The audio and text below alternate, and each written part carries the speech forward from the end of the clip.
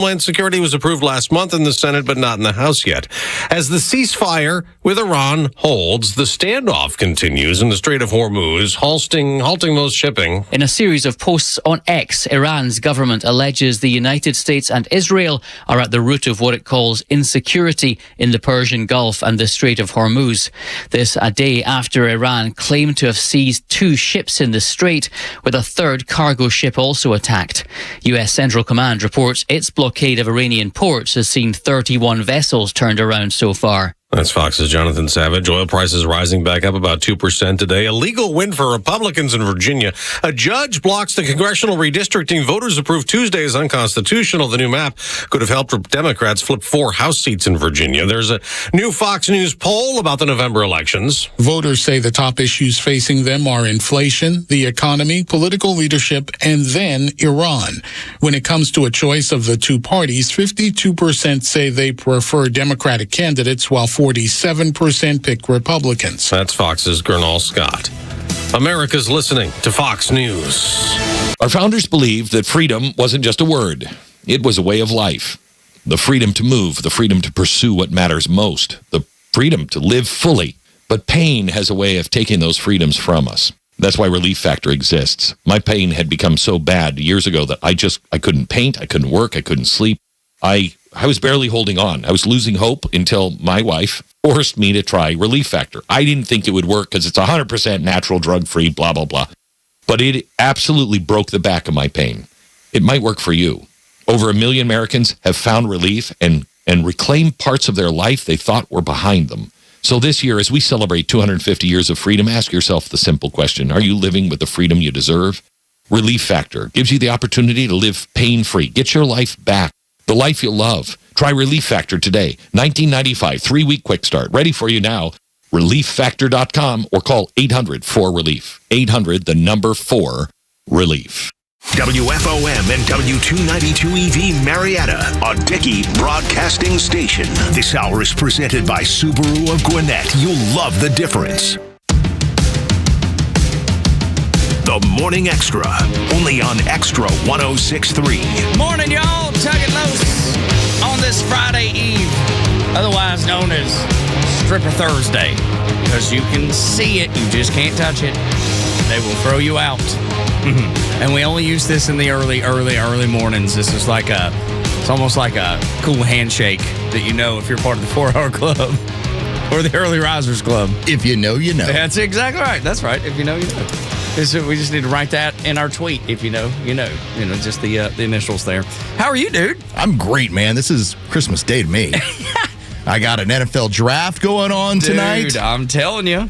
Braves got a win last night. Come on. I get a Braves 1 o'clock start this afternoon. Yep. I got a Hawks game 3 tonight at 7. Yeah, dude. Got some stuff to watch tonight. It is very much like Christmas Day for a. Sorry about Wemby, by the way. Listen, it's gonna be fine. What? So fill me in. I don't think concussion in game 2. Oh, I knew it. You told me he'd fallen and banged his head on the floor. Man, he went face first into the floor. But this is also the time of year too. Like Oklahoma City lost Williams last night, and that's to a hamstring that he's been fighting all year. That's their primary nasty guy. Mm-hmm. It's like, so who knows when he's ready to go? So this is the war of attrition. You got to get through it. Absolutely. This is 2 months. Yeah. Basically is what you're going to be doing. Yeah. So, we wish him all the best. The alien, want him to, get his head right before he jumps back in the game.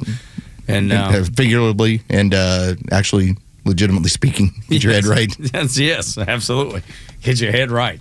Because if you don't, then, it's later down the road. That's when things will gather up and cause you issue.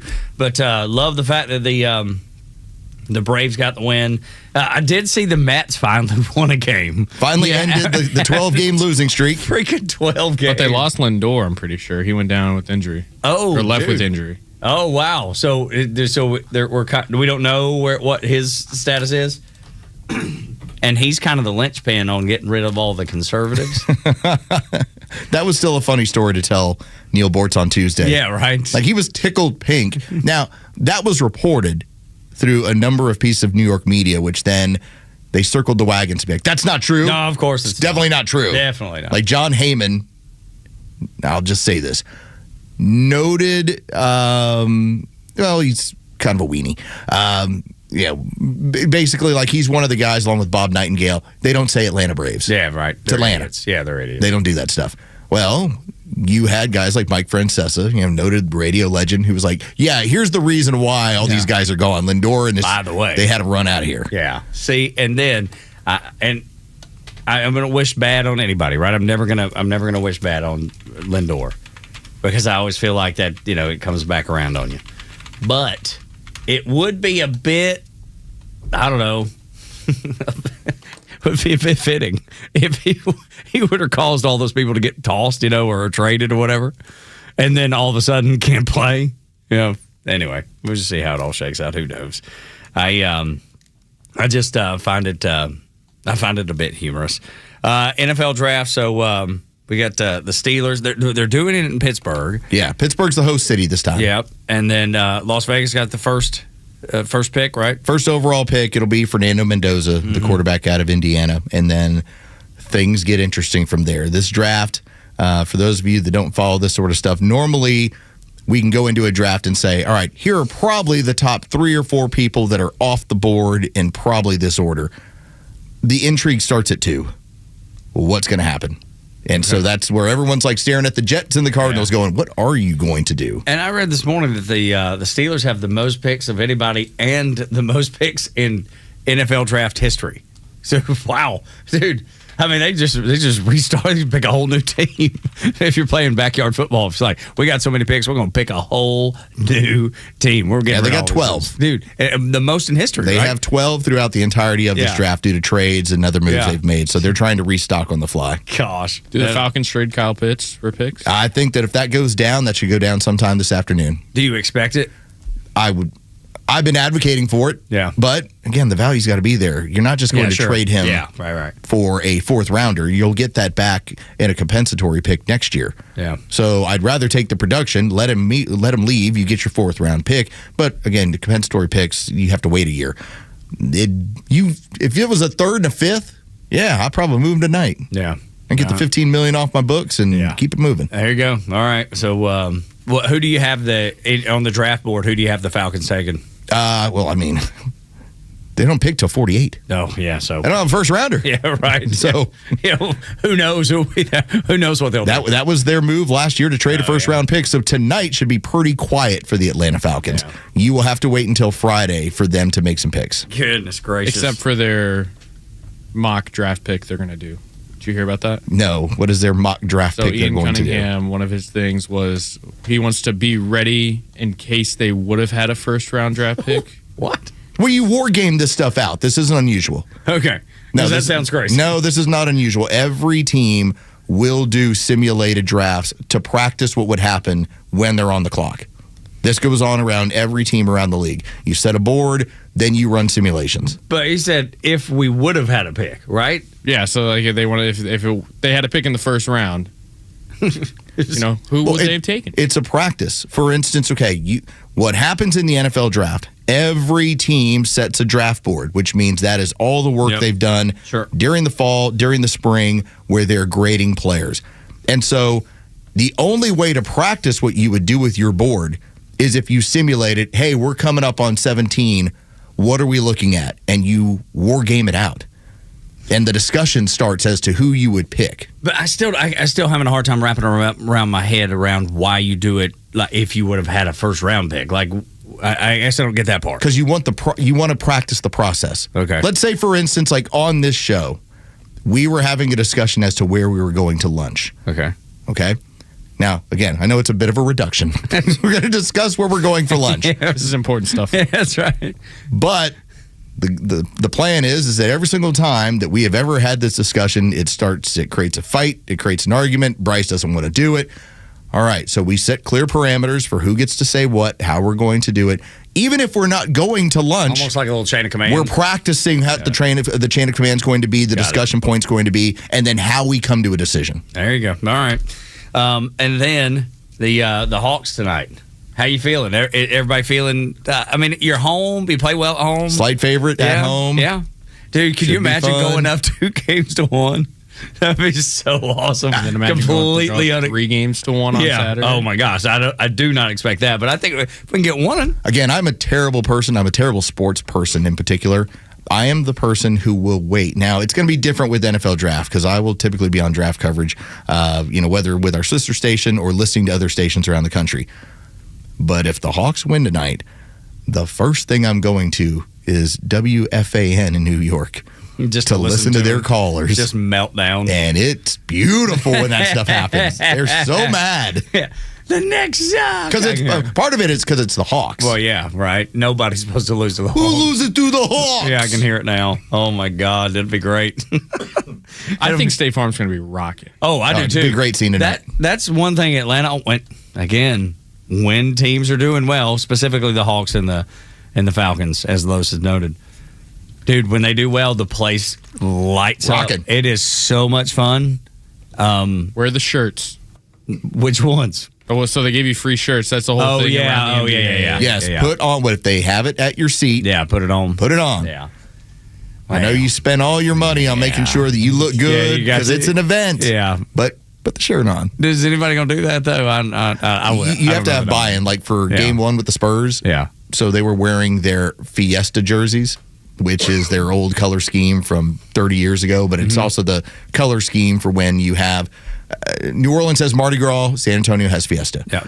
Well, they had each section in different Fiesta colors, and by God, they wore them. And it looked good. It looked cool. Okay, so then buy in. I don't know that Atlanta fans are going to buy into that OKC and the Spurs, they'll put fans on the video board and be like, put on your shirt. Yeah, right. Hey, you don't have your shirt on. Yeah. Get the damn shirt on. I love it.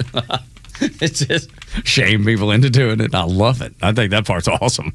Yeah. Yeah, take a look. Dude, that looks amazing. That does look cool. That was how That's they like wore college football style. Yeah, very much so. Which is good.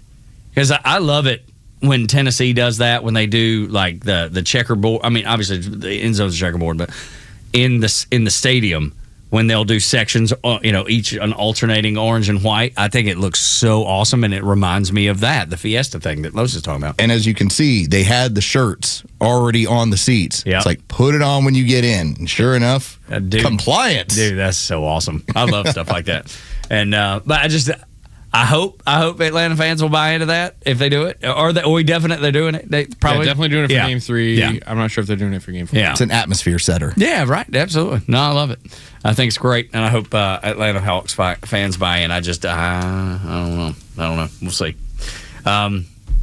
What else we got? Anything else before we get to the first thing to know? Penguins lost again. Oh, see. They're down 3-0. Wow. It's not Well, after because I do pay attention to my old friends in Dallas, after the Stars played by far the worst game of round 1, I think they got beat like 6-1. Nobody gets beat 6-1 in the playoffs. That seems like ever. That seems big. They've won the last 2, so things are back to normal. Back to normal in Dallas. Poor Bryce is upset. It's sad. First thing to know this morning on Extra 106.3, brought to you by Subaru of Gwinnett. They want you awake, informed, and ready to fight for the facts of the day in the land of the free. Now your sleepyhead nation needs your wake-up call. A mighty dose of reality coming in strong. Soon as the sun cracks the horizon so high, man, we got the story, no time for a lie. Get away, nonsense. Put a boot in your ass, courtesy of the Morning Xtra. So there's a couple things I want to get to. I'm going to start with this one because it's super quick, but I think it's worth bringing up. I don't exactly know why we changed the Secretary of the Navy. There's different reports out there. Looks like he was fired. Some people are saying that he was let go. Any way it goes, doesn't matter. The fact that they've changed the U.S. Navy's Secretary of the Navy is it's a big deal. I mean, we're in the middle of a war. The Secretary of the Navy has been changed. Reports are that Secretary Felon, the man that was relieved of his duties or resigned, whichever it ends up being, probably fired, but butted heads with Secretary of War Pete Hegseth from the very beginning. And so Trump made the change. But I want you to hear from the new Secretary of the Navy. This dude is incredible. I love this guy. His story is incredible. His name is Hung Kao. He is an EOD, an explosive ordnance badass. Listen to this. Gentlemen, we came to this country with nothing. We asked nothing from this country. And I always tell people, don't come to this country and ask for the American dream if you're not willing to obey the American laws and embrace the American culture. And together, we will make this America great again. Thank you so much. This is the scariest sound you will hear when you live in a communist country. This is the last sound my parents heard when their fathers were taken away in the middle of the night, and they never saw their loved ones again. Banging on the door. That's the sound of losing your freedom, the sound of always living in fear. That's my family's real life story. We escaped from Vietnam just days before Saigon fell to the communists. We were given a new life in the most generous country on earth. America saved my life. Dude, and he goes on, talks about graduating the Naval Academy, just the pride that he has. Dude, that gave me cold chills just listening to it. The pride that he has in the United States of America, that is the finest of Americans right there. That guy will lead the Navy the way it's supposed to be led, with bravery and understanding of what we're up against when it comes to our biggest adversary in communist China, because his family escaped communism to begin with, dude. This guy's incredible. I know that Pete Hegseth, the left has been keeping track of the amount of scalps. They're like, I can't believe that he's gotten rid of 15 generals, experienced generals. Well, Barack Obama went through, I think it was like 120-something. I mean, he gutted so many of the toughest people in the armed services, and he made sure to get rid of so many people at the top when it came to the Navy, the Air Force, the Marines, everyone throughout, in order to install people that were, I'll just say, politically friendly. And compliant. Right. Yeah. So when you have these changes being made, and the history of somebody who recognizes the dangers of communism, dude, I don't have a problem with that. Sounds good to me. Hand salute, dude. I love Henry Cow. I love this choice. And it made me... When I first saw the news, I don't know, it was like 6 or 7 o'clock last night. I was like, what in the world is going on? And, you try to figure it, and there's still not a lot out there. And in days as we move into the weekend and into next week that, more will be out about it. But the fact that they chose Hung Kao is the best. I'm really, really proud of that. Really happy with that. Continuing on. A guy that we agree with, half the time or whatever, he's a liberal. Bill Maher. He says people are pissed at him because he's friends with Kid Rock. What are we talking about? Ballet and opera. We're talking about what a I am is what we're talking about. Hey, I'm happy. I will accept it. I love him. I'm poor white trash, and I'm happy and proud of it. People are so I don't think my mother would like to hear me say that, but people are so mad at me because Kid Rock is my friend. You, I'll be as friends with whoever I want. Yeah, we have to stop this. Just judgy. They're so high. Now, is that Woody Harrelson with him? Yes, because that's slurring high Woody Harrelson. It totally is. Dude, if you're not aware of that podcast, they do partake. Yes. Yeah, they do it. And when it came out that he was friends with Kid Rock, and he was like, I don't give an F what these people think. That's why I think I like the guy so well. Even when I don't agree with him, he lives the courage. He has the courage of his convictions, and he lives it. He's like, I'll be friends with anybody I want to, and that's not acceptable on the left, dude. No, you can't say nice things about Trump. That's why they hate Fetterman. You can't be friends with Kid Rock because he's friends with Trump. And he's like super patriot America. You can't accept that. They are finished with Bill Maher for that reason. Well, typically, I can always find common ground with somebody over something. Yeah, maybe it's sports. It could be anything. Whatever it is. There's only a handful of people where I'm like, oh, my God. Yeah. Like that person, I don't want anything to do with that person. That's right, yeah. But that's a rarity. Yeah, same here. And Bill Maher is basically telling you the same thing. It's like, hey, is his politics my politics? No. But... is he a lot more than politics? Yes. I think we need more people like Bill Maher. And I know that's weird to say about, a Democrat or, somebody on the left, but a guy that just does what he believes is the right thing, even though it's not what I would do in many cases. I just appreciate the fact that he's honest, and I feel like we need more honesty in the world. There's just a difference. When I have that moment with a friend of mine, when they start going down a political road where I'm like, this isn't going to end well for you.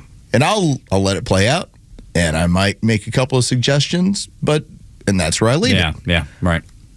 It's different when I don't like you.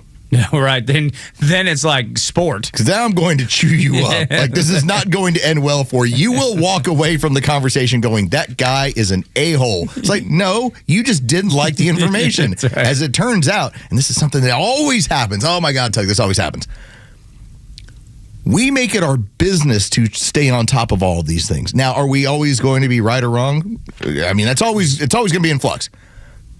But the fact is, Tug and I, because it's our business, when we meet somebody and they start having just a random political conversation, we're probably going to be more up to speed on most aspects of it than you. And you can usually see it because they'll have outdated information that they're trying to bring in the conversation. Like the week before. You're like, dude, whatever Rachel Maddow told them. Everything has changed since then. And it does. It usually changes daily. I mean, let's use yesterday as an example. When we talked about what was going on in Virginia, and we said, here is where it's going, and not to worry about it. Sure enough, 12 hours later, boom, everything we told you, it played out. And we'll get into more of that a little bit later. Yeah, which is, there is so much there for sure. So much meat on the bone, if you will. When we come back, the SPLC, if I can get it out, Southern Poverty Law Center, they paid racists to promote racism so they could say racism was a major problem. Next on Xtra.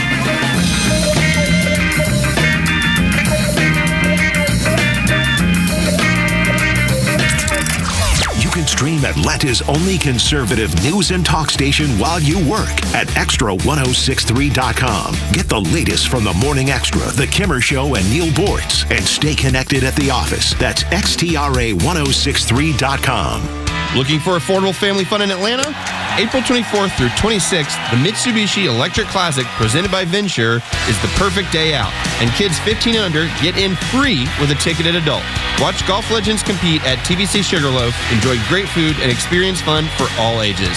Make memories together while supporting local charities. Get your tickets today at MitsubishiElectricClassic.com. That's MitsubishiElectricClassic.com. April 24th through 26th at TBC Sugarloaf.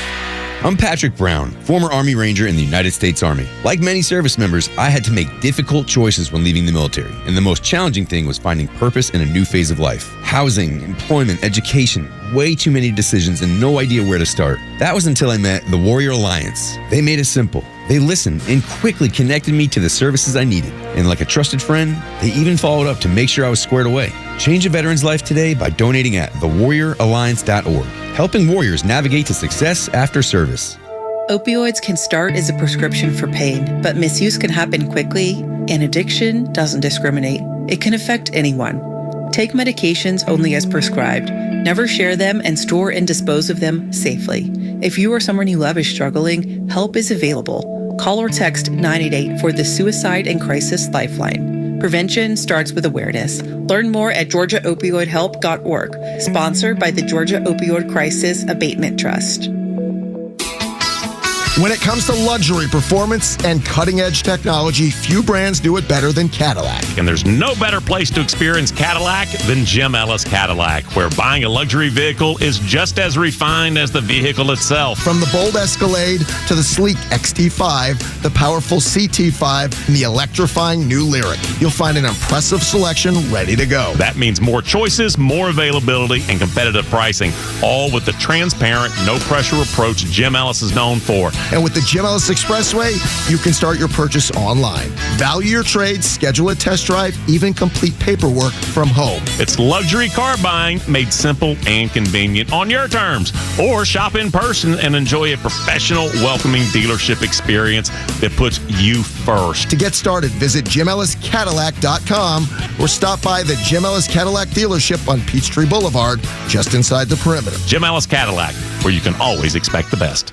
A simple act of generosity changed everything. A journey from alone and abandoned to one of the most successful businessmen in Georgia history. Here's Rick Jackson. I spent Christmas Eve alone in a children's home. When I woke up, a Good Samaritan had left me $100. Rick Jackson knows what it's like to go without.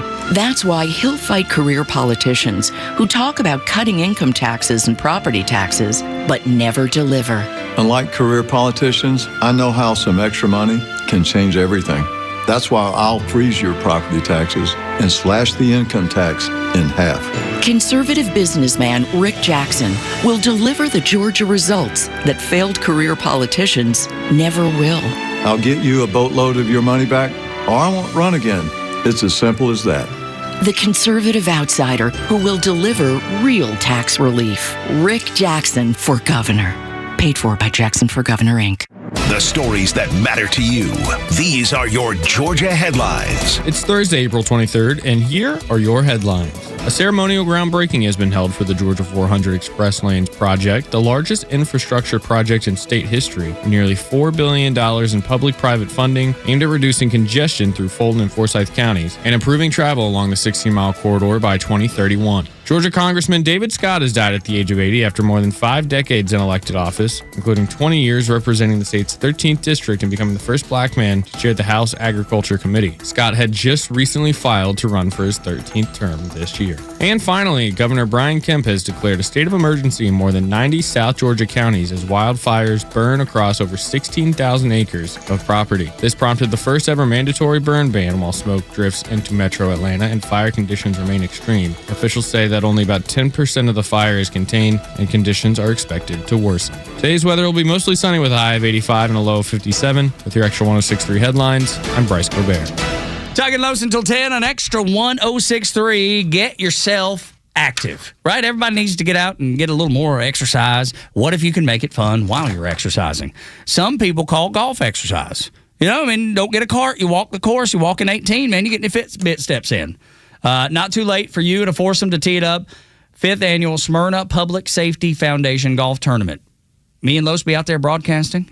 Extra 106.3 throughout the day be broadcasting. Kimberly broadcasting in the afternoon. It's on the 27th, so next Monday. Brookstone Golf and Country Club supporting the programs that benefit the Smyrna Police and Fire and their families. For more information, to register, smyrnapsf.org. It's smyrnapsf.org. I'm going to need a reminder for that. Oh, how do we set that up? Like in your phone?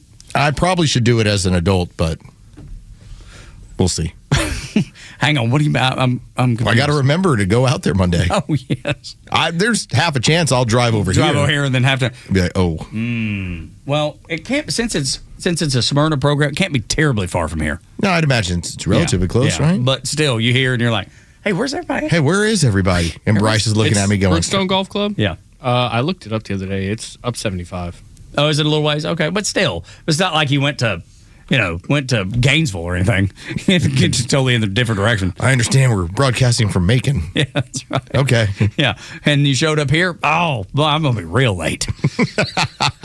So, yes, Monday. To the left of Kennesaw on a map, if that helps. To the left of Kennesaw, okay. Would that be west of Kennesaw, you're trying to tell me? This way I'm pointing. Okay, this way that I'm pointing. I guess east and west is very difficult for people these days.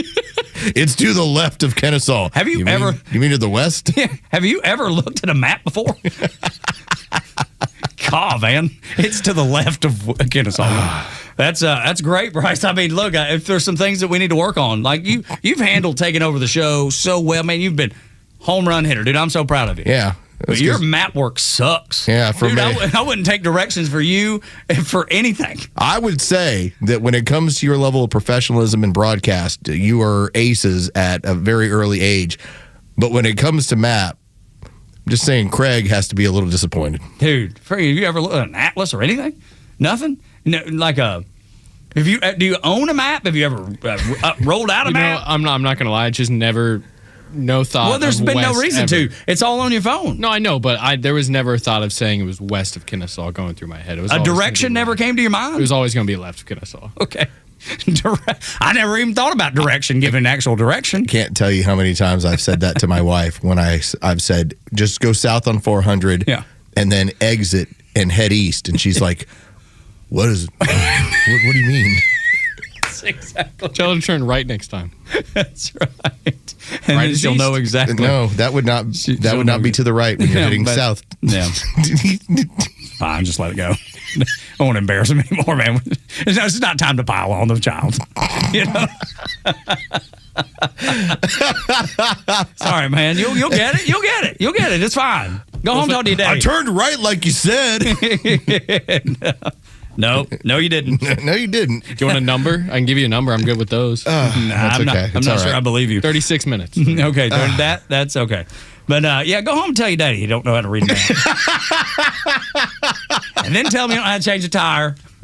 And he's going to feel like the biggest disappointment ever. Listen, there's some things that I'm just not good at. No, me too. Me too. There's plenty. I'm not good at many more things. I never learned how to change the oil on my car. Yep. So I have always had to go do that and pay for it. And I feel that's a demerit when it comes to the whole man thing. Fair. That's fair. There's a handful of things where I'm like, I'm not really good. Let's just say I'm not good at any of that stuff either. Like sawing wood in terms of like, hey, I measured it and then I cut it. Yeah. I'm the guy that goes over and makes sure to buy it from Home Depot so that they'll pre-cut it for me. Seriously, here's how. And when they've told me, well, sir, it's 75 cents a cut, I'm like, well, let's make 10 of them. Because I don't want to go home and do it on mine. And Daddy tells me, measure twice, cut once. If you could do that, I'd appreciate it. You know, that's what Daddy told me. Yes. Not that I'm just pointing out. Dude, I've got those as well. There's a lot that I'm not good at. But it ain't a map. No, I feel like I read a map. I feel like I do all right with that one. If I needed to get directions today and I broke out a map, I feel like I could, I could do it without GPS if I needed. So if you're going up, Bryce, if you're going up 400 and you're heading obviously up 400, and I told you meet me at the Waffle House on Old Milton, head east. Which way are you going? Oh, man. I got nothing. There's no help in this child. Yeah. So I'll put in the GPS. I'll meet you there because the GPS told me. Dude, I love it. I know roads. I know roads. I just... What's that got to do with anything? Like you said, I know roads. Like, I'm just thinking like Old Milton. Yeah. I know Old Milton. Yeah. I don't know like what exit. You don't even know what exit it is? Don't you drive up 400 all the time? I do, but that's exit 10. So trained. You never even paid attention to I know. Wow. I know 12 is McFarland. Yes. 11 is Windward. Yes, that's right. I do know those two because Costco's off of Windward. Woohoo! We passed the test. We passed at least the first. Is Costco east or west off of 400? Oh, buddy. Which way are you going? We're heading north. Heading north? West. He moved his hands too. He's like, he looked like he's giving directions. Like, look at him. He's like, okay, this one says L over here. Okay, yeah. Like you're teaching your kids. Teach your kids right and right. Yeah, that's right. Poor Bryce, man. We don't mean to pick on you that way. But that's fun. There's plenty of people that can't read a map or tell you directions. My wife is one. Yeah, that's right. Oh, my heavens. I bet there's women that are listening right now and be like, don't group me in with Bryce. I know directions better than that. I bet there are ladies right now. Listen, west is left, east is right. That's all I got to remember. West is left, east is right. If you're going north, there you go. There you go. All right, good news. Axios is reporting about Ron DeSantis. We've talked about how much we admire Ron DeSantis on this show.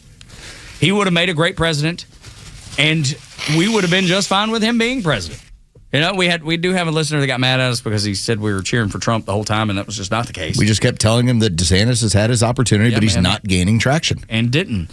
But DeSantis has turned into the best governor in America. The best, in my opinion. The best. Stuff done. Gets S done. Now, Axios is reporting that when his days of being governor are over, he wants to be a Supreme Court justice. Man. He has been talking with Clarence Thomas. He said there's a couple jobs that he's interested in. That's not exactly where he started. He just said, I'm not interested in being Attorney General. A Secretary of War, maybe down the road. I would be interested in something like that. He's got a military background. But he says Supreme Court would be his dream job. Conservative Clarence Thomas had been talking with DeSantis. They almost have a father-son-like relationship, and that would be one heck of a legacy for Donald Trump. Quote, that was a quote that came from Axios. Dude, we could not get a better Supreme Court justice than Ron DeSantis. Not one.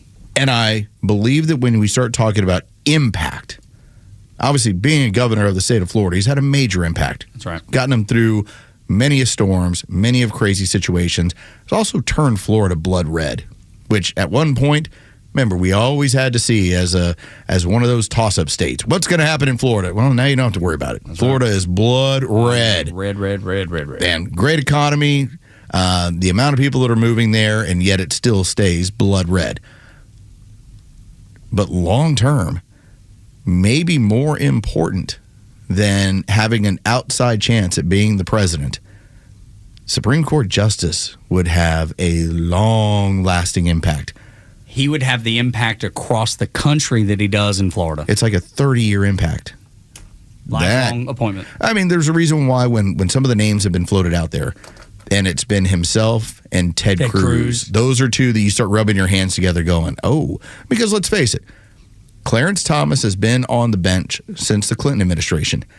And what you don't want to have happen is what happened during Trump's first tenure. When they all thought, listen, Ruth Bader Ginsburg, she works out every day. Yeah. Croaked. Yeah. And boom, here comes another conservative. Or at least somebody who's conservative leaning. Yeah. So at some point during this administration, you'd like, if Clarence Thomas is considering it, it's getting to be about that time. He's 77. To retire. And man, that Ron DeSantis, I'd be rubbing my hands together. Absolutely right. I could not wipe the smile off my face. And by the way, when you happen to get him in front of the Senate, and of course they'll do all their dirty games. That's how they're going to play. Your angle of attack is going to be, so your wife had cancer, huh? Mm-hmm. So you're in the military, huh? Yep. So you managed to make Florida successful, huh? That's a lot of boxes to check in the affirmative. Yeah. It's like, go ahead. Show me what you're going to do. Dude, I think, I love Ted Cruz. Ron DeSantis would be the grand slam. And I don't know, who knows what is coming down the pike, but if he and Clarence Thomas have that kind of relationship, I would imagine that Clarence Thomas goes, here's what I'm looking at. Because remember we talking to Neil Bortz the other day, and he said, or he specifically said, I'm kind of out of the game. I knew when I was ready to quit, retire. I knew. I had an idea when that was coming for me. Because when you get to that age, you're like, okay, I'm ready to settle down. I'm ready to slow down. I'm ready to do what Neil does. He and the Queen traveled the U.S. They have done everything they can to benefit this great country, and talking about it, pointing it out, the things that matter. I guarantee you Clarence Thomas has done the same thing. And if he has that relationship with DeSantis, he goes, what if I could just pass it off to you? And when that man puts his shield down, that's going to require a whole lot of salutes. Yes, it is. Clarence Thomas has been the greatest warrior. The greatest. When it comes to conservative politics, personal responsibility, the Constitution, the rule of law. No one finer than Clarence Thomas in my book. Look, I hope he would never goes, but I know at some point it's just life, and we're going to have to give him up. But if we could get Ron DeSantis in there doing that, picking up that shield that Los talked about, it would be a win. It would be a win for America. Southern Poverty Law Center, y'all, is an organization that was set up in the 80s to fight racism. And they continue that mission today, they say, Los. They're still fighting racism. There's only a big problem that they have all of a sudden with their fight against the racism that exists. Yes, the Department of Justice has accused the Southern Poverty Law Center of funding racism in order to fight racism. Hang on. There's no way, right? There's no way. They decided we're going to use money to recruit racists or people we can pay to be racist or say they're racist or whatever.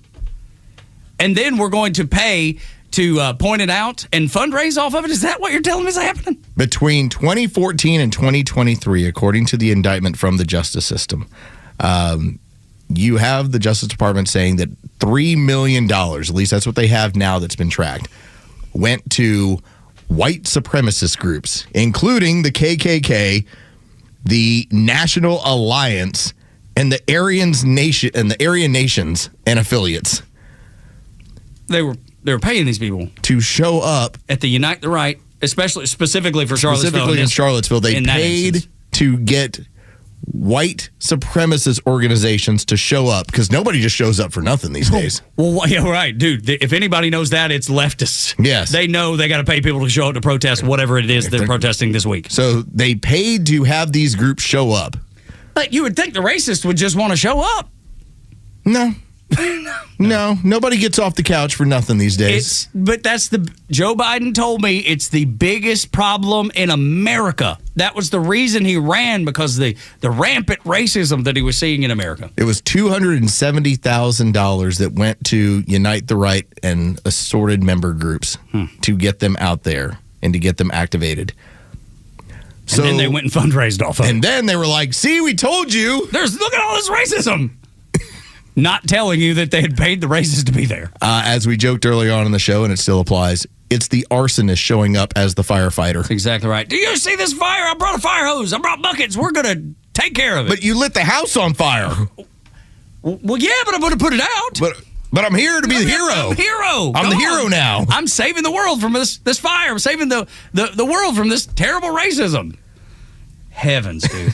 Dude, that is the poverty law center. That's the craziest thing that I think I've ever heard. Because I know racism exists. I know that. Everybody knows that.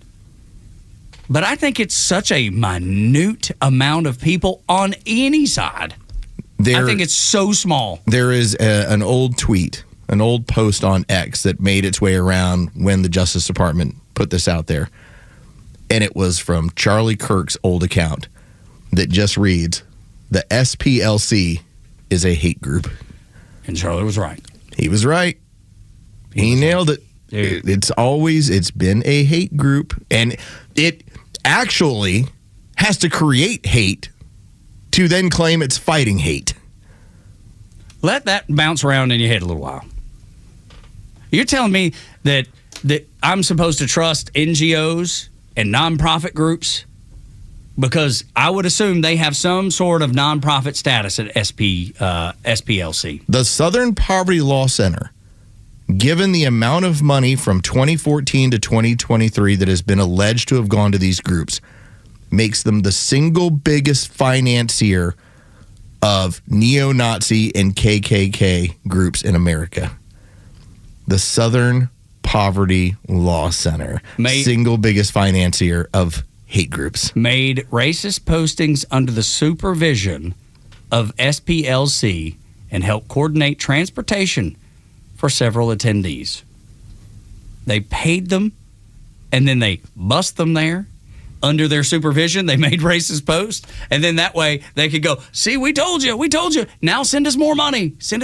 And by the way, always remember, the KKK was founded by the Democrats. Oh. This wasn't like it wasn't the same team, okay? Totally. Same team. It wasn't like they reached across party lines and let's work with these people. Same team. It's always been the same team. It's the same team. Tug and Los until 10 on Extra 106.3, 6 o'clock hour, brought to you by Subaru of Gwinnett. When we come back, the instability of the everyday Democrat. You must hear what happened to this man who got trash thrown in his yard every day. He finally confronts the person who is doing it, and you won't believe why they did it and what they did when they were confronted. We'll tell you next on Extra 106.3.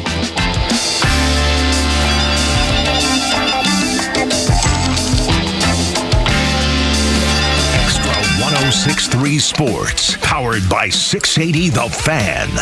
Good morning. Here are your sports headlines for Thursday, April 23rd. The Atlanta Braves are back in the win column after an 8-6 win in D.C. last night against the Nationals. The Braves have a chance to take 3 out of 4 in this series this afternoon as prize pitching prospect J.R. Ritchie joins the team to make the start. He'll be opposed by Cade Cavelli. First pitch is set for 105 as the Braves remain the only team in baseball to not lose a series. You can hear all the action on our sister station, 680 The Fan, and free on the Fan app. The Atlanta Hawks, they're back at State Farm Arena as Game 3 of their series with the New York Knicks goes down tonight. Series tied at a game apiece. The Hawks are a slight favorite tonight. That tip-off is set for 7 o'clock. And the first round of the NFL Draft begins this evening. That will begin at 8 o'clock. With your sports headlines, I'm Carlos Medina. Do not wait until it gets really, really hot because the hot weather is coming. You have to be smarter about this. And I know you are because you listen to this show. It's Tug for Central Heating and Air Conditioning. Everybody waits till it's hot. Smart homeowners do not. That's why you won't, I'm sure. You got to get that maintenance done so your HVAC lasts through this hot summer. It's going to be working so hard every day when it's 90 plus every day. If you get the maintenance agreement with Central Heating and Air Conditioning, a locally owned team for 78 years, Chuck and his team have been right here in town. They'll get out there and make sure that everything is up to snuff, make sure it runs and operates the way it's supposed to, and that way you don't have an issue like a HVAC breakdown in the middle of the hottest part of the Atlanta summer. Catch those small issues before they become big, expensive issues. Also, lower your utility bills. I encourage you to call them today. It is 770-GET-HEAT, centralheat.com. 770-GET-HEAT, centralheat.com. When Atlanta drivers want strength, capability, and comfort in one place, they head to Jim Ellis Buick GMC. That's because Buick and GMC deliver everything from refined luxury to serious professional-grade performance, and Jim Ellis Buick GMC makes the buying experience quick, easy, and transparent. Whether you're looking for a rugged GMC Sierra, a versatile Acadia, or a refined Buick Enclave, you'll find a huge selection in stock right now. And just like every Jim Ellis dealership, you can shop your way. Start online, value your trade, schedule a test drive, even handle paperwork from home. Or stop by and experience the no-pressure, straightforward approach Jim Ellis is known for. Find your new Buick GMC at JimEllisBuickGMC.com or shop in person for a VIP shopping experience designed around your needs. 2 convenient locations to serve you. In Chamblee on Peachtree Boulevard, just inside the perimeter, or up Highway 20 in Buford near the Mall of Georgia. Jim Ellis Buick GMC. We are professional grade. You and your buddy. You've been through a lot with each other. The ups and the downs. He's been with you every morning, noon, and night. You've traveled the world together. Heck, he was even with you on your first big date. But have you noticed he's struggling lately? Not performing on the job. He can't even stand up straight anymore. He's wanting to cry out for help, but just doesn't know how. He needs Dr. Deal and Total Body Therapy of Georgia. They can give him the gift of good posture this year, help him stand proud and become all he was meant to be. Now, take him by the hand, look him in the eye and say, I appreciate you, little fella, and we're going to get you some help. We're going to call 404-777-1911. We're going to visit tbtofga.com. We are going to say goodbye to erectile dysfunction forever. Total Body Therapy of Georgia. It's a hard conversation to have, but it's one worth having. Total Body Therapy of Georgia. Online at tbtofga.com. Veterans and active duty service members, when your call to service ends, your mission doesn't have to. Go from GI to IT in just a few months at My Computer Career. Prepare for a high-demand career in cybersecurity, protecting people, systems, and institutions from real cyber threats. Cyber warriors are needed now. Will you answer the call? Go to mycomputercareer.edu/CWP to learn more. That's mycomputercareer.edu/CWP. An elite CompTIA certification partner. VA education benefits are available to those who qualify. Hey, it's Front Office Los with Tom, the honest car guy. Let's talk about the new way to buy a car in 2026. Tell me how you can save clients thousands of dollars in this process. I got a customer here, Jeff Everhart. I met him today first time because I delivered his 25 model Honda Pilot, fully loaded with only 16,000 miles on it. Jeff, answer Los's question about that one. It was actually shocking. I mean, you hear the advertisements, you want to believe it, and then when you go through with the sale, and there's no extras, there's no dock fees, there's no storage fees, no transportation fees. The price I was given was the price that I paid plus their honest fee. I did save thousands of dollars, and it was a very quick sale. Well, we appreciate that. And did it from my living room. Did it from your living room. Friends, if you're in the market for a pre-owned car, truck, or SUV, get an honest car buy from the Honest Car Guy. You pay what we pay, plus an honest fee, and we back that up by giving you the bill of sale. That's our transparency guarantee. Call 844-SHOW-ME-1. That's 844-SHOW-ME, the number 1, or visit honestcarguy.com. Hey, it's Flounder, and The Kimmer Show is live every afternoon from 3 to 6 p.m. Keisha Bong Bottoms. Well, let's remember, she let the Wendy's burn because she didn't want to cause any more problems. She wanted to save the brothers from getting, shot by the cops, so she was more concerned about the criminals burning down the freaking Wendy's and then accusing the cops of doing anything other than trying to protect the public. The Kimmer Show, every afternoon from 3 to 6 p.m. on Extra 106.3 and the Extra app. Tug and Los until 10. Thank you for being here. 404-741-1230 at Extra 106.3 across the social media platforms. I've never had anything like this happen to me, where people just, attack you, throw garbage in your yard because they don't like your politics. This happened to a man, and he filmed this same MAGA-crazy, MAGA-hating Democrat for like 25 different times. He would just come and throw garbage in this man's yard. He would drive by and throw crap in his yard. And the guy was like, dude, I've got you on camera. We'll let you hear it. That way you can kind of get a feel of what's happening. And then we'll just try to figure out the logic, the reason, or lack thereof of this man. Here's the deal. I got you on camera. I got your tag number on camera. You got two options. You can apologize to me and never make it happen again. I'm going to go to the police. I probably got about 25 of these in a can, okay? I have your car going by there several times on my Ring camera and my GoPro. All right, can I ask you a question now? Why? I'm a family man. Do you know me personally? No, I do not. Well, why would you do that? You know, I'm curious. I'm a father. I'm a hardworking man. I'm a grandfather. I take care of my house. Is it political? Just be honest with me. Yes. It's political. But you know nothing about me. You're correct. Why would you do that? You would litter at somebody's house? I'm a all right, listen to me. It's all good. 25 years ago, I would have ripped you out of the car and smashed your fucking face. But I'm older now, and I'm a humble guy. So that's about the end of that one. Yeah. The guy goes by his house every day and throws trash in his yard. It turns out it's because the man has a Trump sign in his yard. That's the reason he does it. And he says, I'm sorry, he apologized because this dude's a big, jacked guy.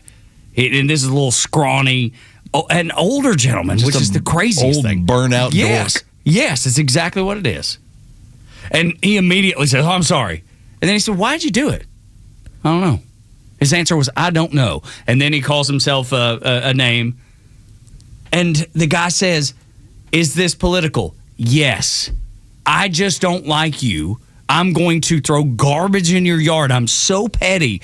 And my emotion is so overwhelming. I've been watching the news at night every night, and I'm so emotional that I have to react. I have to do something. I have to fight back, as the Democrats would say. See, on the extreme, when it comes to the level of propaganda, the extreme is you get Charlie Kirk.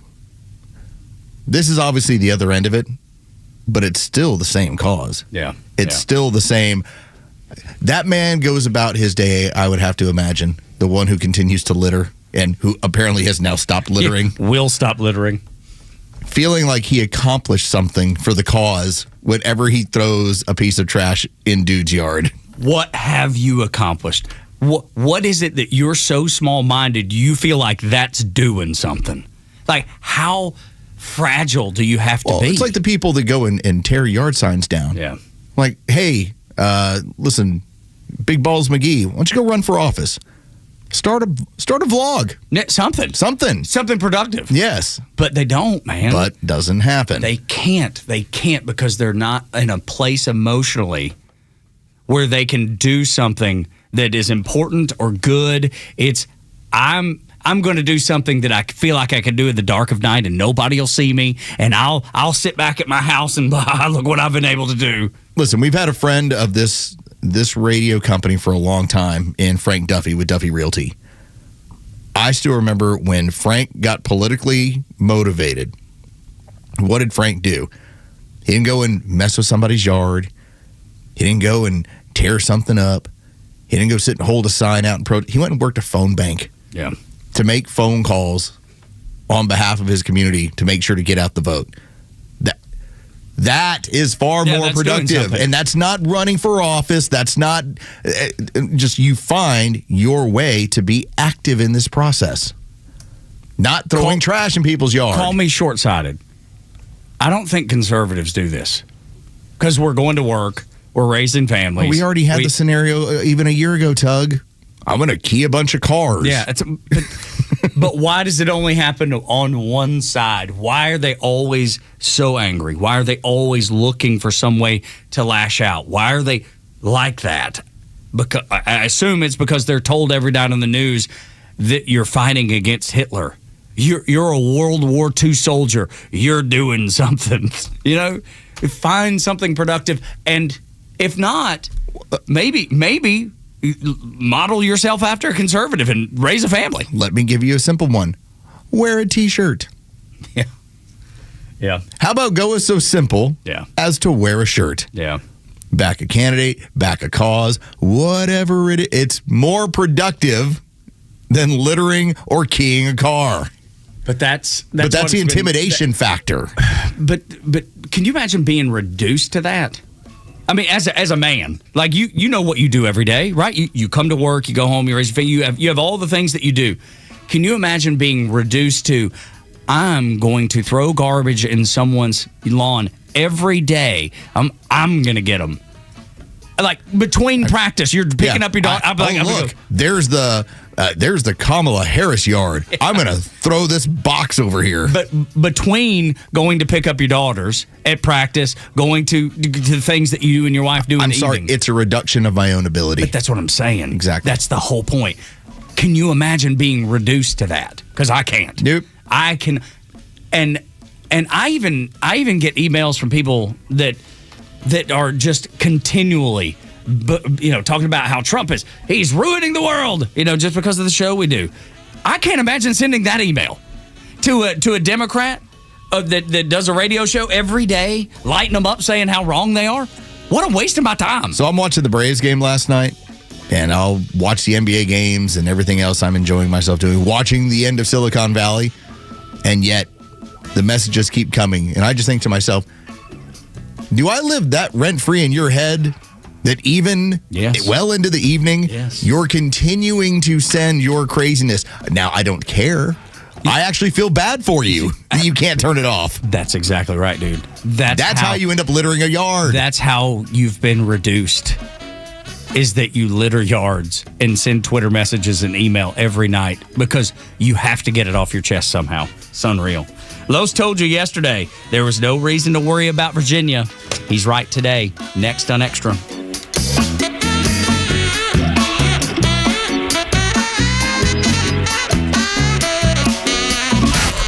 The Morning Extra. Glenn Beck, Clay and Buck, The Kimmer Show, Jesse Kelly, Jimmy Fela, and Guy Benson.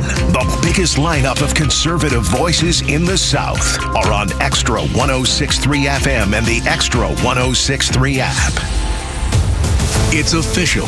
President Trump has endorsed Burt Jones for governor. Burt Jones has been an incredible leader.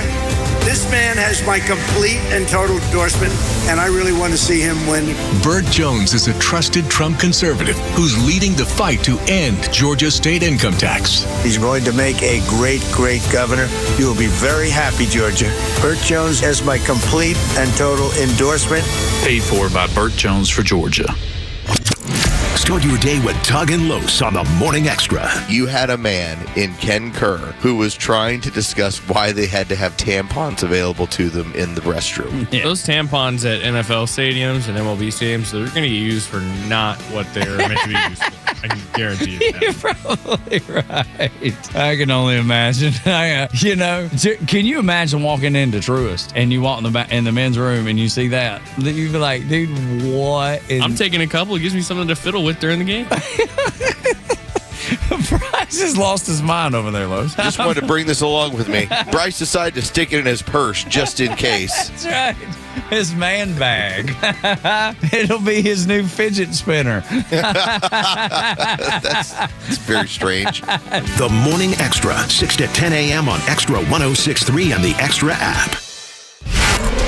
Miss any of the show? No sweat. Grab your Extra 106.3 app and listen to show replays whenever you want. Download the Extra app now for Apple and Android by searching for XTRA 106.3. The Morning Extra. Glenn Beck, Clay and Buck, and The Kimmer Show on WFOM and W292 EV Marietta, a Dickey Broadcasting Station. Extra 106.3.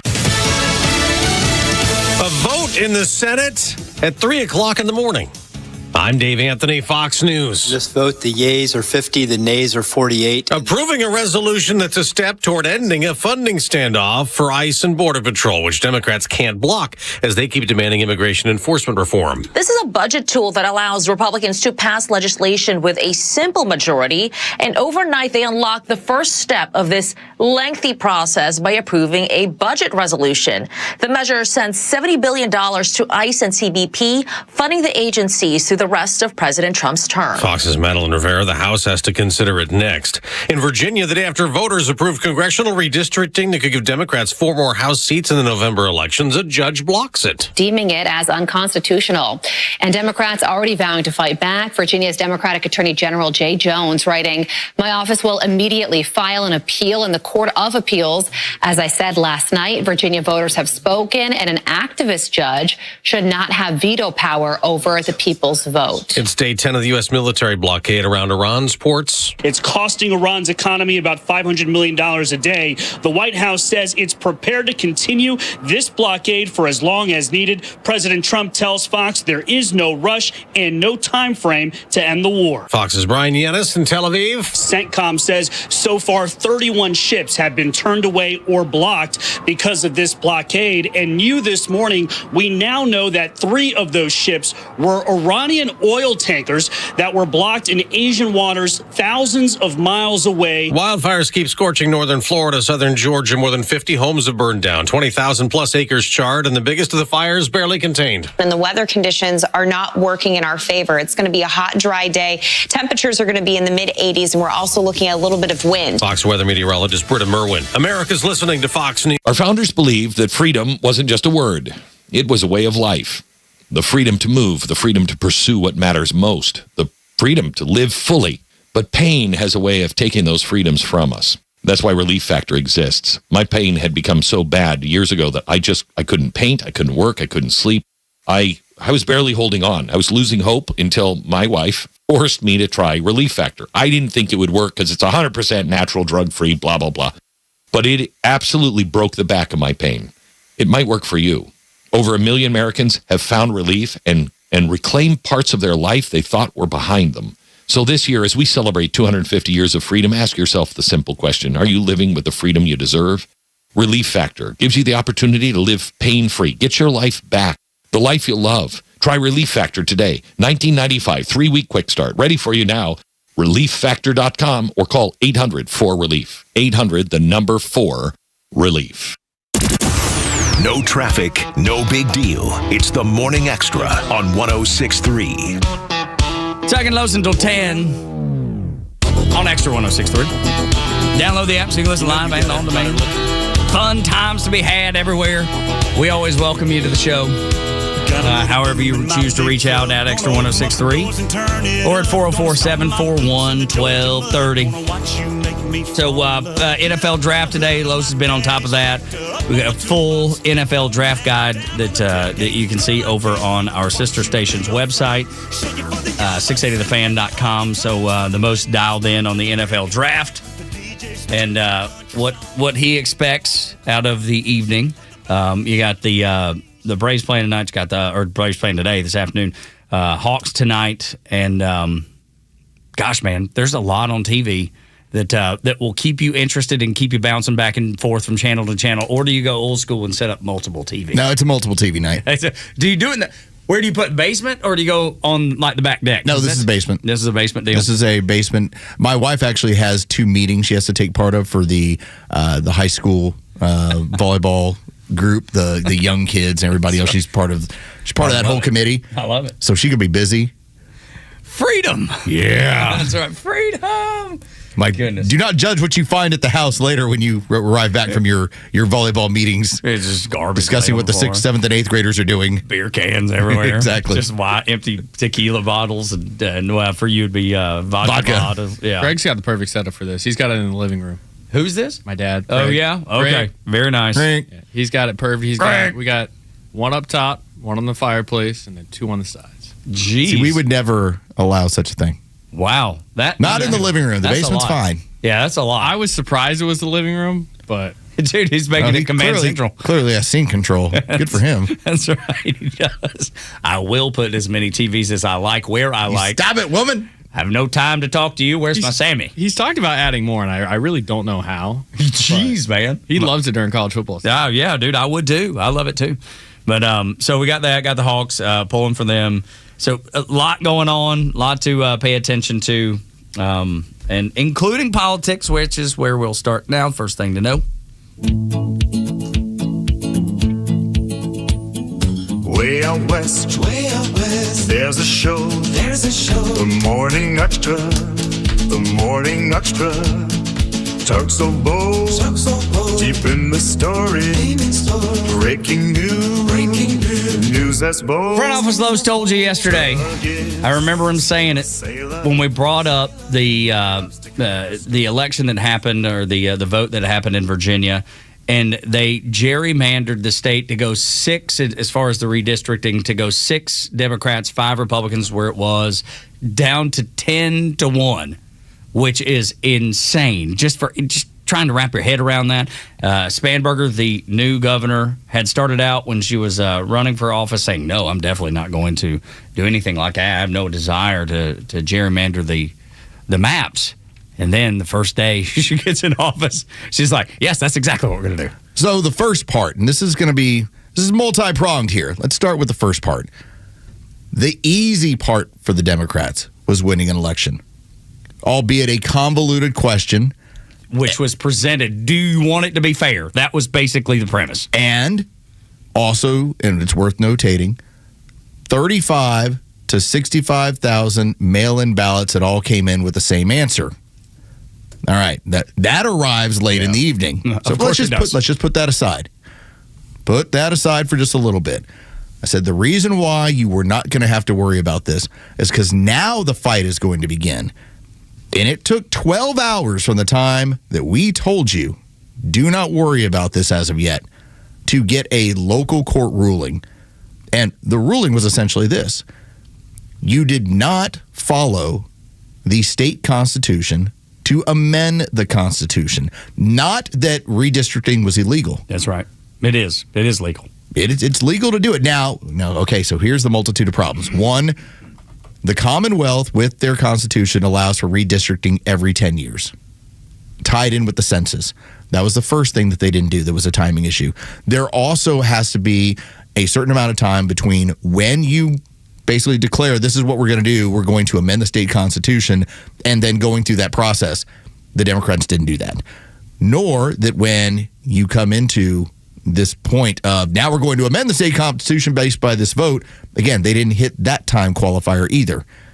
Again, by the Virginia Constitution. So when you hear it's unconstitutional, doesn't have anything to do with the Constitution in D.C. Yeah. Okay, it has to do with what is going on there in the Commonwealth. And this is what was notated because people are having a hard time with this, especially on the left. They're like, what do you mean unconstitutional? Texas did it. Texas followed the rules, their own laws of their state constitution to do this. Now, why did Virginia hurry? Why did they push this through so quickly? It's because what Texas did and what Florida is going to do. Hakeem Jeffries, who wants to be Speaker of the House so badly. 3 different threats he made yesterday. He threatened the Virginia Supreme Court, who eventually will get a chance to hear this, and he threatened them to make sure, hey, you better not rule against us. He then pointed out the Supreme Court with the ruling that we told you was going to be coming down when it comes to gerrymandering based on race. That was the other one. And then he threatened Florida. And DeSantis was having none of it down in Florida. That is why the left is like that vote. That vote was just the first thing. There is so many legal hurdles for them to get through now. And the left has this hard, for some reason they thought they climbed the mountaintop. I was like, but they were told they were. I was like, baby girl, you ain't even close yet. It's those people we talk about all the time, Los, that don't pay attention. They've been told. They're right now this morning, they're throwing trash in people's yards because they've been told Texas did it, Florida did it, we can do it too. Oh, wait, now you can't? Well, yes, we can. Yes, we can. For all the reasons you laid out that they cannot. They don't know that. Those people that are screaming and yelling don't know it. Let's hear from Hakeem Jeffries. Again, I told you there's 3 different fronts that they are concerned about. And all of them have constitutional issues in order. You're allowed to redistrict. You are, according to your state constitution. The problem is they violated their own state constitution in doing it.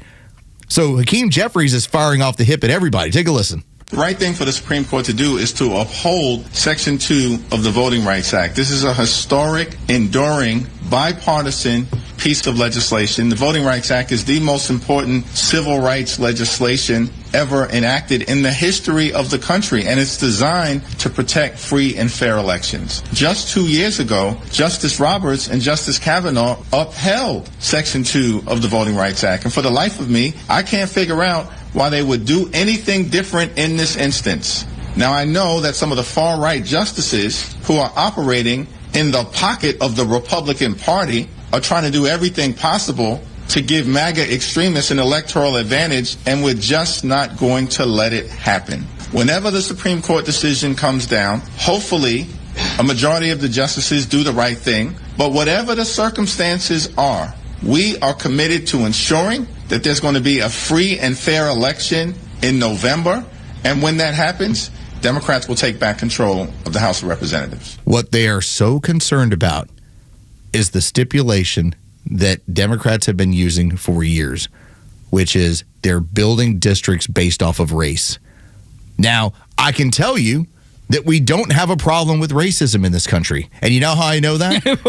Because organizations have to pay racists to show up to fundraise off of it. Would that be it? That might be a pretty good indication as to a grand jury indictment that there's not enough racism, so we have to create the look of racism? So we can exist, have a reason? Structured racism? Oh, it's so insane. I mean, it's insanity. So this is a response that's coming from the Supreme Court. Even before we get to that, the state of Virginia Supreme Court is going to look at this case and go, you didn't check the boxes here. And that's funny because what did Hakeem Jeffries talk about? He talked about the U.S. Supreme Court. He never once mentioned the Virginia Supreme Court. Well, no, he did. Not in that clip. Okay. Earlier in the day, he brought up and threatened them as well. Okay. Because in that cut, he did. He used every buzzword, and then he talked about the U.S. Supreme Court justice. He went with the Virginia Supreme Court earlier in the day. He went after the Supreme Court, and then he went after Florida because Florida has a special session next week. That's right. And they legally are in compliance to be able to restructure. They have 28 total seats.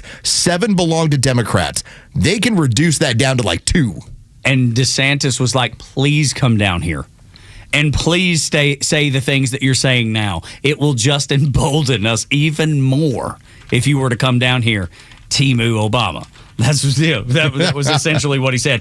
But the thing is, when this falls through, Democrats, this will be a motivator for the midterms because they're going to campaign when they fail, and it appears by all accounts that they're going to fail with this. They're going to use this as a motivator to get people out to vote in the midterms. Which I guess I'd do it too. Well, if you want to point out what they are doing, this being the Democrats, this being the communists, they have essentially taken a purple state that's 50-50. And they reduced it down to where it's basically 90-10. Yeah, or 90-10, yeah. That's basically what it looks like. It's like they have used power to strip away people's voting rights. That's basically what it comes down to. It's like you do not have as much representation as you previously did. Now we need to go through every red state, not just Texas, not just Florida. Let's go through every red state and do it. We have to put our foot down and say, we're going to redistrict to benefit ourselves. This is what we're going to do. And we're going to do it because of what you're doing in Virginia and what you're doing in California. We're going to make sure that we use the same tactics. I think we have to. Well, I think this kind of forces our hand a little bit. This is where Indiana messed up. Indiana thought, oh, okay, they're done with this stuff. California did. I'm like, no. This is the model that they plan on following. So fight back. That's right. Now, and again, some of this is going to just turn into, and this is where you got to understand the difference in the demographics.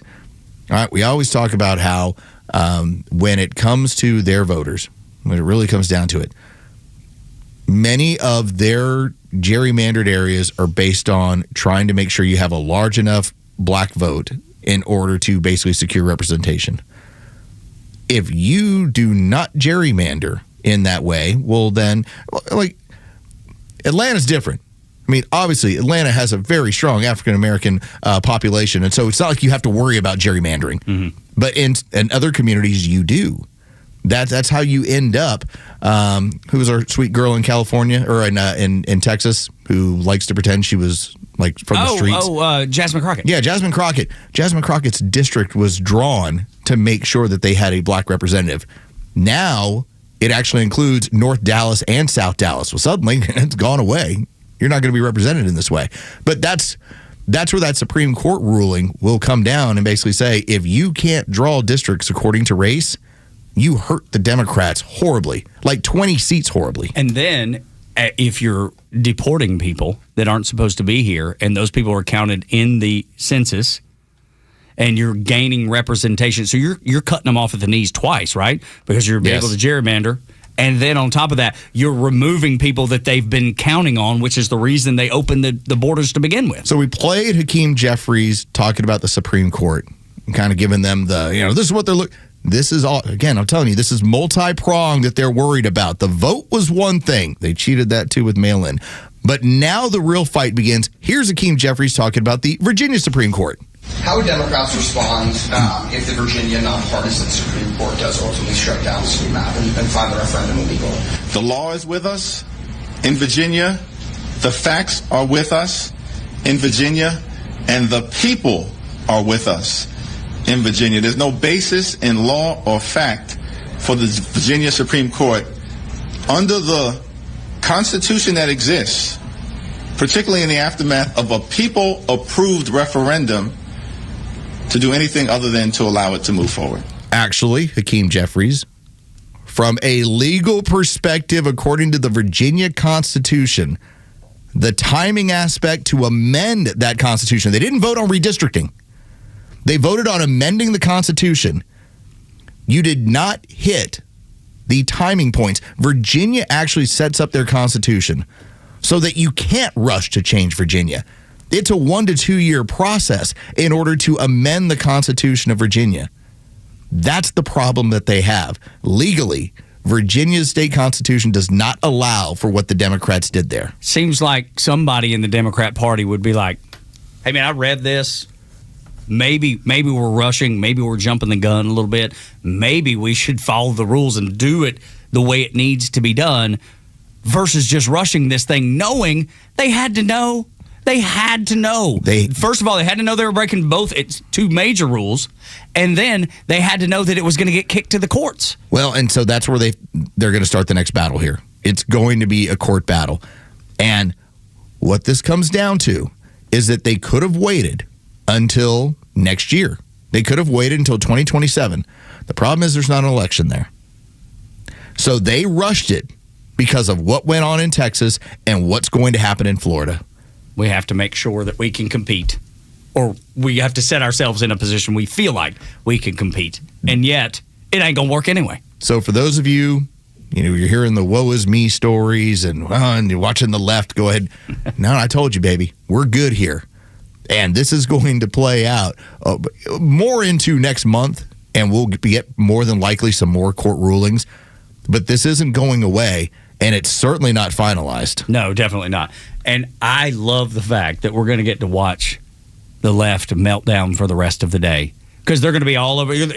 Hakeem Jeffries is just the first wave of all the Democrats, all the leftists that will be on TV, on social media, and on podcast, talking about how they were taken advantage of. The Republicans get to do it. We've got to find a better way to cheat, and they'll blame the Republicans for cheating. They'll say whatever they need to say to make it look like they're getting screwed, knowing that they're not. So I was reading this one response on X. Now this person, I don't know how they've ended up with 76,000 followers when... Probably paid for a bunch of them. Probably paid for a bunch of them. It's what happens. This person points out, Tell me why a Virginia redistricting bill, which, by the way, it wasn't. It was never a redistricting bill. Tell me why a Virginia redistricting bill was blocked by a circuit court judge just now saying it was unconstitutional when Texas didn't even vote and theirs stands? Because Texas did it according to the Texas Constitution. That's exactly right. Those people don't care about that, dude. They just don't know. They don't look into it. They don't look into it. I'm emotional. But I'm going to go throw trash in people's yard. That's that's what I'm going to do. Because that's how I get this off of my chest. I'm laughing about this. Because as this was all playing out, and I'm watching it in real time, even when the vote was coming in, I was like, this is all going to play out because of what you did to get here. It doesn't matter. That's exactly right. But the emotion, watch for it today. The emotion, the kicking and screaming that you'll see on MS Now or CNN or whatever, or I'm sure you don't watch any of those, that you'll see in your social media feed. And we're not even getting to all the mail-in ballots, which, by the way, I think that is being held in reserve of, we caught you. Yeah, we know. We caught you with 64,000 mail-in ballots that all had the same answer. You're telling me not one person in 64,000 ballots said, this is not a good idea. I call that statistically impossible for a state that is almost 50-50. I feel like you've used that word before. When statistically, or that phrase, statistically impossible. Do you remember last time you used that? Might have been, I don't know, like for the 2020 election one? Yes, oh, yeah. That's what it was. Statistically impossible. That's what it was. And I knew I'd heard it. So, same way when Neil Bort says, like, how did we end up with Ossoff and Warnock? I go, it might have been the most statistically impossible election ever. So now we got to kick their tail ends out, because a little bit later in this hour, we're going to let you hear from Senator Warnock. He's going to embarrass you as a citizen of the state of Georgia. We'll get to that a little later. The left uses outrage to keep their voters engaged. Next on Extra.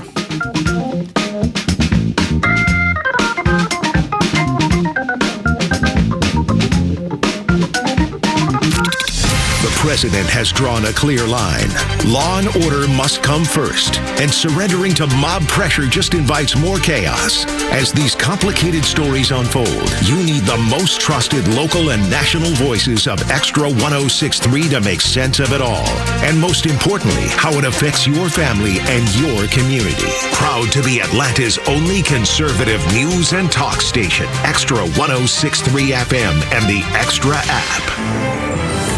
Time now for the Retire Wise Report. James Parker here with financial advisor Sean Maloney, founder and CEO of Retire Wise. So when we go through days or weeks of volatility in the market, Sean, it's hard to know what to do. What can you tell us? The biggest thing is don't panic or make immediate decisions with your money. Take those emotional concerns out of the middle of it.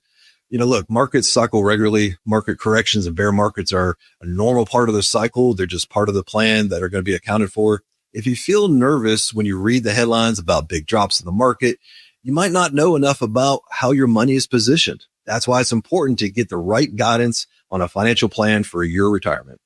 Tell us about the offer you have for our listeners. All right, so now's the time to start, folks. Looking ahead and identifying if you have too much risk in your portfolio. That's the first thing. We have a helpful little resource for our listeners today. We call it the Retire Happy Framework Toolkit. You can get it today by calling or texting WISE to 770-802-2200.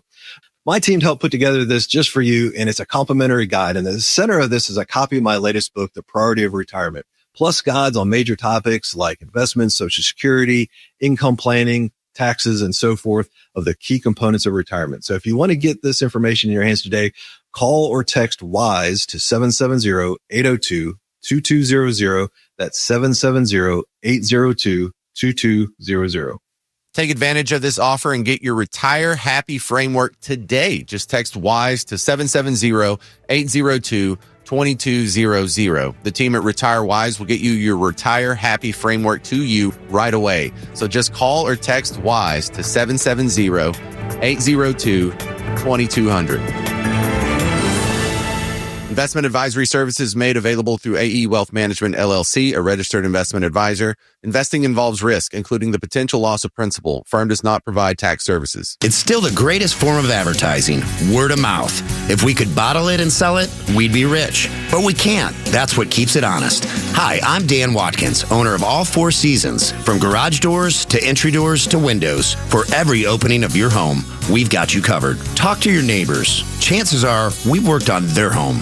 They'll tell you all about their 5-star experience with all 4 seasons. When trust matters, trust us. All the number 4 seasonsgarages.com. I'm Michelle Stovall, and our company has been family-owned and operated for 75 years. Check us out at StovallINC.com, or better yet, stop by our newly opened 11th store at 9500 Union Hill Road in Canton. At Stovall, we supply you with all your landscaping project needs, completely hassle-free down to delivery. Been dreaming of an outdoor kitchen, fireplace, or other custom paver project? We partner with Keystone Hardscapes for all your beautiful high-end concrete needs. We look forward to making your landscape dreams come true. Stovall has it all. When it comes to luxury, performance, and cutting-edge technology, few brands do it better than Cadillac. And there's no better place to experience Cadillac than Jim Ellis Cadillac, where buying a luxury vehicle is just as refined as the vehicle itself. From the bold Escalade to the sleek XT5, the powerful CT5, and the electrifying new Lyric, you'll find an impressive selection ready to go. That means more choices, more availability, and competitive pricing, all with the transparent, no-pressure approach Jim Ellis is known for. And with the Jim Ellis Expressway, you can start your purchase online. Value your trade, schedule a test drive, even complete paperwork from home. It's luxury car buying made simple and convenient on your terms. Or shop in person and enjoy a professional, welcoming dealership experience that puts you first. To get started, visit JimEllisCadillac.com or stop by the Jim Ellis Cadillac dealership on Peachtree Boulevard, just inside the perimeter. Jim Ellis Cadillac, where you can always expect the best. I enjoy a good night's sleep, and I like to breathe while I'm sleeping. My wife appreciates that, too. That's why I wear a CPAP. You want the right machine. You want expert advice. You want all the supplies that go with it. You get it all at CPAPs, etc. in Alpharetta. Machines, masks, tubing, filters, cleaning supplies, all of it, and they ship nationwide. Walk-ins, by the way, are welcome. CPAPs, etc. Alpharetta, CPAPSETC.com. Atlanta, it's Mark from the Safe House. The legacy of Joe Biden lives. His open border policy let millions of illegal criminals stream into our country. We continue to have customers visit the showroom and report that they have been victims of break-ins and lost their hard-earned and irreplaceable items. So don't be a victim. Drive by the Safe House showroom and see what real security looks like. Picture yourself placing your valuables in a Fort Knox safe. Now that's real protection for your priceless valuables. Drop by the showroom or go to AtlantaSafeHouse.com. The stories that matter to you. These are your Georgia headlines. It's Thursday, April 23rd, and here are your headlines. A ceremonial groundbreaking has been held for the Georgia 400 Express Lanes project, the largest infrastructure project in state history, with nearly $4 billion in public-private funding aimed at reducing congestion through Fulton and Forsyth counties and improving travel along the 16-mile corridor by 2031. Georgia Congressman David Scott has died at the age of 80 after more than 5 decades in elected office, including 20 years representing the state's 13th district and becoming the first black man to chair the House Agriculture Committee. Scott had just recently filed to run for his 13th term this year. And finally, Governor Brian Kemp has declared a state of emergency in more than 90 South Georgia counties as wildfires burn across over 16,000 acres of property. This prompted the first ever mandatory burn ban while smoke drifts into metro Atlanta and fire conditions remain extreme. Officials say that only about 10% of the fire is contained and conditions are expected to worsen. Today's weather will be mostly sunny with a high of 85 and a low of 57. With your Extra 106.3 headlines, I'm Bryce Corbett. I'm physically looking up how many Democrats have died in office. David Scott, God rest his soul, he had just decided he was going to run again, and the man dies in office. Dude, what in the world? You're talking about career politicians. They say no kings. Dude, what would you liken that to? If you are in the office for your entire life and you get to the point where you die and you're still in office, that sounds like a king to me. I do believe in the last 2 sessions of Congress, we've had 6 who have died in office, with 1 being a Republican. I think it's 5 Democrats. It's an older group that have been in power for a long time.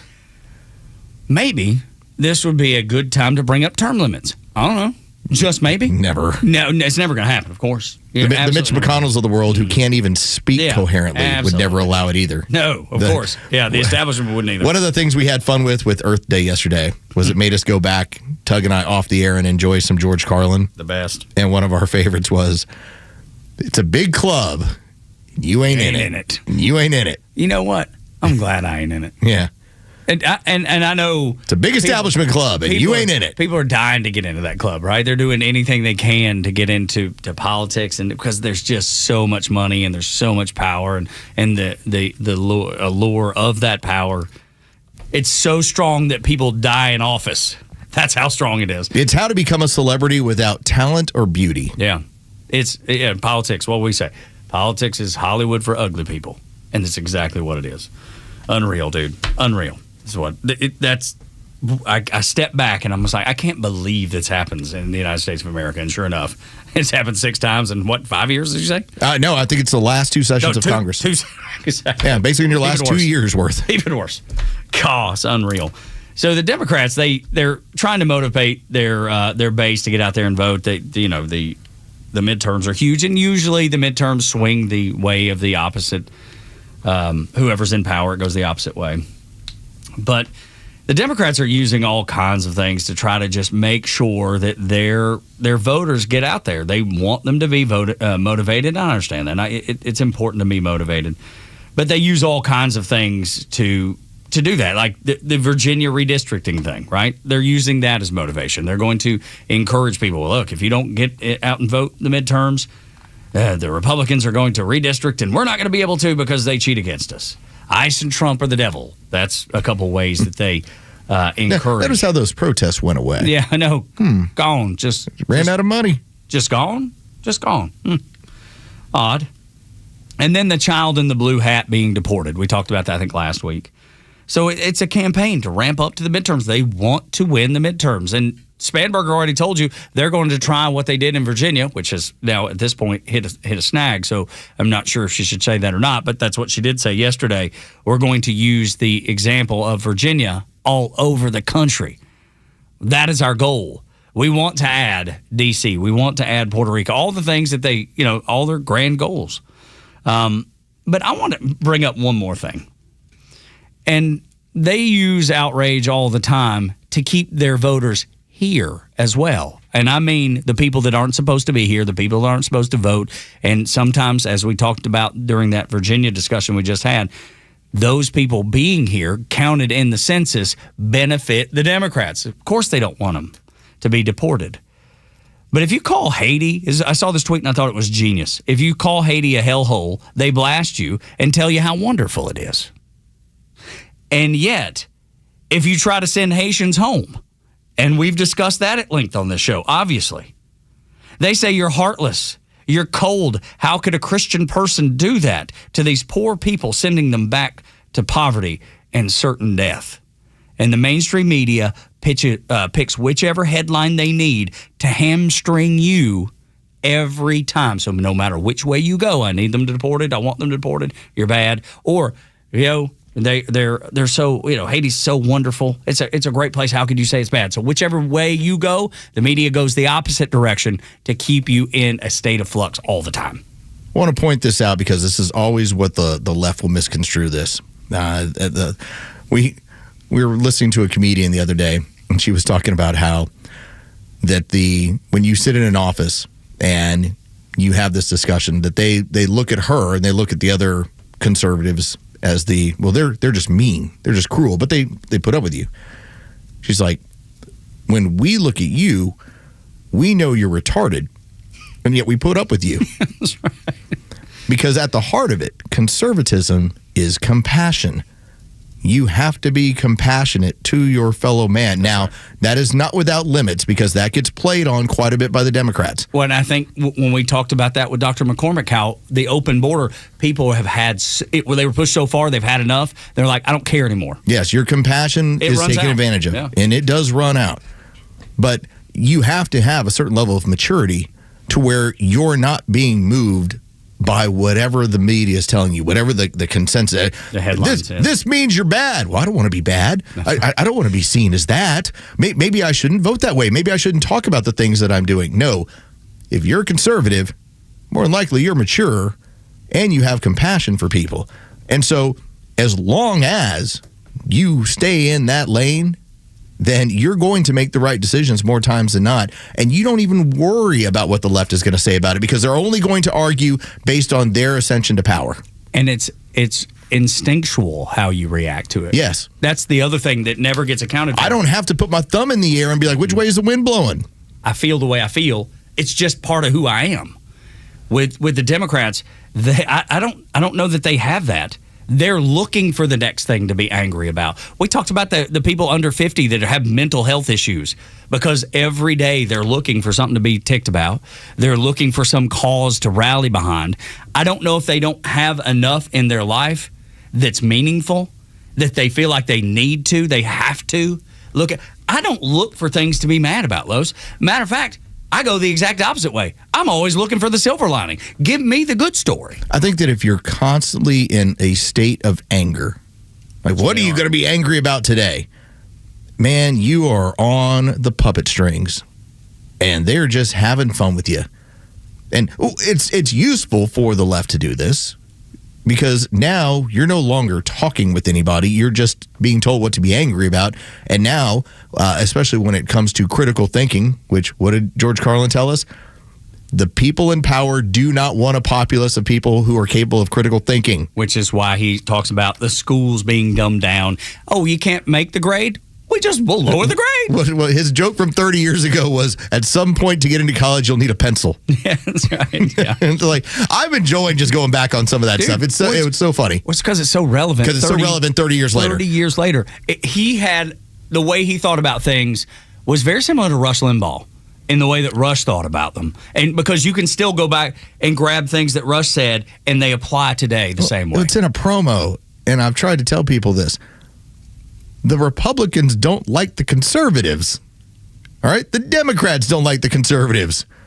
Most of them look at it as, we need to just keep making sure that all these people are fighting. Now, I am not in the mood to get up every day and be like, I'm going to complain about what's going on. But that other side, that's what they've set up. They've given you all this programming for stuff for you to be so incredibly upset about. So that by the time that I start telling you about what's really going on in this country, and why, listen, get on my hip, follow my lead, this is how we fix this stuff, you're too busy spewing Rachel Maddow at me. That's right. Or throwing trash in people's yards. Or throwing trash in people's yards. Or keying my Tesla. That's I don't have a Tesla, but if you did, it would have had a key. If I did, it would have already been keyed by now. And I would have worked backwards on this if I were to have a Tesla. I would have gotten one of those bought it before Elon stickers as a protection mode. Of course, I don't believe that, but I would have put it on there. That way my car didn't get keyed. I have to put up with that nonsense. I want to go back and play you a piece of audio from CBS and where they set up the Southern Poverty Law Center director, Susan Cork, to be able to say MAGA is an existential threat, now knowing what you know about the Southern Poverty Law Center. And it kind of goes hand in hand with the discussion we just had, right? If you're trying to motivate people to be angry, if you're trying to motivate them to get out, if you're trying to motivate them to fight back, whatever that looks like, then this will be what you need it to be. This is exactly why they did what they did. They used it.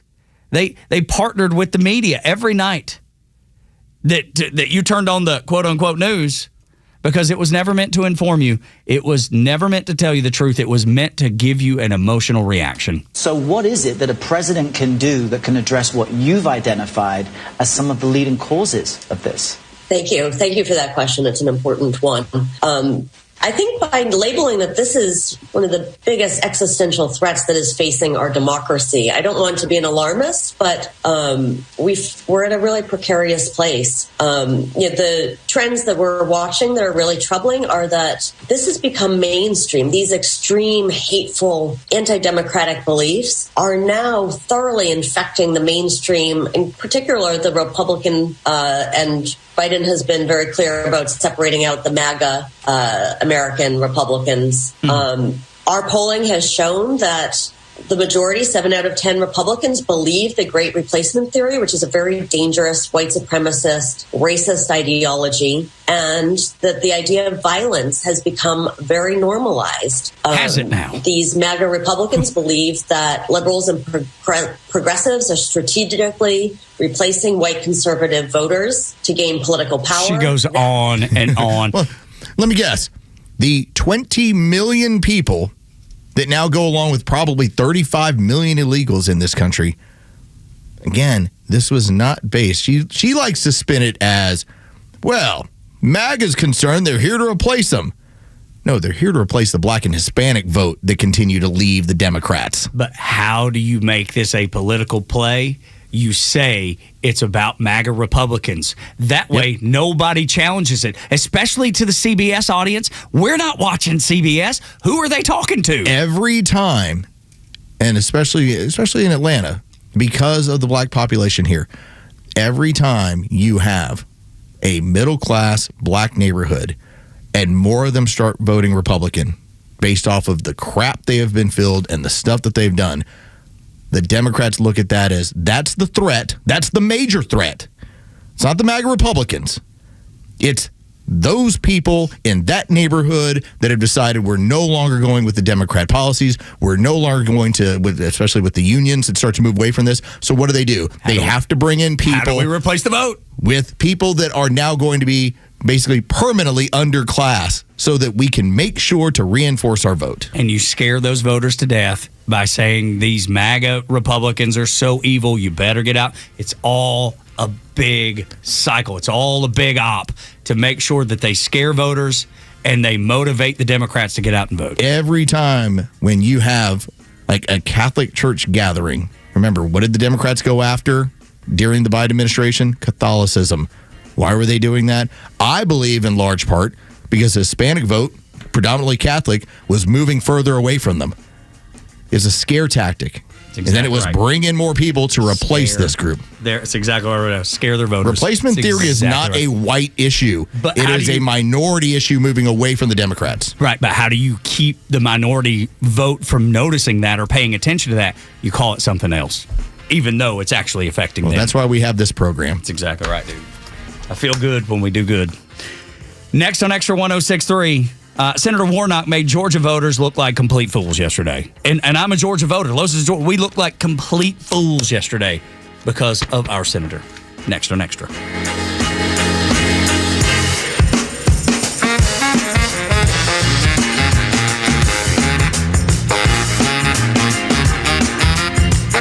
Extra 106.3 Sports, powered by 680 The Fan.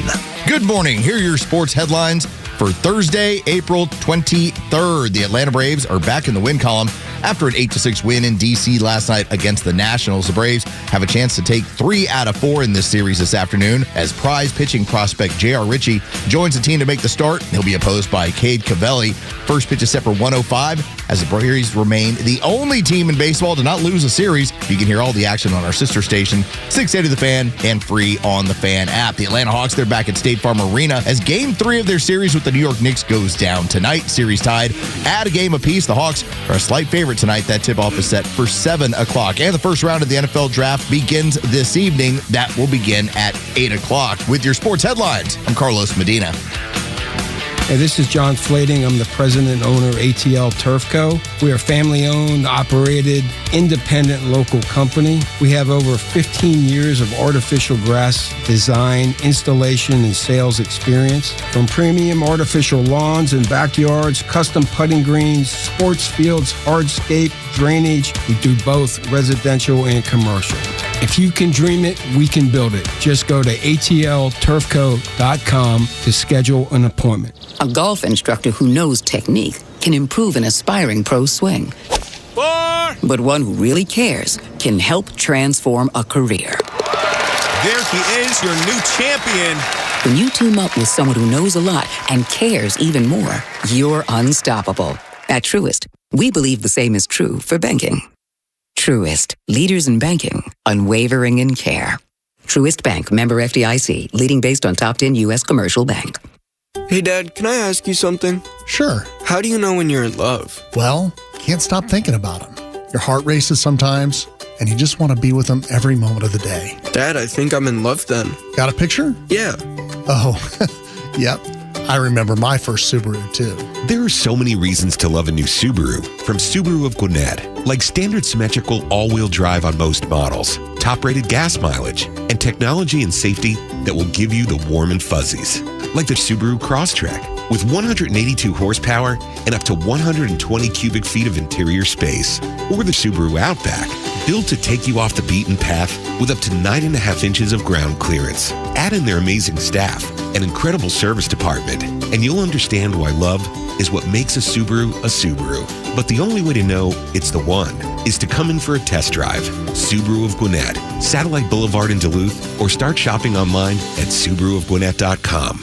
The future of business in Georgia is bright, and Georgia Power is a driving force behind the businesses and organizations that are vital to the growth of the state. Just ask Mark O'Brien, President and CEO of Lake Point Sports, the premier travel and youth sports destination. So imagine this, 30,000 people on campus, you lose power. So being in the trenches with a group like Georgia Power, and you have someone to call, those are things that we have to navigate in real time, and sometimes it happens out of nowhere, and it can be a lightning strike that just happens, Mother Nature. So we're very fortunate. Georgia Power has a number of programs and offerings and services, but I think it's the one-call touch that really, we look for partnerships like that, and we want to be relational and not transactional, particularly on something so important as this. Yeah.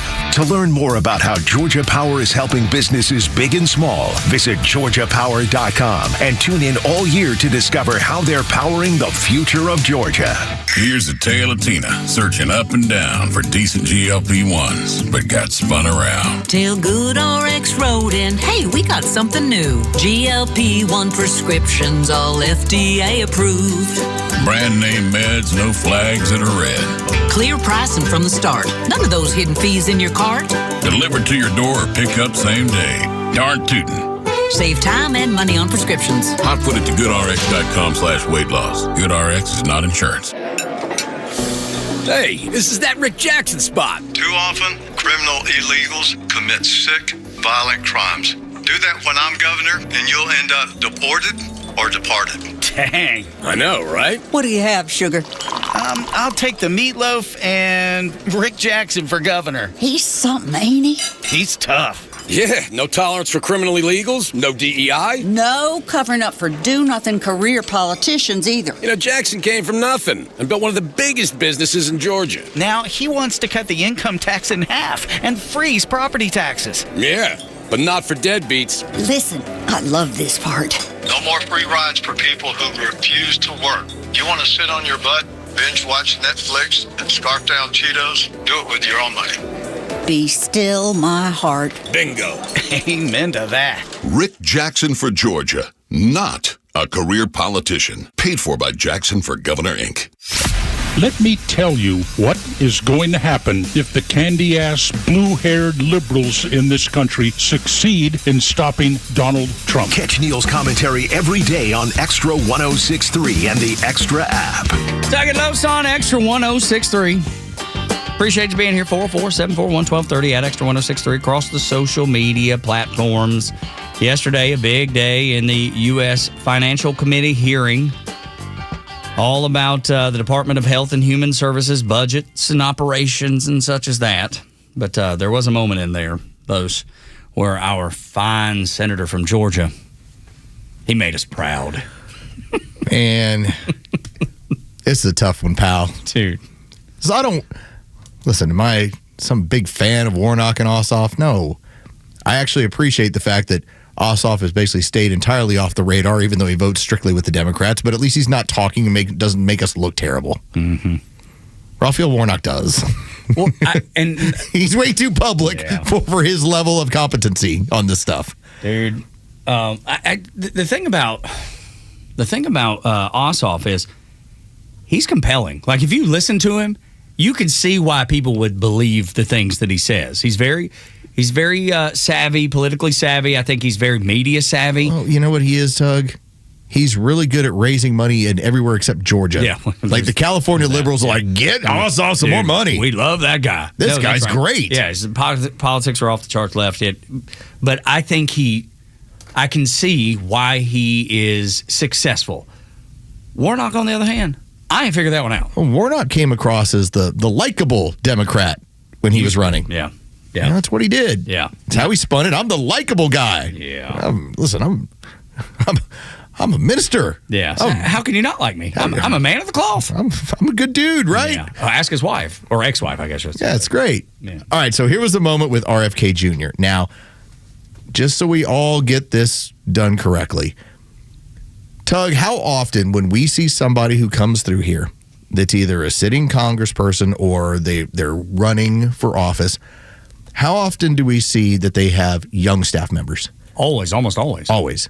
And that's part of the process. It's like you don't have a sitting congressman with a bunch of 40-year-old staff members that are good at research. It's like, no, they find competent young people. It's not a great paying gig, but it's a foot in the door. It's the step. Yeah, it's a foot in the door. It's the first step. It's the first step. And that is who prepares their notes and their information for these hearings. And you see them reading it. I don't know if they pre-read it very often either, because you see them reading it. You see them reading the notes. As they're saying it. Right. And so this is Raphael Warnock. He's reading the notes. Now, this is one of those gotchas that somebody in your staff put this together like, this is going to be the one. This is going to look good. They're going to love me. The problem is what happens when the person sitting at the microphone answering the questions has more information than you were given, Senator. That's how this played out. Gutting the very offices that keep American families safe from disturbing and deadly infectious diseases. Senator, hold on, sir. Senator, there's 1 to 3 rabies cases a year in the United States. I think one person manning that office full time probably can handle that traffic. In terms of prion disease, it's very, very rare. He was going down the road of, see, I got you. You only have one person. Well, no, you gutted the office. Yeah. You only have one person now. What about rabies? Well, we don't need 30 people in the office to deal with rabies when there's this many cases in the United States every year. 1 to 3 cases per year. And Warnock's worrying about you gutting the office. And of course, if you did the research on this, you would have been looking at this as somebody who works for the senator. You would be looking at the offices that have been reduced, and you'd say, like, look, he reduced this office. That's a big number. Yeah, look what he did. He gutted this thing by 90%. If you just graduated high school or college, you probably don't know how many rabies cases there are a year. Might have been a good idea. Maybe look into it. To look it up. Reckon why they did that big reduction in the Office of Rabies. Because, by the way, the other person, Democrat RFK Jr., made the decision based on the number of cases. You're telling me he used logic? You used reason? It wasn't an emotional reaction? Just want to make sure that Democrat royalty, RFK Jr., who's actually holding a spot, along with Democrat Tulsi Gabbard. Remember, isn't this supposed to be the sort of government you're looking for that's representative of each side? Isn't that what I keep hearing about? Mm-hmm. We're going to bring in different people. Mm-hmm. Yeah, they already did so. All right, let's move over to Ben Ray Lejeune. This is another one. You ask a question that you are not equipped to discuss, yet you asked it anyway. I went back to look at statements you've made, over the last 10 years or so on vaccines as well. I have a list of them where there was a lot of misinformation predating Tell me a piece of information that I ever promoted about vaccines. Tell me one piece of information. Mr. Secretary, again, if I could continue. Tell me one piece of misinformation. You said I've promoted misinformation. Thank you, Mr. Secretary. I'll get there. So, Mr. Secretary, the history shows that you were pushing vaccine misinformation predating your tenure. Tell me one instance. Secretary, Tell me one statement that I made. Mr. Secretary. One statement. So now, during your leadership at HHS, measles, a disease once eliminated in the United States, is on the rise in over 1,700 Americans, as you're aware. You've been asked by colleagues as well where, kids died last year as a result. Can I answer the question? Vaccine. I don't have a question yet, Mr. Secretary. You're making misstatements. Yeah, he's rejecting the premise. Now, let's put this out here, Tug. When it comes to RFK Jr. and his discussion of Wi-Fi and the effects on people, I've told you, not going down that road. Don't buy into it. I'd have to see more science, but I don't prescribe to it. When it comes to vaccines, all he has talked about is a failure of testing. That's what he has brought up. Now, he's also brought up when it comes to, and this is now part of the popular literature that's out there, polio, you can make the argument the reason why polio went away was, first off, we stopped spraying DDT all over all of our stuff. Seems helpful. And we then had better sanitation. This is part of the discussion. Absolutely. This is what he's brought up. There's no misinformation about this stuff. And should be part of the discussion. Yes, maybe a cancer-causing or polio-causing agent shouldn't be sprayed on our food any longer. Just guessing here. But this reminded me. It's crazy that it happened in the setting that it did, because it reminded me of our seminar caller. He called himself Andrew that day, and he said, Trump has said 1,000 times that the war was won. Give me one time that he said it. 1,000 times. He said it 1,000. Right. Can you narrow it down? Just give me one. If there's 1,000, surely you have some of them. And no, he didn't. Same exact thing played out on this show, played out in front of the Senate Finance Committee. And as I've brought up in the past, there are matters at RFK Jr. where I would say, I'd argue about that, or I'd like to learn more about that, or I don't believe just because you said so about this. But when it comes to vaccine data and what he's brought up, I mean, he wrote a book about the real Anthony Fauci, and you know why Fauci didn't sue him? Because it was all true? Because it was all true and correct. Imagine that. There was no misinformation in there. He was just letting you know, here's the history of this stuff. 1,000 times misinformation that you spread. Secretary Kennedy? Really? Give me one. 1,000 times. We'll get to it. It's crazy. Why not now? It's crazy that it shows up on our show in callers, and then it shows up the same exact way in the Senate Finance Committee. How can it be that way? Reject the premise. When we continue on Extra 106.3, guess who Kamala Harris was endorsed by after quoting the fine folks hoax? You know, the fine folks on both sides hoax? Who was she endorsed by after that? Next on Extra.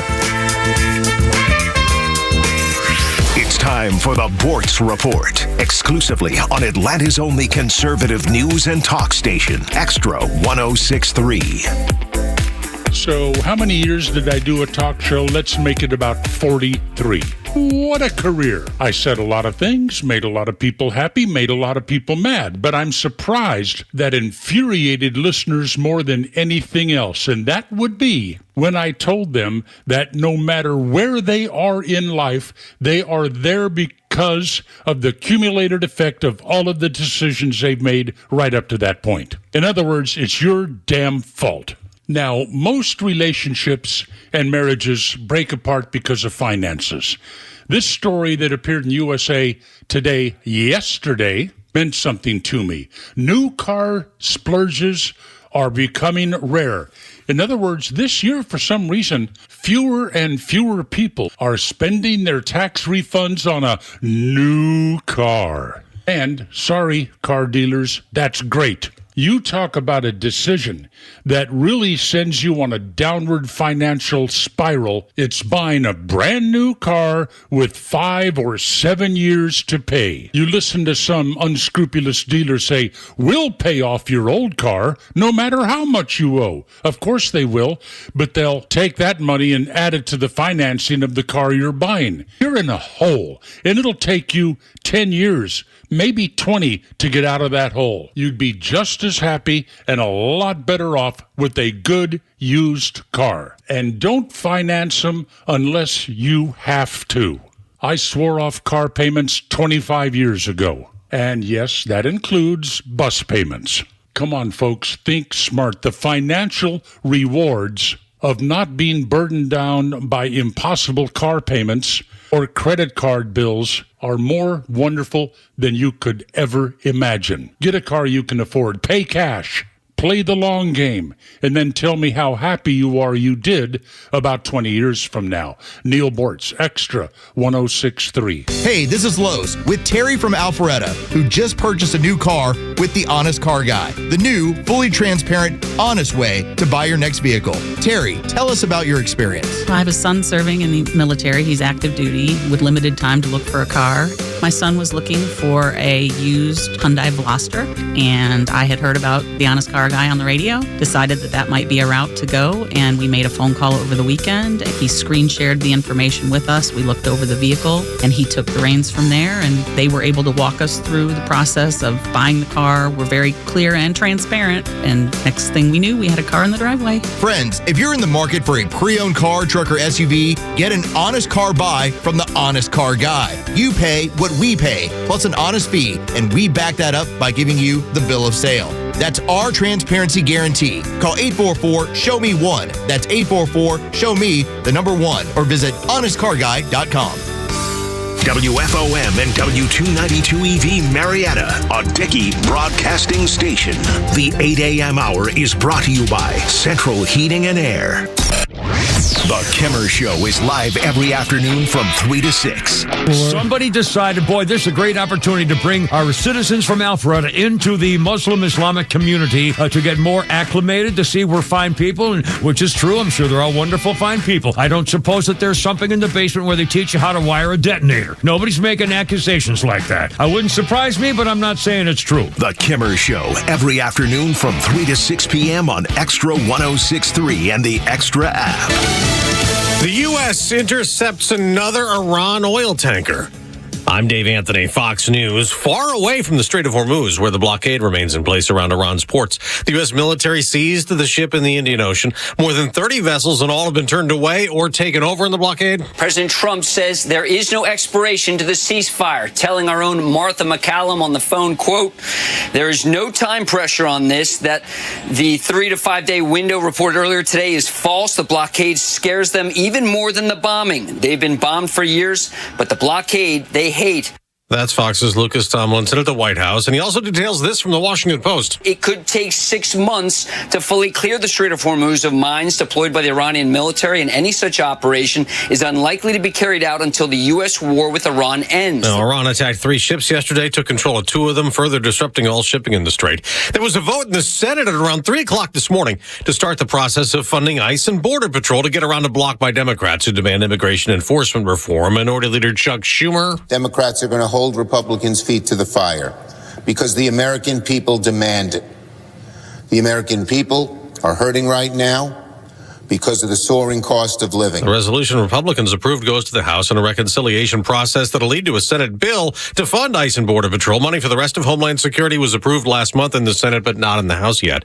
The day after a win for Democrats at the polls in Virginia, a win for Republicans in court blocking a congressional redistricting. Virginia Circuit Court Judge Jack Hurley ruling Wednesday that all votes for or against the proposed amendment were unconstitutional, citing rules that impose certain requirements that the referendum did not meet. Virginia Attorney General Jay Jones immediately moving to challenge the decision, which also blocks the state from implementing the new districts. That's Fox's Lillian Wu. America's listening to Fox News.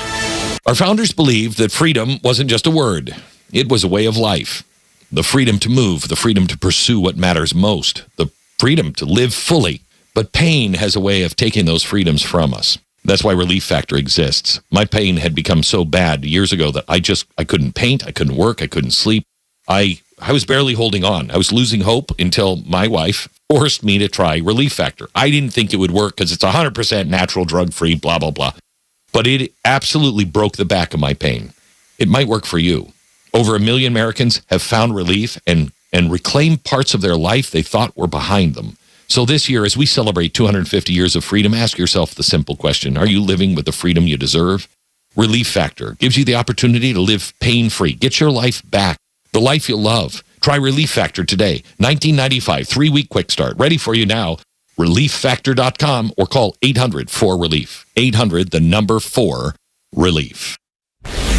What do you say to anyone who still doesn't understand America First?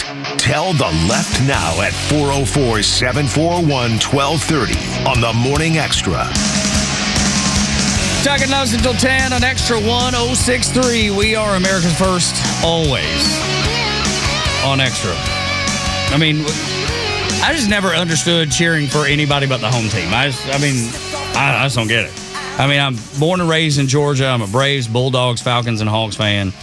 I cheer for the home teams. I cheer for Kennesaw State, Georgia Southern. I cheer for them all because it's home. Why would and the Dalton State Roadrunners? I'm a 3-time dropout of Dalton State, and they've won 2 national championships in basketball. They tried to call you graduate, and you said, no, sirs. I'll have none of that. You turn that tassel right back. I'll take none of it. But no, that's the thing, man. I've always been. I remember my mama telling me, she was like, "Home. You love home. Home's the most important." And I think that's why I became such a diehard fan of the Braves and the Bulldogs specifically.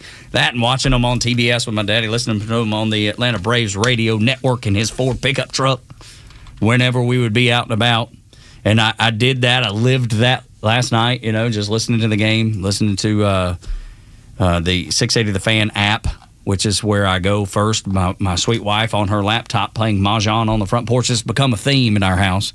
We get done with dinner. I get done recording my little Charleston country show, and we go to we migrate because it's beautiful outside. Go to the front porch, wave at the neighbors if they go by walking their dogs, and throwing the ball to my dog, listening to the Braves, and Laura's playing Mahjong. That's what happens when you get old. That sounds really down home. It is. And we have a big old front porch, Lowe's. We got an American flag flying off of it. What was it you told me yesterday? You wave at people like Forrest Gump?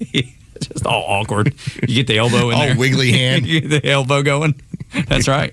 And some of them, they don't know, because we live in a pretty big neighborhood. I hear that boy is slow. That's right. They aren't wrong. They are not wrong. When they make that assumption, they are not wrong. I am a little slow, and I'm okay with it. You know what I mean? Fine. I'm happy. Dude, how happy was Forrest Gump? Forrest Gump was always happy. He's the happiest guy in the world. I'm just saying. So yes, when I see people and I hit them with the Forrest wave, they usually give me the, I don't know if I should wave at this person because I'm afraid they'll try to talk to me wave, and they speed up a little bit. And then once in a while, yeah, exactly like that, Bryce. Exactly. Just hard wave. Head shaking a little bit. Yes, elbow going. And sometimes I'll be out there throwing the ball to Cash, our little chocolate brown schnauzer.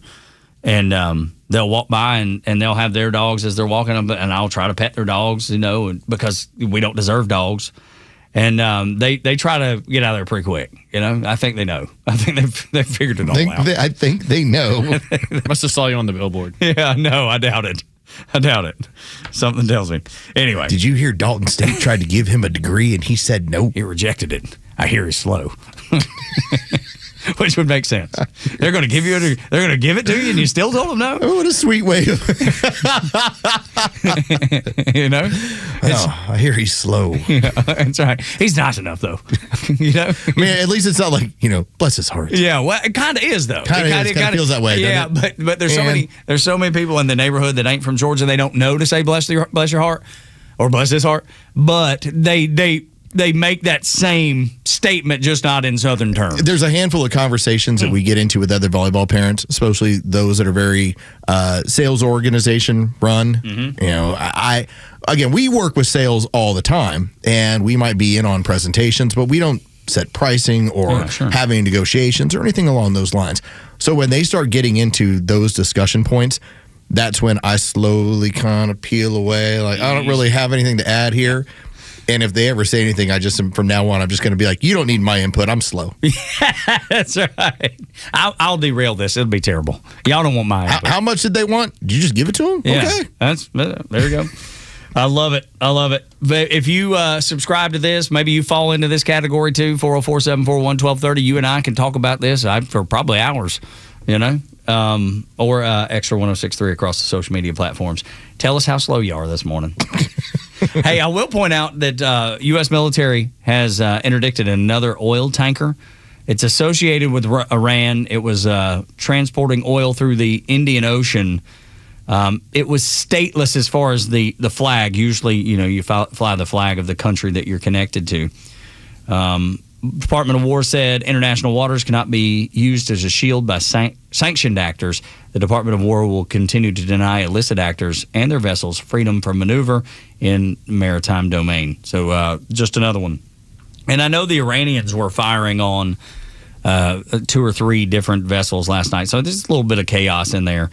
I'd gotten an email from a listener that was like, well, I thought you said their capabilities were completely decimated, completely destroyed. we have been so clear about this. Their traditional Navy, their traditional Air Force, those have been by and large destroyed. You still do have ground commanders that have access to the shoulder-fired rockets. They have access to drones. So anything outside of that traditional form of military, they still do have some access to. Everybody knows that. What their ability to cause any problem in the Strait is now reduced to. If you've ever seen like those southern swamp boats, like the big fan boats, like the big fan boats, they're down to a handful of those, and they do have a rocket-mounted projectile on there. Yeah, they look like commercial vessels that have been kind of done backwards. They work backwards as a commercial. It wasn't a military boat to begin with, and they have converted it into that.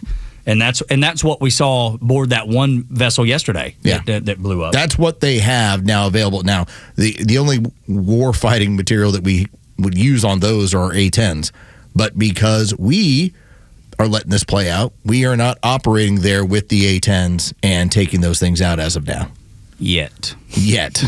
We'll see how that continues to move. Because the A-10s fly slow enough to deal with that, and you're not going to waste $1 million, $2 million missile on a $30,000 boat that has a rocket attached to it. Crazy. Absolutely crazy. So we'll continue to watch this, and I love seeing our Marines just go on board and say, you're not doing this. It's not the way this works. And taking out taking that ship offline. And then, what do? You have millions of barrels of oil just sitting there that no longer is going to Iran, and it's choking them off economically. I had another listener yesterday reach out to me, and they're like, how do you know that this is choking them off economically? I was like, whose business is operating right now? Tell me an Iranian that can go and do work, because most work is done on the internet these days, right? That's how you connect with people. There is no internet. Tell me how you're doing business and conducting business. This is not very hard to go from A to B to C. The reason why I know this is doing what it's doing to them is because it's doing the same to the Chinese, and they're the primary people that are upset with this. Absolutely right. And those Gulf states in those back channels are saying, y'all got to back out. Y'all got to tell them, because we know you need our oil, and we're not going to sell it to you. The Chinese are big push on this. The Chinese do not produce enough of their own oil. This has to come from Iran. That's why it's big picture. Breaking up these BRICS nations, these ones that were looking to circumvent the U.S. dollar and to establish their own seat of power, the last 3 months have basically been torn apart. Without a doubt. And we will continue that. And our economy is leaning on them with our military strength. Right. And our economy is actually doing well. Reading an article out of Bloomberg, consumer spending is up, manufacturing is up, like every category is up. Even though we're in a war, the only problem we have is the most visible one is gas, and it's still cheaper than it was under Joe Biden. So, again, you're doing better than you were just, 15 months ago? A little less than 15 months ago, maybe? Morning Extra and Extra 106.3, 8 o'clock hours brought to you by Central Heating and Air Conditioning, your Atlanta carrier expert, 770-GET-HEAT, centralheat.com. First thing to know this morning. They want you awake, informed, and ready to fight for the facts of the day in the land of the free. Now your sleepyhead nation needs your wake-up call. A mighty dose of reality coming in strong. Soon as the sun cracks the horizon so high. Man, we got the story, no time for a lie. They cheated like dogs. Put a boot in your hands, courtesy yes, of they the did. Morning Extra here. God, those little Easter eggs are my favorite things in the morning, during the morning show. I hope you enjoy them as much as we do. Bryce is doing a good job with it. I'm a simple human, so I enjoy them all. Dude, just make me laugh. That's all I want to do. Like, that is my goal in life. I want to laugh every day until my stomach hurts. Like, Did you make me laugh? Yeah, yes, you did. I love you for that. In light of the Southern Poverty Law Center paying people to show up in Charlottesville for that Unite the Right protest, I want to bounce back to when Kamala Harris accused Donald Trump of embracing white supremacist. Do you remember the fine people on both sides joke and hoax? Let's remember Charlottesville, where there was a mob of people carrying tiki torches, spewing anti-Semitic hate. And what did the president then at the time say? there were fine people on each side. And we know that that was not the case. It's not what he said. If you get the full context of the quote, not what he said. But I will also, since she's talking about remembering things, do you also remember she was endorsed by the Southern Poverty Law Center a month after that debate? 1 month. They knew what they had done. She was able to take it to the campaign or to the debate, use it, and then a month later, oh, here comes the endorsement. Would you like to follow the bouncing ball, Tug? Yes, I would love to do that. So we actually have an organization that spent money to create. Now, first of all, shouldn't we have known when it was like Unite the Right? It should have been like that's the first signal that this is pretty BS-y. Yes. Like, don't really know of any of those sort of organizations. That I know of. I've never heard of it. It's never been in the media before. Which was run basically by a former person who was Occupy Wall Street and everything. I mean, this person was left as it gets in Jason Presler.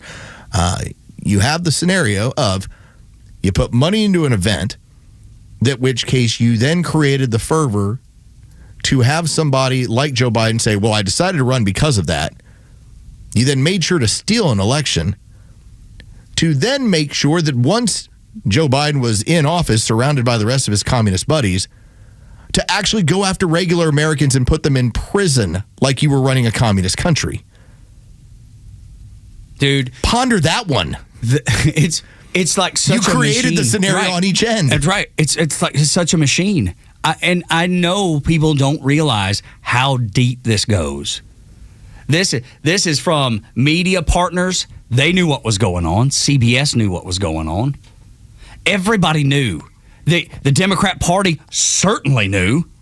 The Southern Poverty Law Center obviously knew. They were cutting the checks.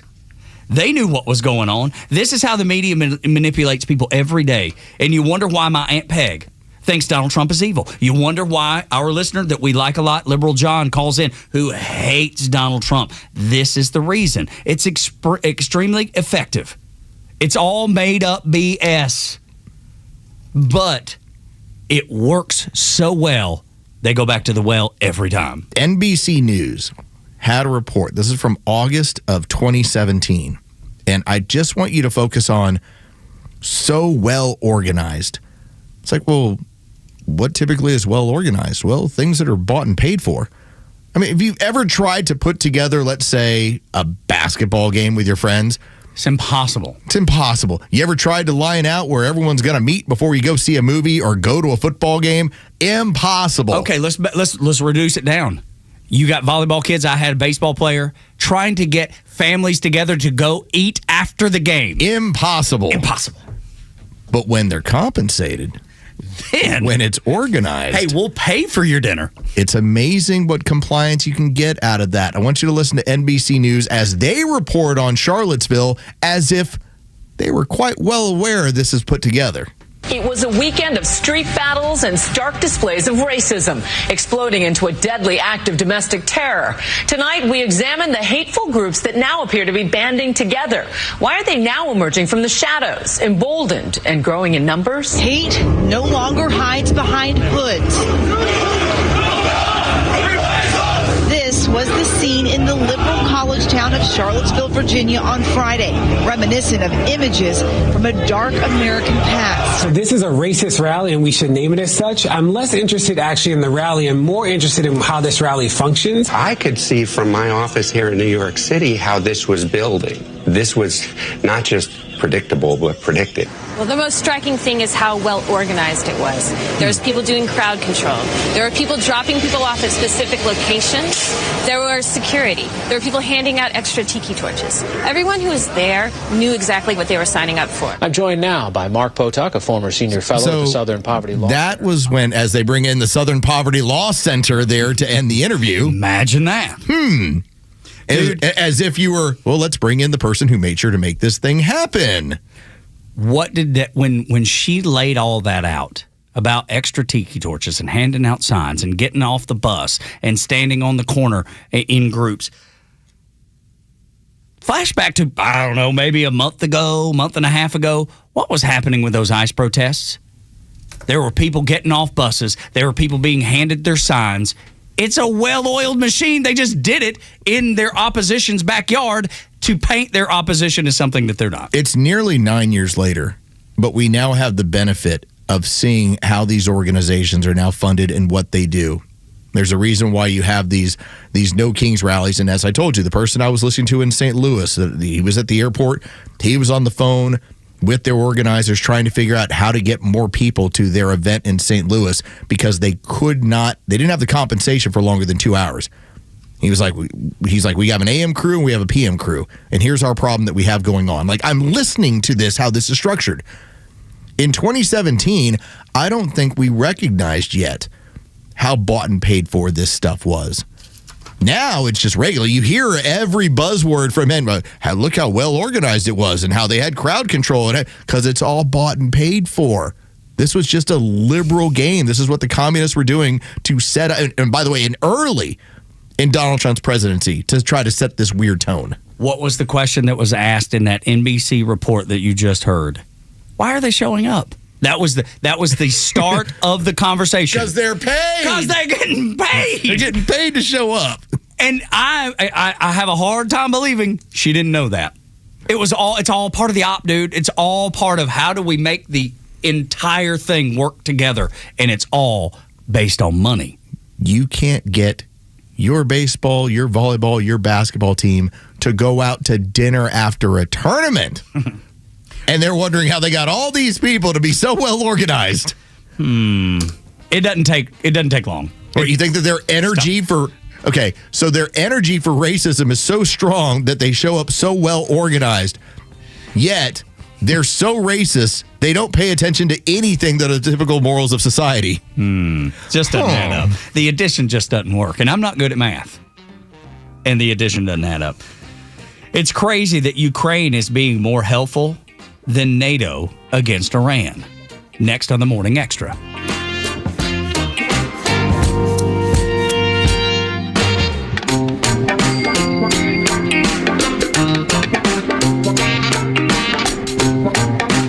The Morning Extra, Neil Bortz, and The Kimmer Show are all online for you anytime at thepodcastpark.com. Plus all of Extra's exclusive podcasts like Ben Burnett, Janelle King, and so much more.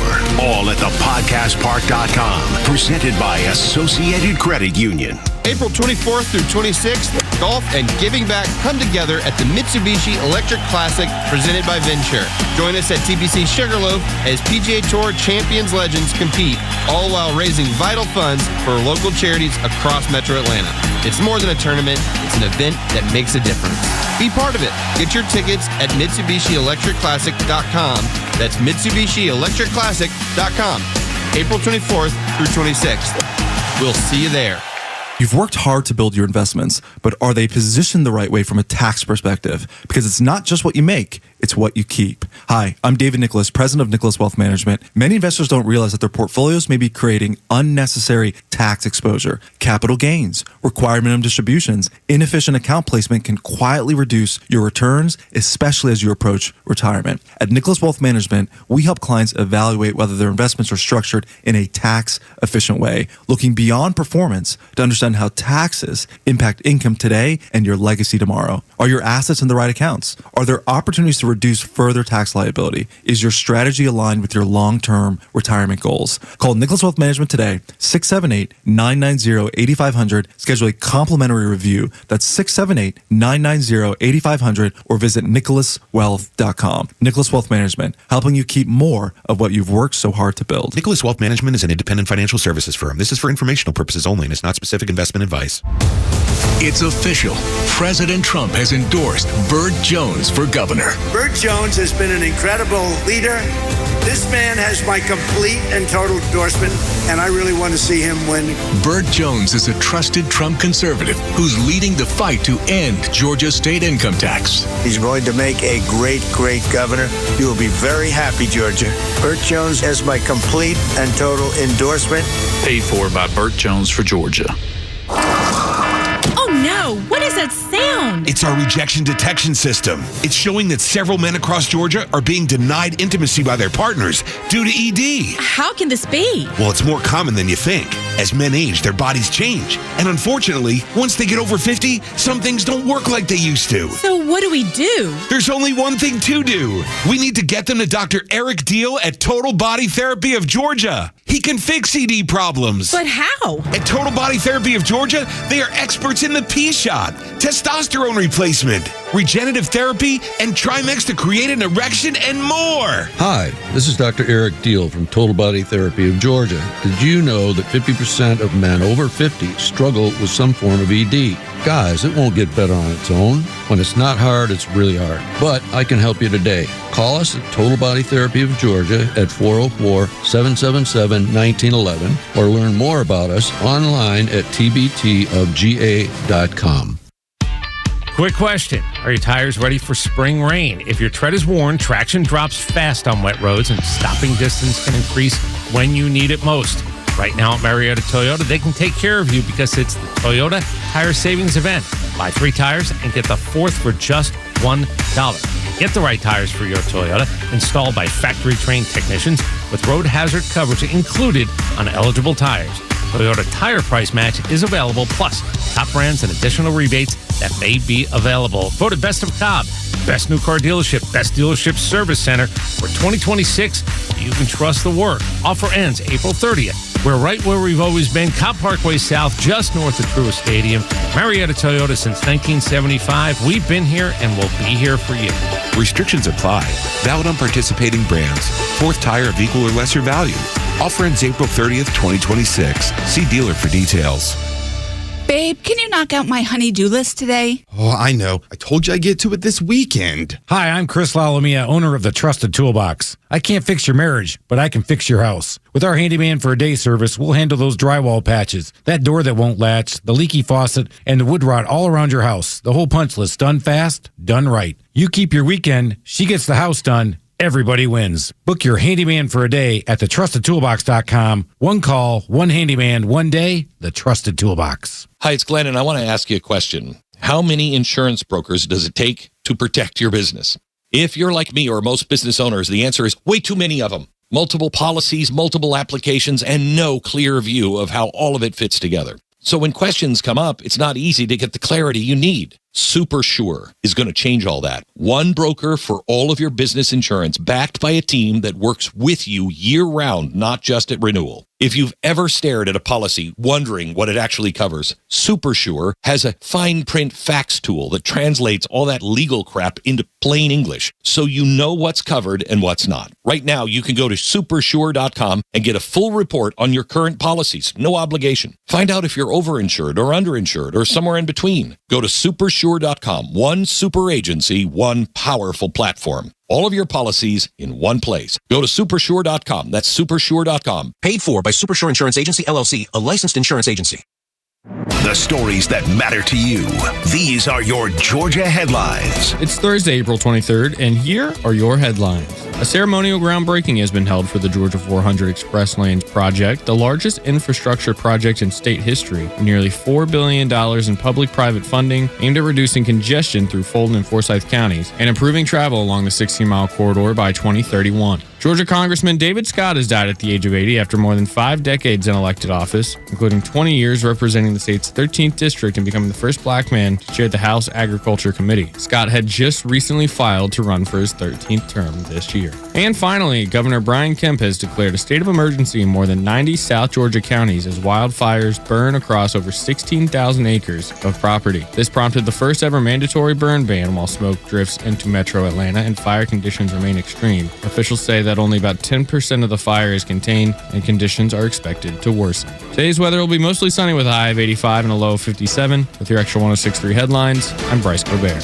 Tug and Los until 10 here on Extra 106.3. Thank you for being here. About to get you schooled. 8 o'clock hour is brought to you by Central Heating and Air Conditioning, your Atlanta carrier experts, 770-GET-HEAT, centralheat.com. School's in session, boys and girls. On Extra 106.3. Settle in and get comfortable, folks. It's story time with Uncle Los. Thank you, Tug Howard. Yes, sir. Thank you to Sweet Bryce, the master of maps. That which east and west does not get in his way. That's right. Ever. Turn left at Kennesaw. That's right. That's all you need to know. And thank you to Craig with all your TVs. Craig. Shout out. And your creation. That's right. Your creation and all your TVs. TVs Clearly, first. You've rewarded yourself for such fine work. I want to talk about the Southern Poverty Law Center, but not with the perspective of what's been in the news. I want to talk about what it's been in the past, because that's when you kind of find out what exactly is this all about. And Southern Poverty Law Center was put together by Morris Dees, Joseph J. Levin, and Julian Bond. Now, Julian Bond might sound familiar to you, somebody who was in the state house here for years and ran against John Lewis, actually, when he was attempting to get into higher office on the Democrat side. But when it comes to their history, I mean, this is an organization that got put together in the early 1970s out of Montgomery, Alabama, and it was a civil rights-oriented law firm. At least that was the start, and that was the interest in it. It's like you're going to look to fight these battles for people that were facing racial discrimination, legal issues, issues with poverty. I mean, that was the goal. Now, the people that you ended up having put this thing together, this is where we talk about political party and power and money and what it does. It corrupts almost every time. You realize how rare it is to actually be, for instance, a billionaire who is not that corrupt. Because the things you have to do in order to get to that point, it's sometimes you've got to take another company and tie it to the tree and kill it.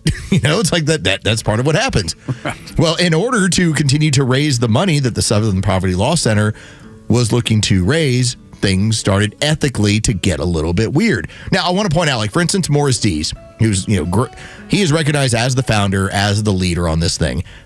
Longtime Democrat, and here was the big deal. Huge fundraiser. His party, the Democrats, valued him because of his ability to bundle and to raise money. Now, he did this for George McGovern. He did this for Jimmy Carter in 1976. He did it for Ted Kennedy when he was running in the primary in 1980. This is what Morris Dees was really good at. That's a really, really good thing if you want to help out and have power. Being able to raise money and fundraise, dude, that's one of the hardest things to do. And if you're good at it, you'll always have a job. You will always. Think about just the names. McGovern, Carter, Ted Kennedy. Yeah, it's huge. I mean, that's what his value was to them. Now, here's where things start to get a little bit crazy when it comes to the Southern Poverty Law Center, and it goes well before any of this federal indictment and a grand jury finding that, hey, y'all were funding racist organizations? But it started somewhere to end up where we are now. So here was the focus in the model. They would have, and this is what was called their aggressive direct mail tactics. They would basically send grandma letters of, hey, do you know there's racists living right next to you? Do you know that there is a racist around every corner? Donate money. We're fighting the KKK. I mean, that's part of what they were pushing. You actually had, and this goes back to 1985, the Southern Poverty Law Center, their entire legal staff resigned from the group. They accuse Morris Dees of using the Klan as, quote, a fundraising scheme rather than focusing on the organization's original mission to help poor clients. Oh, my God. It's been going on the whole time. In 1985, the entire legal staff quit in protest over using the Klan as, quote, a fundraising scheme. Now, in 1994, you had the Montgomery Advertiser, their local newspaper. They ran a series on the Southern Poverty Law Center. They alleged discrimination against black employees and self-promotional tendencies. Now, what ends up happening to Morris Dees? Well, Morris Dees gets caught up right as we're getting into like the Me Too era. Oh, this is 2019, but we are getting there during this time period where if you happen to allege something about someone, remember, what did the Democrats say? We trust all women. Listen to what all women. Trust all women. Well, here's what happened with Morris Dees. In March of 2019, Southern Poverty Law Center fired him. Now, they called it misconduct. They didn't specify what. But the organization stated it was committed to ensuring staff conduct reflective in its values of truth, justice, equality, and inclusion. Now, here's what then happened. Multiple former and current employees alleged a pattern of sexual harassment by D's, including inappropriate advances towards female staff members, especially younger ones, dating back years. There was also widespread accusations of racial and gender discrimination within the SPLC's leadership and their workplace culture, with non-white and female employees feeling mistreated. It's kind of weird. You're working for this organization that's supposed to be helping minorities and protecting people against racism and poverty and social issues. And you're raising money off of racism? And harassing people within it, allegedly. You were Me Too before Me Too was a thing? 24 employees signed letters protesting these issues, sparking the events leading to Morris D's ouster. You also had the president of the company that ended up, moving away as well. And so this ends up being, as you go through the history of this organization, and this is what the fun part about Storytime is, we dig into history. The history of this organization is one that started in the early 70s, and as America changed for the better, as old racism died off, or at least got pushed so far back into the corners it didn't feel comfortable being out in modern society any longer, that as that changed, and as we got into the 80s into the 90s, the Southern Poverty Law Center recognized we have to keep racism at the front in order to make money. We're putting ourselves out of business. We are going to be out of business if these trends in society continue. So we got to get back to the fundamentals. There's a racist around every corner. We're going to do exactly what we used to do now. And while they're raising this money, while they are putting together this kind of money for this organization that would strictly be donated to Democrats, they had sexual harassment issues and issues in the workplace because, oh boy, Morris D's was probably kind of a little bit, let's just say maybe, I don't say touchy, but there's friendly. Very friendly. Overly friendly. I'm just saying the man might have kind of got away from modern society at that point. What we were allowing in 2019 was not going to be allowed going forward, and women had a problem with it. Yet, he was always, and that organization was given a lot of protection because of the money they were raising for Democrats. Now, keep in mind, he's out in 2019. We had, according to the grand jury, have been tracking this since even before then, since 2017. Charlottesville was 2017. This was always about creating what looked like a larger, whether you're, depending on where you're from, a boogeyman or a bogeyman. That racist bogeyman was right under the bed. And they were just about to get you. Donate money. And when you look at what occurred, Charlottesville actually exploded their donations because people thought, whoa, look what's happening. The right is on the move. We've got to deal with this. Give them money. No, the right wasn't on the move. White supremacy is almost non-existent as far as organized structure in this country. What is, though, is Democrats who need it to raise money. That is Storytime. Unbelievable. That's the digging that Los does. It always is so fascinating because you learn things that you would have never been told in the mainstream media. You think CBS, you think 60 Minutes is doing this story? Never. Ever. They would never. And even when they do long-form programming on the weekend, when they have the time to do things like this, they would never, because it goes against their own narrative. Morris D's, since the 70s, was one of the iconic fundraisers for the Democrat Party, but he was attached to, in some cases, a Kennedy, in some cases, a future president, in Jimmy Carter. He then turned it into, I'm going to attach myself to racism, because that's the way that I can keep money coming into these coffers. Fast forward to 2016. They pulled in, this is before Charlottesville, $51 million, almost $52 million. After Charlottesville, $133 million, an increase of about $81.5 million. Now, this wasn't BLM where they then took the money and ran. and built a bunch of mansions and said, "Ha, suckers." Yeah, dude, and rubbed it in people's face. They were fine with it. We got you. But it's not far off. And the federal government finally were able to say, we talked to a grand jury. We laid out the information. The grand jury says, y'all are funding racism in this country. It's unbelievable, dude. You couldn't write Hollywood can't come up with that. And what's so bad is that you now have the Democrats in the media who are trying to explain how, well, Southern Poverty Law Center had people that had infiltrated these groups, and that's who was being paid. No. Because you can't organize an event based on one person who's infiltrated. No, of course not. Not when we're talking about $3 million. Dude, I saw a clip of Jessica Tarlov trying to make that same exact They're point. all trying to make that point. That's the cover. That's the email that's gone out. Here, we need to give us cover. Make it sound like we were funding people on the inside that were feeding us information. We're getting in there. We're trying to dig to the bottom. We're trying to figure it all out for you. That way you don't have to worry about the boogeyman that's coming. We have talked about it.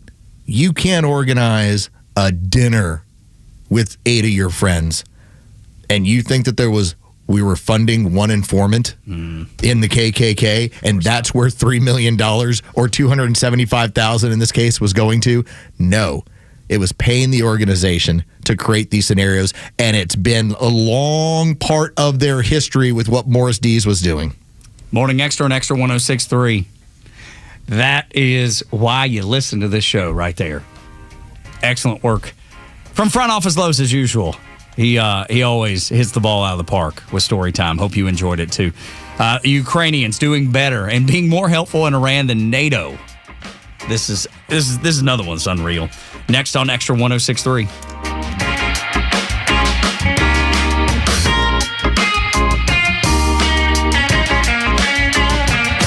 Xtra 106.3 Sports, powered by 680 The Fan. Good morning. Here are your sports headlines for Thursday, April 23rd. The Atlanta Braves are back in the win column after an 8-6 win in D.C. last night against the Nationals. The Braves have a chance to take 3 out of 4 in this series this afternoon as prize pitching prospect J.R. Ritchie joins the team to make the start. He'll be opposed by Cade Cavelli. First pitch is set for 105 as the Braves remain the only team in baseball to not lose a series. You can hear all the action on our sister station, 680 The Fan, and free on the Fan app. The Atlanta Hawks, they're back at State Farm Arena as Game 3 of their series with the New York Knicks goes down tonight. Series tied at a game apiece. The Hawks are a slight favorite tonight. That tip-off is set for 7 o'clock. And the first round of the NFL Draft begins this evening. That will begin at 8 o'clock. With your sports headlines, I'm Carlos Medina. Stovall & Company Wholesale Landscape Supply has been family-owned and operated for more than 75 years, and we treat you like family, too. Check us out at StovallInc.com or stop by our new store in Canton, Georgia and see what we have to offer. At Stovall, we supply all your landscape project needs. Completely hassle-free, all the way down to the delivery. Have you been dreaming of an outdoor kitchen, fireplace, or other custom paver project? We partner with Keystone Hardscapes for all your beautiful high-end concrete needs. We look forward to making your landscape dreams come true. Stovall has it all. Great, another auto repair. You took it to the dealer and now you're starting to panic. They say it's going to cost thousands and take weeks to complete. So don't fall for the tricks. Take it to Vicks. From simple oil changes and tires to transmission replacements and collision repair, you can count on Vicks Auto Care for honest, affordable service. Vicks Auto Care on Roswell Street in Marietta. Visit them today at VicksAutoCare.com. That's VIKS Autocare.com.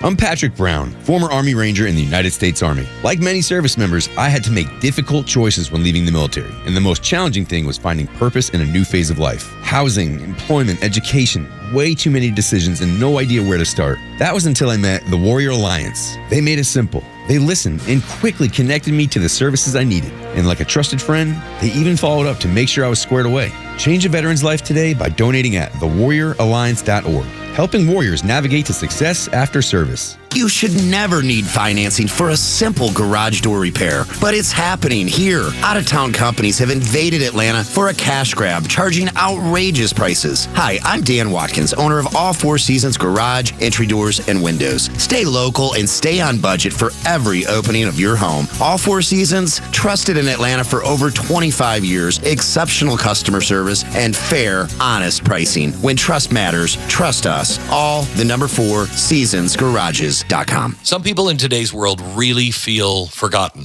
There's a Jewish woman named Esther I'd like to tell you about. In her home in Israel, Esther is living through days and nights in fear. Sirens are sounding, rockets screaming through the sky, long stretches spent in a bomb shelter. She's 84 years old. Esther's frightened. She's fragile. She's alone. Imagine that. No help, no food deliveries, no medical care, no one knocking at her door in a war zone. But because of people like you, she doesn't feel alone. She's not alone. Through the fellowship, you're there, bringing food, meeting urgent needs, reminding the Jewish people that, just like Esther, you're not forgotten. In times of fear and uncertainty, your compassion brings hope and help. Esther asks that you hear these words. To those who give, you are doing a very great mitzvah, a good deed. Give from your heart. May God protect you. Your gift to God's people is truly hope-giving and life-saving. Please don't wait. Call 888-488-IFCJ right now. 888-488-IFCJ or go to ifcj.org. A simple act of generosity changed everything. A journey from alone and abandoned to one of the most successful businessmen in Georgia history. Here's Rick Jackson. I spent Christmas Eve alone in a children's home. When I woke up, a Good Samaritan had left me $100. Rick Jackson knows what it's like to go without. That's why he'll fight career politicians who talk about cutting income taxes and property taxes, but never deliver. Unlike career politicians, I know how some extra money can change everything. That's why I'll freeze your property taxes and slash the income tax in half. Conservative businessman Rick Jackson will deliver the Georgia results that failed career politicians never will. I'll get you a boatload of your money back, or I won't run again. It's as simple as that. The conservative outsider who will deliver real tax relief. Rick Jackson for governor. Paid for by Jackson for Governor, Inc. Start your day with Tug and Los on the Morning Extra. To the left of Kennesaw on a map, if that helps. To the left of Kennesaw, okay. Would that be west of Kennesaw you're trying to tell me? This way I'm pointing. Okay, this way that I'm pointing. I guess east and west is very difficult for people these days. It's to the left of Kennesaw. Have you ever... You mean to the west? Yeah. Have you ever looked at a map before? God, man. It's to the left of Kennesaw. Can't tell you how many times I've said that to my wife. Just go south on 400, exit, and head east. And she's like, what is it? What do you mean? That's exactly. Tell her to turn right next time. That's right. And then she'll know exactly. No, that would not be to the right when you're heading south. Yeah. Fine, just let it go. I won't embarrass him anymore, man. It's not time to pile on the child. You know? Sorry, man. You'll get it. You'll get it. You'll get it. It's fine. Go home, talk to your daddy. I turned right like you said. No, you didn't. But yeah, go home and tell your daddy you don't know how to read math. And then tell me you don't know how to change a tire. And he's going to feel like the biggest disappointment ever. The Morning Extra, 6 to 10 a.m. on Extra 106.3 and the Extra app. That was such a great moment yesterday on the show. And we've... it's very enjoyable. Yes, just laughing with Bryce. We've been laughing with Bryce about maps and things. Laughing with him. Listen, your strengths can lie elsewhere. Totally. There's plenty of things that I am not good at. There's other things I'm okay at. Yep, same here. And I'm not great with my hands. I'm not. So I fall into that trap. Right? So Tug runs from the sum. I run from the compass. That's right. Yeah, that's right. All of them are acceptable. You have value. Good Lord knows there's value in there. You know, he does. He's created you in a different way. That's all. It's plenty of times, especially with young people, with how GPS works. They don't know how to read maps. Yeah. We've had interns for years where we've said, hey, can you dial out? What's that mean? What does that mean? Because cell phone calls wherever. Yeah, that's right. If you worked in traditional office for any amount of time, then you understand that. Hey, do you know how to dial long distance? What does that mean? That's right. Oh, my goodness. Hey, Ken is on the phone, and he's got a reflection on Storytime, Los. But I want to ask Ken first, do you know how to read a map? Yeah, I'm old. I absolutely know how to read maps. Awesome. Ken feels good about his positioning. He's like, if GPS goes down, I'll be just fine. You have a reflection, Yeah, Ken? I know what side the sun sets on. Yeah. Okay. All right. I love it. All right, Ken. Go get out of yourself. Wow, Bryce catching one from Ken. That's awesome. Just taking a swipe, man. I love it. Ken, you're welcome on the show anytime. You had a reflection on Storytime a little bit? Yeah, guys. Just as you said, variation of a theme. To give you context, when Jesse Smollett did his little thing up in Chicago, Victor David Hansen came on the news and said the left's problem is that their demand for racism exceeds the supply, so they have to manufacture it. And I thought that was totally appropriate at the time. It's totally appropriate now. I agree with you. Yeah, 100%. Thank you for the call. Thanks so much, Yeah. Ken. It just adds up. You know, we joke about not being able to do math. That adds up, and it's reflected in what they were doing at the Southern Poverty Law Center in the beginning, as you described in Storytime, and then what they're doing now. And I want to draw a line here of distinction. I think this is really important what Ken's even pointing out. You know, Ken probably is old enough, as he was saying, hey, I'm older, I can read a map, which that's how we now know where you're at. You're old, yeah. There is a large difference between, hey, my next door neighbor is racist, versus there is organizations that promote racism. And those organizations in this country, as the Democrats are trying to portray to you, don't exist with any real power anymore. They have been pushed out of society. Polite society, whatever version of society, they are not part of society on a regular basis anymore. That's right. Now, is that different from your racist neighbor who doesn't like certain people? Totally different. I agree with you 100%. Because you're going to find people that just for whatever reason, they don't like something that somebody does. I don't see those same people going out and starting clubs just to attack the type of people that they don't like. It doesn't happen. And that's because who's going to raise their hand to join? Right, and that's significantly different. Yeah. Like you can go back to images now. I believe like the last big one was, I want to say during the 1930s, when the Klan had not been dismantled yet by our federal authorities. You had a Klan march on D.C. that was extensive. Like the images is, thousands. And once that was dealt with and made to go away, well, then they went back into the shadows, but they were no longer a political organization that had a strong amount of power. That's what we're talking about. The difference is when you have, let's say your racist neighbor, Bob. Bob doesn't have the power to make anything happen other than just hating his own front yard or his backyard or in his house. That's different when you have millions of dollars backing you to make things change in society based on what you want. In this case, Southern Poverty Law Center was trying to create racial division so they could raise more money. And how long has that been going on? Because you talked about the amount of people that showed up at that march. It gives you a lot of questions about who was involved, how was it financed, who was there and who got them there. You know what I mean? Like all of a sudden, all that stuff now has question marks beside it. Were there people trying to make it something and benefiting off of it? And I'm not saying that there wasn't any just genuine hate in there, because there definitely was. But there's also now questions with the Southern Poverty Law Center and what maybe their involvement was in that. Well, not that in particular. That's 1925. Oh, it's okay. All right. That is a march on D.C. by the Klan. Gotcha. Now, and again, thousands. Yeah. It is different. And just as Ken was saying, the need for these people to money raise off of racism, there's not enough supply, so they have to create it. I just can't imagine having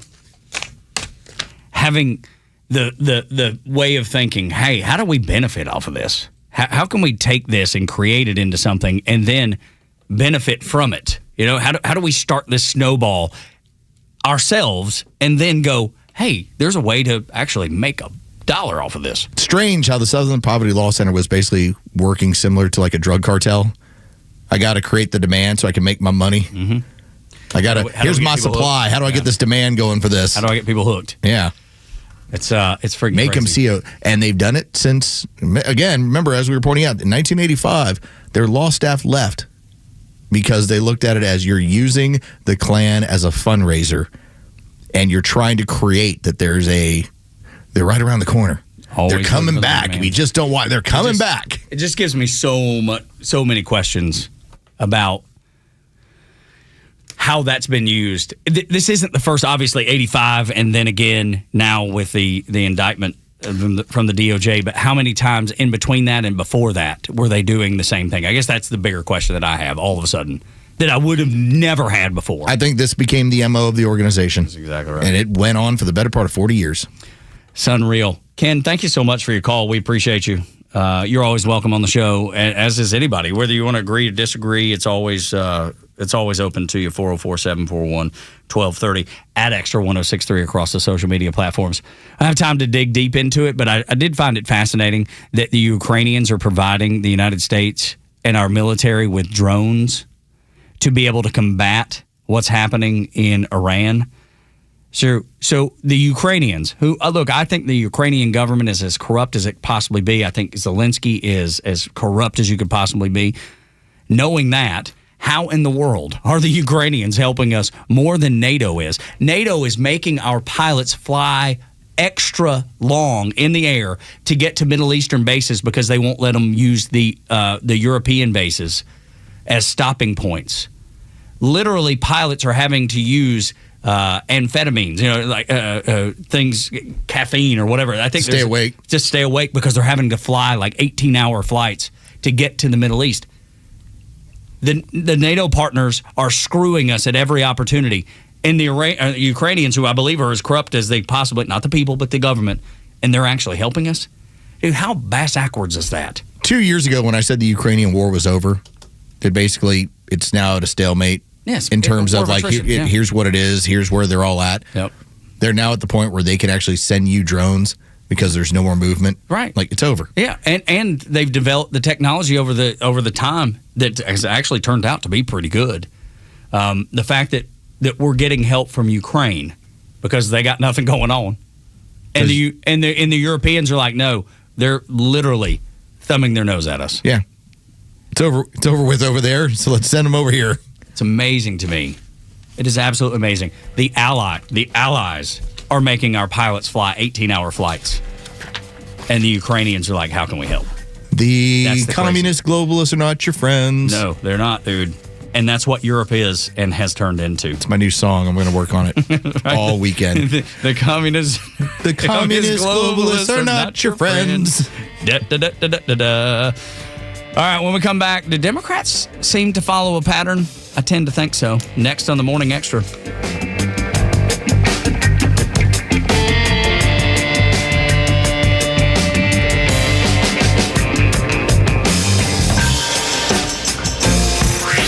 Time for the Bortz Report, exclusively on Atlanta's only conservative news and talk station, Xtra 1063. So, how many years did I do a talk show? Let's make it about 43.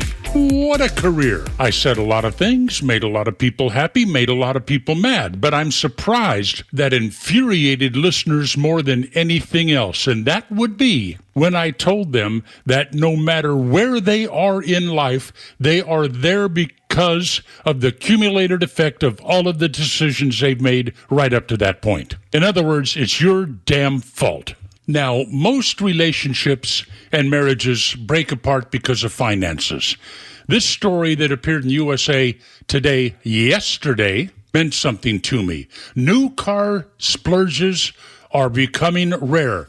In other words, this year, for some reason, fewer and fewer people are spending their tax refunds on a new car. And, sorry, car dealers, that's great. You talk about a decision that really sends you on a downward financial spiral. It's buying a brand new car with 5 or 7 years to pay. You listen to some unscrupulous dealer say, we'll pay off your old car no matter how much you owe. Of course they will, but they'll take that money and add it to the financing of the car you're buying. You're in a hole, and it'll take you 10 years, maybe 20 to get out of that hole. You'd be just as happy and a lot better off with a good used car. And don't finance them unless you have to.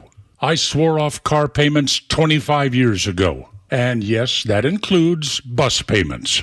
Come on, folks, think smart. The financial rewards of not being burdened down by impossible car payments or credit card bills are more wonderful than you could ever imagine. Get a car you can afford. Pay cash.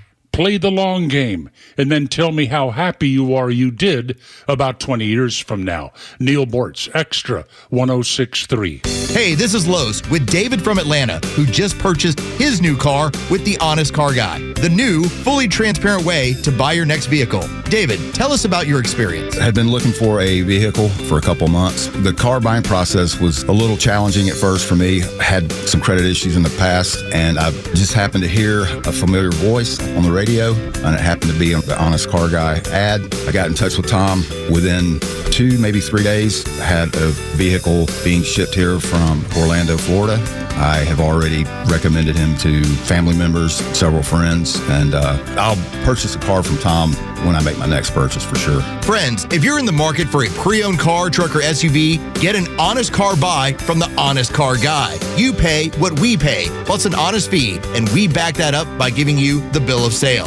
That's our transparency guarantee. Call 844-SHOW-ME-1. That's 844-SHOW-ME, the number 1, or visit honestcarguy.com. Attention Patriots, get ready for a clash of conservative titans. Shannon Burke from Florida Man Radio joins the Kimmer Show on Extra 106.3, Thursdays at 5 p.m. 2 fearless voices, unfiltered, unapologetic, taking on the left's lies, exposing the swamp, and defending truth, liberty, and America first. Don't miss Shannon Burke and the Kimmer, Thursdays at 5, only on Extra 106.3, Conservative Radio, the way it ought to be. Streaming across Georgia on the Extra 106.3 app. This is WFOM and W292EV Marietta, a Dickey broadcasting station. Extra 106.3. Another Iranian oil tanker seized.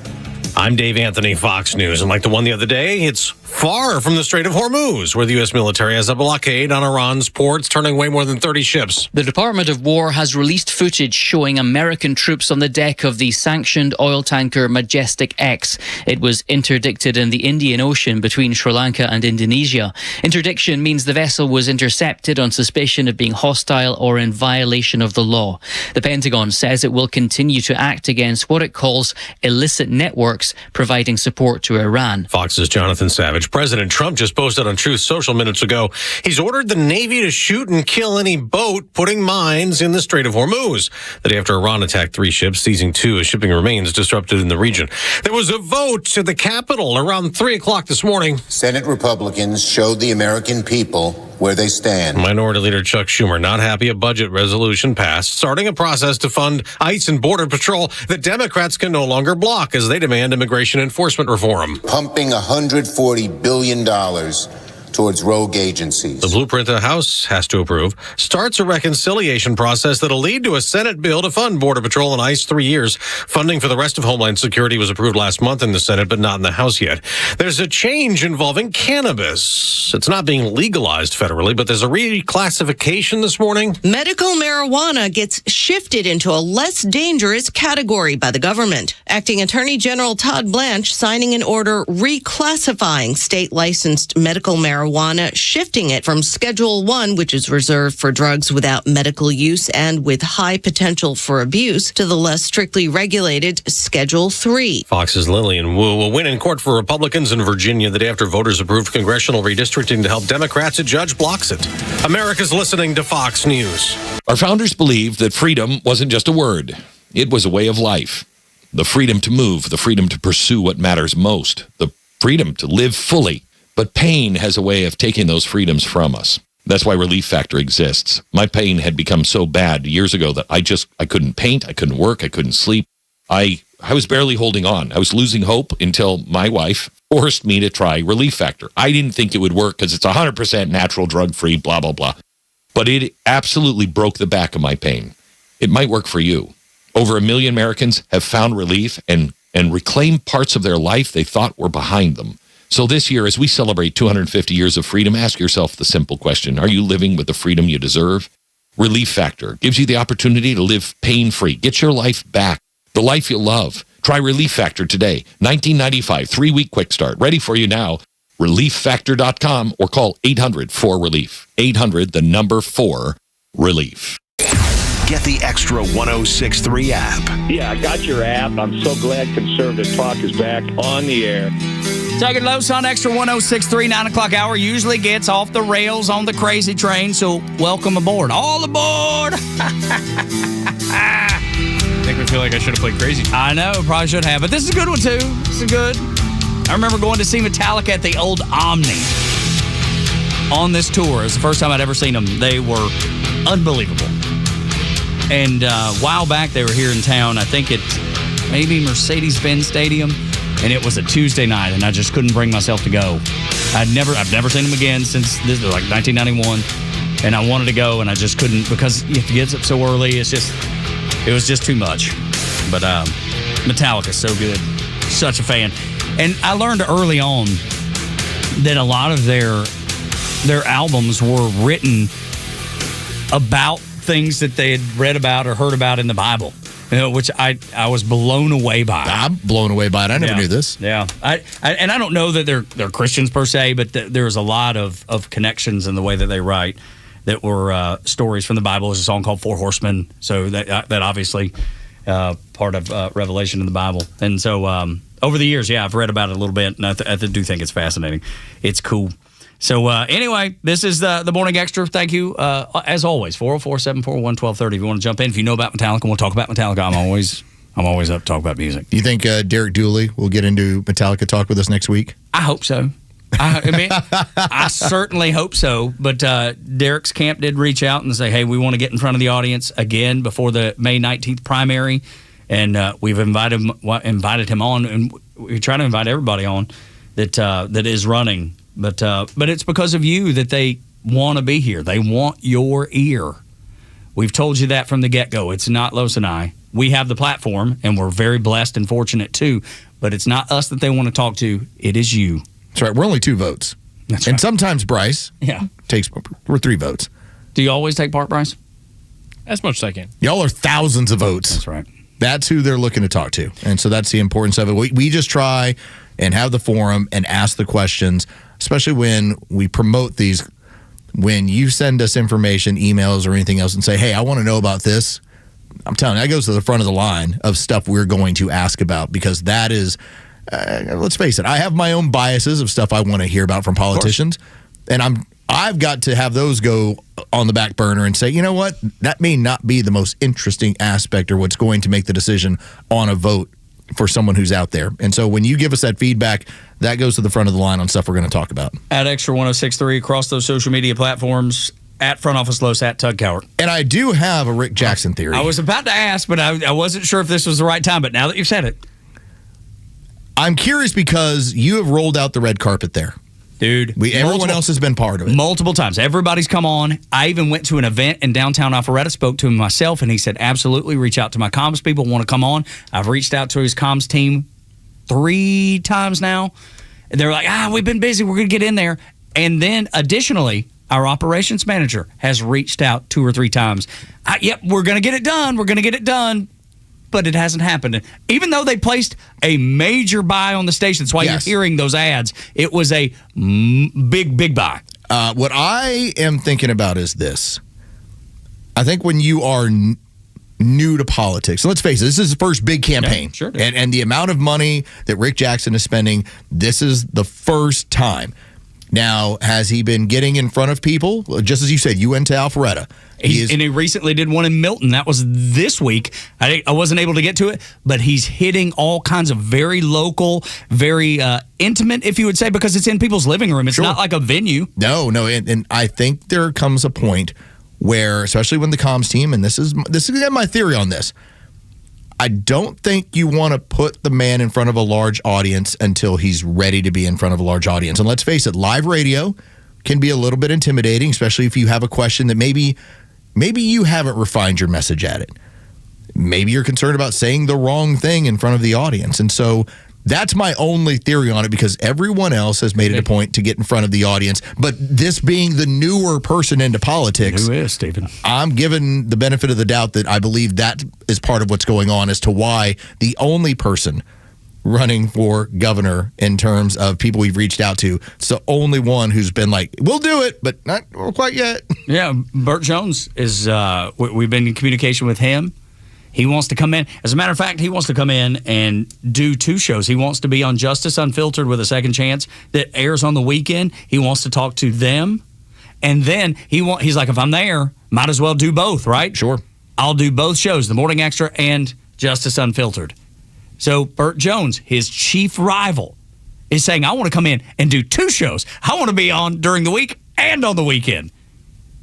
I hope you're right about the Rick thing. I can't quite put my finger on it. I think a lot of it, because of the money he's spending, and this is justifiable, when you're spending that kind of money, you get to have a certain message that has been, it's been sharpened up. It's going to hit. You don't worry about flubbing something or saying something wrong. It's like, here's the message, and boom, it gets out there. I think when you start doing live is when you start worrying about, what if I'm not on point that day with the message? Misspeak. And that's different. Whereas if that happens at somebody's house in Alpharetta, doesn't matter as much. No. It's 50 people. Yeah, you know what? That's fine. We'll be okay.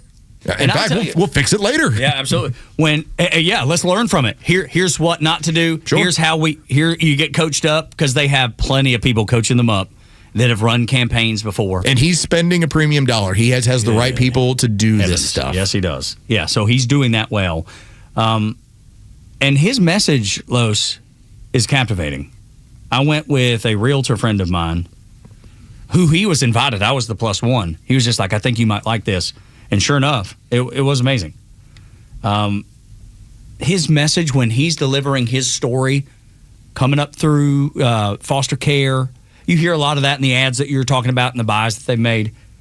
Dude, it is compelling.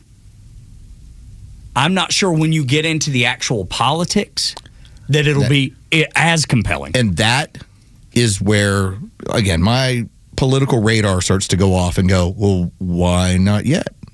Considering who you're trying to reach, considering this audience, the fact that your opponents on this side have continued to join this program, my only thought is, once you get into the nuts and bolts of the politics, is that something you're still getting better at as far as the presentation? Because let's face it, it's easy to talk about yourself. Because you're the expert in you. You lived it. Yeah. Yeah, no, that's right.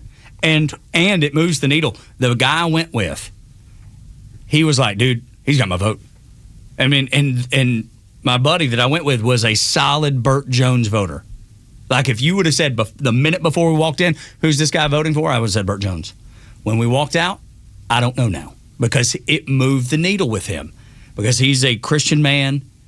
Rick is a Christian man. He talks about his Christian values and his principles. He talks about starting at the very bottom with absolutely nothing, living in foster care, 5 or 6 foster cares. And all the little things he did, scalping tickets and whatever else to make ends meet as a young man. And then, he told the story about going to work. He tried to get a job at this, whatever the company was, in sales. And he said to the crowd as we were listening, he said, I didn't have a college degree. They didn't know that. So we're doing the interview. We get to the interview, and the guy said, where'd you graduate from? And he's like, well, I didn't graduate. He said, we can't hire someone without a college degree. Rick said, I immediately fired back and said, because the job was a check, a guaranteed check, and then your commission. Rick told the man he was interviewing with, just give me the commission. You lose nothing. You have nothing on the line. Give me the chance. He went in, become a successful salesman, eventually went on to buy that company. It was the first company he ever bought. So his story is off the charts, and that's what draws people in. And to your point, if the politics don't, then it actually probably could damage you. And that's my hypothetical. If I, and not Rick Jackson, but let's just say if I was running for office and I had this compelling story and it resonated with everybody. And like that one did. Okay. Now let's say I go into an interview and fumble it on the one. and you happen to ask me about policies that I'm concerned about, and let's just say I flubbed up. Let's just say I mixed up policy and I said something along the lines of, well, I'm not really certain that we should proceed and move forward with the heartbeat bill in the state. I just gave it away. That would pull up the emergency brake for every conservative. Yes. Because that's actually the strategy for Jeff Duncan, who left the Republican Party to go be a Democrat. Now he's saying, well, I would have never done that. I would take my vote back. Yes. That's the worry. Again, not applying it to Rick Jackson. What I'm just saying that when you are trying to get your message really tight and really strong, and because you're going to need it that way come November, I think that there's a reason why it's been delayed with him joining us, because I think it's a little bit more comfortable to tell the story of you rather than getting into a lot of hardcore policy. And that's fine. We'll just see when it happens. Yeah. What do you think? I'm interested in to understand what you think about it listening right now. 404-741-1230. If you have a hypothesis of why Rick might not have come on this show yet, even though we've been told multiple times, I'd love to know what people listening think. Well, I'd point out that as far as live programming, that is not something that he has really partaken deeply in yet. And I think that is more about, let's let the message speak, let's let the advertising speak, and then as we get through this initial round of voting, and then probably into a runoff, that's when you're going to have to pick the game up. Without people are going to want to hear from you more so than just the ad. At least in my opinion. Yeah, no. 404-741-1230. Love to know what your opinion is on all this. First thing to know this morning. Way out west, there's a show, the Morning Xtra, Tug so bold, deep in the story, breaking news that's bold. I was surprised, maybe I shouldn't have been, but I was surprised to see a Wall Street Journal opinion piece by Alan Dershowitz. And it was called Why I'm Becoming a Republican. This is a lifelong Democrat. And he says his party has become the anti-Israel party, the most anti-Israel party in U.S. history. And he said, I'm going to vote Republican for representative, senator, and president. This is an article that he did for the Wall Street Journal. And I'm wondering if we're going to start seeing more of this pattern as we head toward the primaries and we head toward the midterms, leaving the Democrat Party because how radical it's become. Dershowitz starts, he represented Donald Trump as a Democrat. He represented Donald Trump. Bill Maher, could he be? I doubt it, but could he? Adam Carolla, could he leave the Democrat Party? Could he say, hey, I'm going to be an independent? Could some of these people change their point of view on how they vote because of what the Democrat Party has become? And I don't believe most voters, I think those guys are really dialed in. I don't believe most Democrat voters realized how radical left the Democrat Party has become. It is no longer a liberal party. It is a socialist communist party. That's what it is. And I think some of these people are going, I can't be a part of that. I do believe that because of the Barack Obama presidency and the ideas that were planted within the Democrat Party, as they took hold and they came to fruition, the DEI stuff, the woke agenda. Remember, at one point, Barack Obama, when he brought up gay marriage, he talked about the Bible, and he was not for it. And then as the world started to alter in terms of mentality towards this, then he changed his stance on it. Now, that was a minor league in comparison to how far further left this thing has pushed. But you think that was just his beginning steps, though? He knew where he wanted it to go? I think he was politically comfortable with being status quo. And then as the seeds of far leftism started to take off, that he was planning, he was more than happy to push that direction. The great travesty of the Joe Biden administration, and it was James Carville who had brought this up, the Ragin' Cajun. He told Joe Biden, you have too many leftist people around you.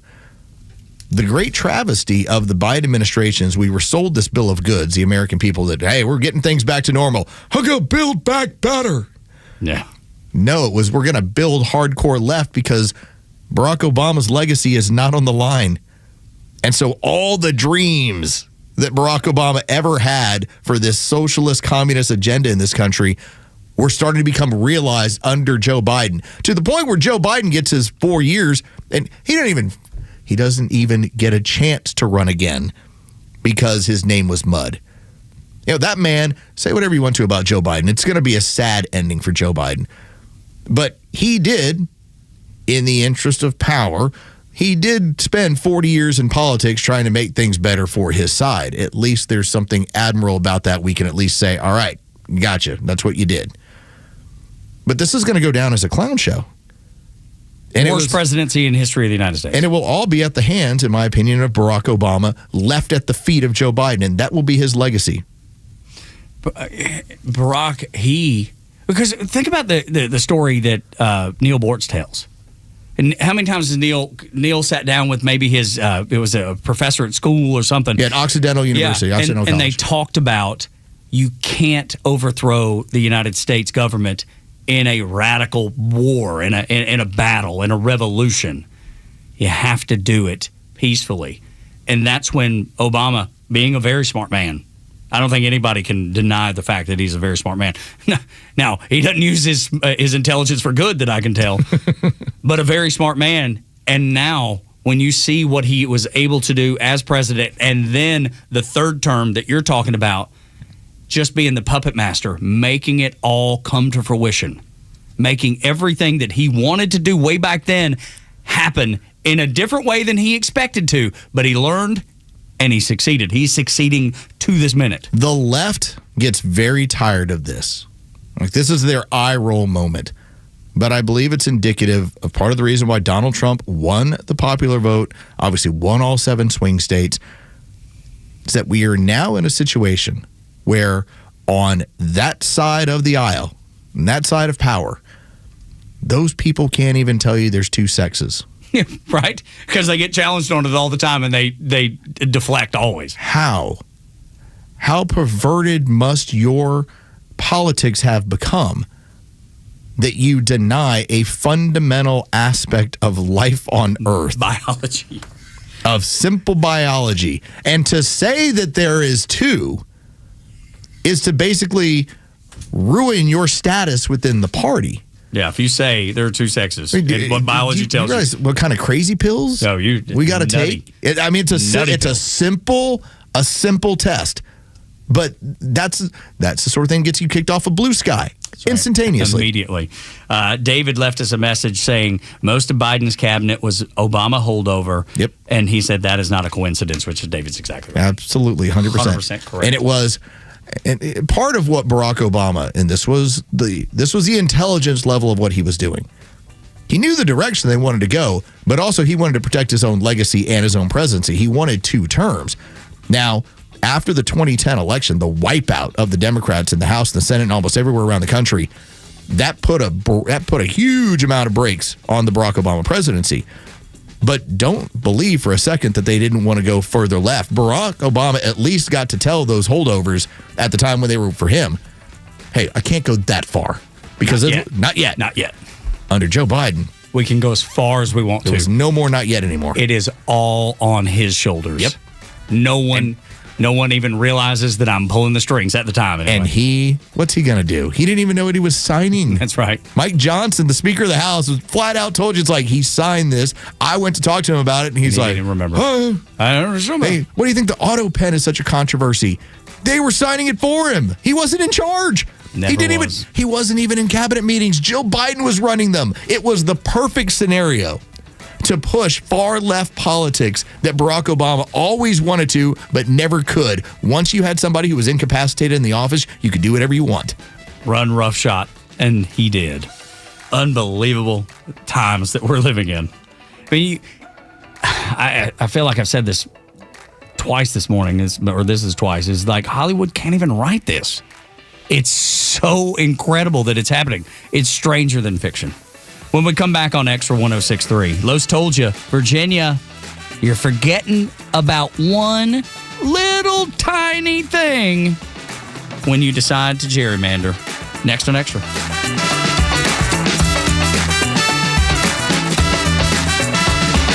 Hey, it's Los. Let's talk about Howard Brothers and Exmark. Is your grass growing like crazy? Stay ahead of that lawn work and step up your mowing game with an Exmark mower. Exmarks, they're built tough. They cut clean. They make quick work of Georgia grass. Don't just mow like a pro this cutting season. Find your Exmark over at Howard Brothers today. Swing by, check them out. Take the hassle out of mowing grass this season. You can get it done quick, and it's going to look good. Exmark at Howard Brothers, ready for whatever Georgia grass throws at you. The Morning Extra has you covered until 10 a.m. Then it's Glenn Beck, Clay Travis, and Buck Sexton at noon, and The Kimmer Show taking over at 3, only on Extra 106.3. Hey, this is Matt from East Cobb. We basically bought our house from our in-laws. It was my wife's childhood home. One of the issues that we've had when we first moved in was our dog in our backyard. It was extremely shaded, could never grow grass back there. We resodded it twice. So ATL Turf Co. did an amazing job with our backyard transformation. They basically created a miniature golf hole. We have a miniature fairway. We also have a miniature little putting green. Consists of about 4 holes, total about 40 yards, so you can definitely work on your short game and your putting.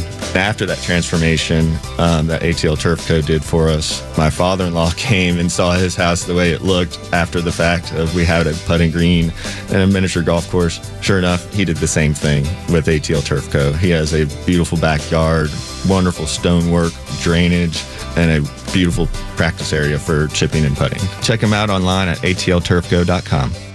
One of the hardest things to do is to walk away from a paycheck. As retirement planners, Masterplan knows how hard it can be to pull the trigger on your own retirement. Don't go it alone. Masterplan is a holistic retirement planning firm that works with you to create a retirement plan to help maximize your golden years. Through income planning and money management, legacy planning, and tax planning, we create a plan specifically designed for your life. Enter retirement with confidence. Contact Masterplan to analyze your retirement outlook and create a plan that's right for you. All initial consultations are complimentary, so contact us today and begin your pursuit towards peace of mind. Visit masterplanretire.com. Masterplan Retirement Consultants. Plan well and prosper. Advisory services offered through Masterplan Retirement Consultants Inc., a registered investment advisory in the state of Georgia. Insurance, tax, and commodity services offered through Fricks & Associates Inc., DBA Masterplan Retirement Consulting. The aforementioned are affiliated companies. It's official. President Trump has endorsed Burt Jones for governor. Burt Jones has been an incredible leader.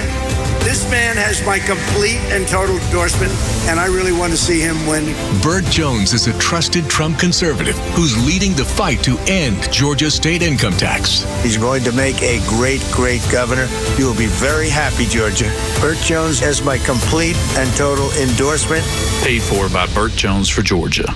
Hear that? That's the sound of the annual Duck Pluck event supporting Special Olympics Georgia. For just $10, you can adopt a rubber duck or grab a whole flock. Every dollar helps provide meals and housing for over 18,000 Special Olympics Georgia athletes. And if your duck is plucked, you can win some great prizes. Adopt your duck now at duckrace.com/Atlanta. Hey, it's Front Office Los with Tom, the honest car guy. Let's talk about the new way to buy a car in 2026. Tell me how you can save clients thousands of dollars in this process. I got a customer here, Jeff Everhart. I met him today first time because I delivered his 25 model Honda Pilot, fully loaded with only 16,000 miles on it. Jeff, answer Los's question about that one. It was actually shocking. I mean, you hear the advertisements, you want to believe it, and then when you go through with the sale, and there's no extras, there's no dock fees, there's no storage fees, no transportation fees. The price I was given was the price that I paid plus their honest fee. I did save thousands of dollars, and it was a very quick sale. Well, we appreciate that. And did it from my living room. Did it from your living room. Friends, if you're in the market for a pre-owned car, truck, or SUV, get an honest car buy from the Honest Car Guy.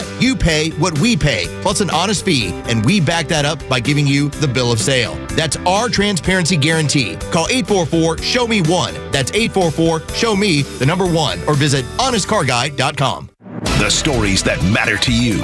These are your Georgia headlines. It's Thursday, April 23rd, and here are your headlines. A ceremonial groundbreaking has been held for the Georgia 400 Express Lanes project, the largest infrastructure project in state history. Nearly $4 billion in public-private funding aimed at reducing congestion through Fulton and Forsyth counties and improving travel along the 16-mile corridor by 2031. Georgia Congressman David Scott has died at the age of 80 after more than 5 decades in elected office, including 20 years representing the state's 13th district and becoming the first black man to chair the House Agriculture Committee. Scott had just recently filed to run for his 13th term this year. And finally, Governor Brian Kemp has declared a state of emergency in more than 90 South Georgia counties as wildfires burn across over 16,000 acres of property. This prompted the first ever mandatory burn ban while smoke drifts into metro Atlanta and fire conditions remain extreme. Officials say that only about 10% of the fire is contained and conditions are expected to worsen. Today's weather will be mostly sunny with a high of 85 and a low of 57. With your Extra 106.3 headlines, I'm Bryce Gobert.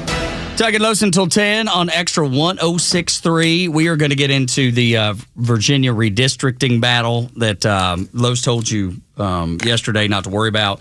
And, of course, today we find out there was not a whole lot of reason to worry. We'll get to some of the reasons on why that is going to be held up in court, but want to go to Kyle at 404-741-1230. Kyle, what's on your mind? Yeah, I wanted to talk about what happened in Virginia. I can't believe that President Trump came out and said it was rigged and stolen. Who could have predicted that Trump would come out and say something like that?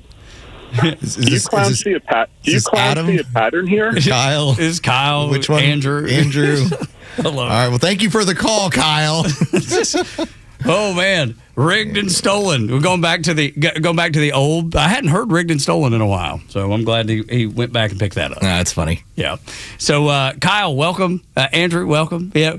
I hope he realizes, when Bryce came in, he was like, you realize this is the seminar caller. The funny part is, just so everybody knows. He doesn't even have to, we will let you on. You don't have to change your name. You don't have to change your name. Just be you. That's fine. The funny part is, and this is, I guess this is tough for Adam, Kyle, Andrew. We don't save your data, but we know who calls. Yeah. Okay? This is 2026. But I pulled the wool over our eyes that time. I got him that time. It's dude, if you want, we can call you back. But we don't care. But the crazy thing is, Liberal John calls in all the time. We have good discussion, good debate. I don't know what your name is. I don't know what to call you. We definitely know your number, but we don't know what. It's like here comes the call. Well, here he goes again. All right, let's see what name we're going with this time. I love it. But Kyle, Andrew, Dave, Steve, whatever, call back in and just have a conversation. You don't have to try to play the I got him, I tricked him game. You're not tricking anyone. We know. So if you want to have good discussion, actual dialogue, we're welcoming you, just like we welcome Liberal John. And there's a guy named Don. He wants to be called Liberal Don. We can't do that because we have Liberal John. Well, we have respect for John in this. And so, Don, again, Don, I appreciate you calling, but you're trying to tread onto Liberal John's territory, and he's going to be protective of that. But I want you to know, as you call in, I invited Liberal John to lunch. He calls in and disagrees with us all the time, vehemently disagrees with us all the time. That's the difference. You're more than welcome. Just say, hey, dude, I disagree with these guys. Here's why. I want to get on and talk to them. I want to debate them about why. That's the strangest part of this. This is the part that I cannot figure out. I can't connect the dots on that part. But we love you, dude. 404-741-1230. Appreciate you making the time. Making the time. Call anytime. And we'll let you back on. I mean, unless you have 4 cell phones. Yes. And look, maybe he does. Maybe he does. It's like, he called from a different phone this time. We got him. Didn't see that one coming. It was just funny when Bryce walked in. He was like, it's the guy that always changes his name. And I was like, good, we'll go to him. We'll go to him first. That's fine. Yeah. All right, let's get into... Now everybody knows. Do you ever call anybody trying to prank them these days? No, because caller ID. Because of caller ID. If your number pops up. It's like, imagine that. A multi-million dollar company actually knows who calls into it. Strange as that may seem. Yeah. One of the things that stood out, and the reason the court struck down Virginia's gerrymandering, the one that made the most sense to me, that stood out and jumped off the page to me, was the improper ballot language. The referendum wording was ruled misleading or flagrantly deceptive. Because if you remember, Los, what did it say? Do you want to have fair elections? Yeah. No, yes or no? And so, of course. This was not about redistricting. I think that's the important part about this entire process. This was about making a change to the state constitution. And that was the crazy part about the question. It was like, do you feel that there should be a state in the interest of fair elections? In the interest of fairness, of course. Like, fairness. You're like, yeah, I wanted things to be fair, so yes. Yeah, sounds great. Oh, awesome. Fair all day long. Once again, the problem, the overall issue that the Democrats have on this, and why you already had a local judge rule against it, and more than likely you will have additional judges that do it. The state Supreme Court has already been getting threats from Hakeem Jeffries as of yesterday hey, you better fall in line with this. Tough guy. It's because the Commonwealth has very clear guidelines for when and how you change their state constitution. And the Democrats ended up violating those particular constitutional provisions that are in there. And why did they do it? You're like, why didn't they just wait, Los? Well, first off, if they waited the year, well, then there's no election. Well, why didn't they just wait the 2 years? Wait for 2028? Good question. They didn't want to wait because Texas had already changed and Florida's going to change. Texas already redistricted. Florida is already letting you know we'll redistrict as well. In the bounds of their state constitution. And they are both legally able to do so without anywhere near the issues. The Commonwealth is basically structured to where you can't make a change on the fly. That's their own doing. They want to make sure that if you change something in the state of Virginia to the Constitution, it's at least a 1 to 2 year process. That's what they violated. They violated all of, in particular, the timestamps of when you have to do it. That's what they violated. And it reflects the United States Constitution. If you want to change that, how difficult the process is. Many states choose to do the same exact thing. That's what they ran into. And they're also concerned with what's going to come out of the Supreme Court in terms of some of your Voting Rights Act and your Civil Rights Act.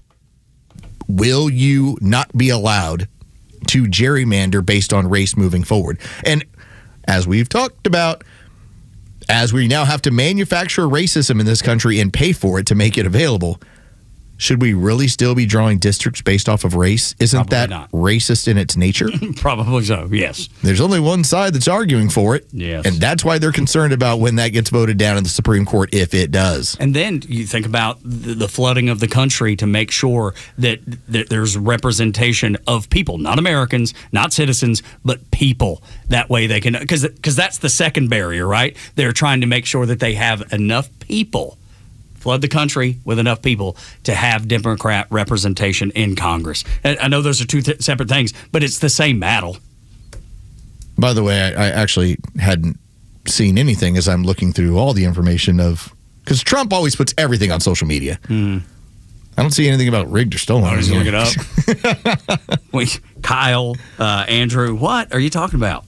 Maybe he'll call back and tell us where he saw it. I would love that. 404-741-1240. I don't know. Did Rachel Maddow tell you that's what he said? Probably so. Seems like it. I know what Ron DeSantis said when what do they call him? Timu Obama decided he was going to go after the Supreme Court of Virginia, the Supreme Court of the United States, and then Florida.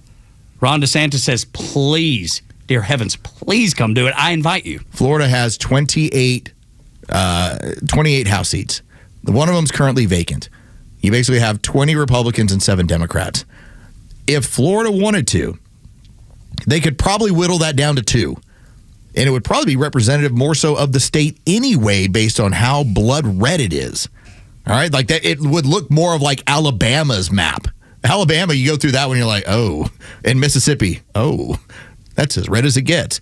Florida's getting that direction. So listen to Ron DeSantis as he heard what Hakeem Jeffries was threatening them. You know, if you watch out what's going to go on in Florida. DeSantis is like, bring it. This guy Jeffries popping off in Washington about Florida.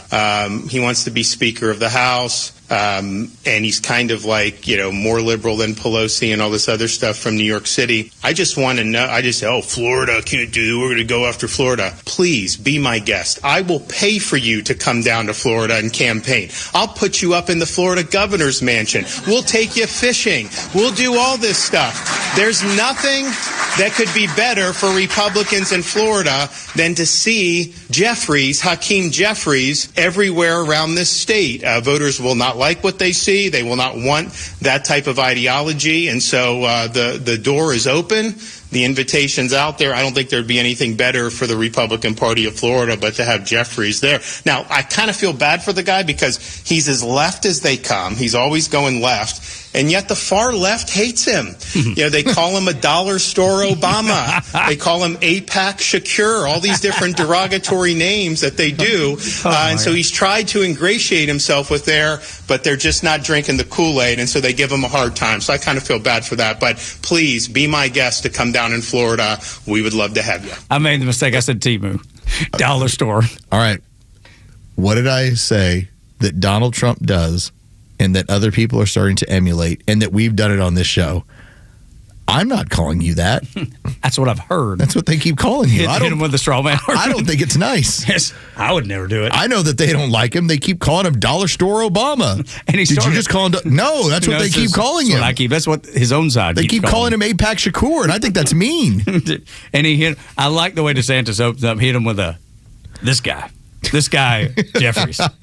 He's going to come down here. It's just a funny way. It is, dude. So funny. Of you. I didn't call him that.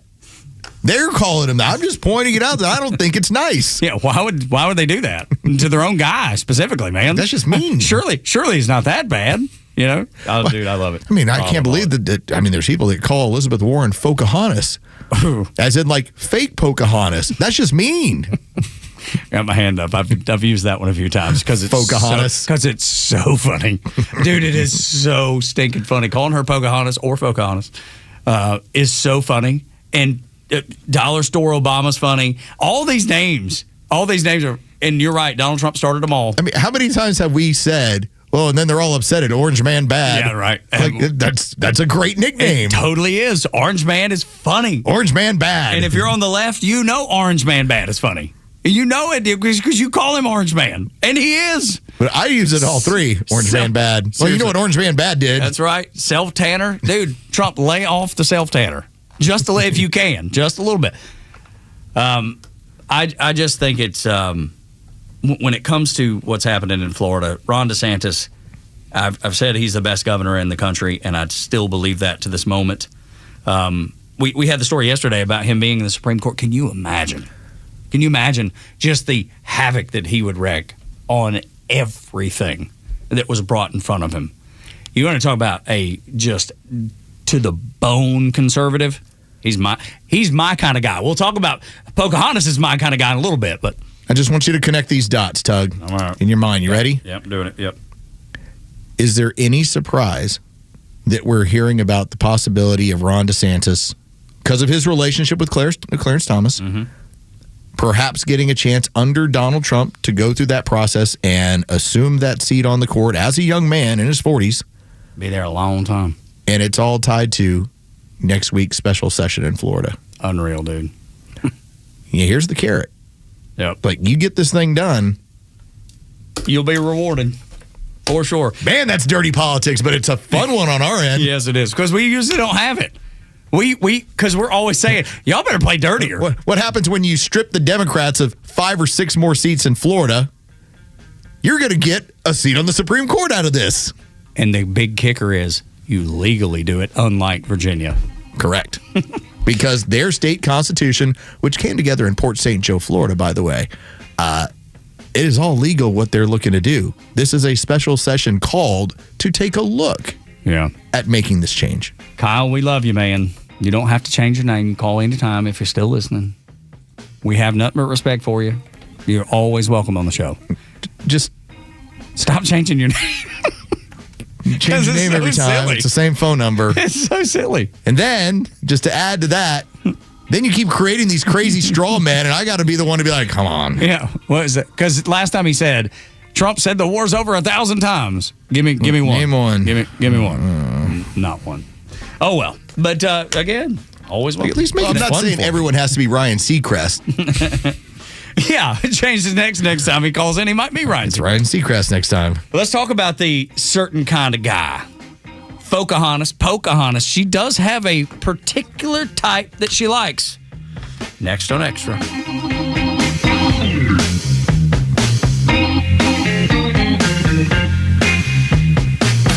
Extra 106.3 Sports, powered by 680 The Fan. Good morning. Here are your sports headlines for Thursday, April 23rd. The Atlanta Braves are back in the win column after an 8-6 win in D.C. last night against the Nationals. The Braves have a chance to take 3 out of 4 in this series this afternoon as prize pitching prospect J.R. Ritchie joins the team to make the start. He'll be opposed by Cade Cavelli. First pitch is set for 105 as the Braves remain the only team in baseball to not lose a series. You can hear all the action on our sister station, 680 The Fan, and free on the Fan app. The Atlanta Hawks, they're back at State Farm Arena as Game 3 of their series with the New York Knicks goes down tonight. Series tied at a game apiece. The Hawks are a slight favorite tonight. That tip-off is set for 7 o'clock. And the first round of the NFL Draft begins this evening. That will begin at 8 o'clock. With your sports headlines, I'm Carlos Medina. So you may know this. I would imagine you do. If you have to go to the emergency room, it's more expensive than, say, going to the doctor's office. Emergencies are expensive. Tug for central heating and air conditioning. Most systems, when they fail, the failure is preventable. All you have to do is get a maintenance agreement with Central that'll extend the life of your AC unit. Those small issues that eventually turn into compressor failure, they're fixed before it happens. When they're out there, they look to make sure that everything is in working order. Those safety inspections that they do. And you know they work the hardest. I mean, does your AC turn off in the summer? Does it turn off? Because I know ours don't, upstairs or downstairs. Most air conditioners don't break in April. They break in July when you need them the most. So avoid those expensive emergencies. Call Central Heating and Air Conditioning today. Chuck and his team be out there to help you out. They come out twice a year, once before the summer heat and once before the cold in the winter to make sure that your heating and air works the way it's supposed to. How do you get a hold of them? Easy. 770-GET-HEAT, centralheat.com. The best time to shop for a new car is when selection is strong and the offer is clear. Right now at Marietta Toyota, the new 2026 Toyota Camry is all hybrid and in stock.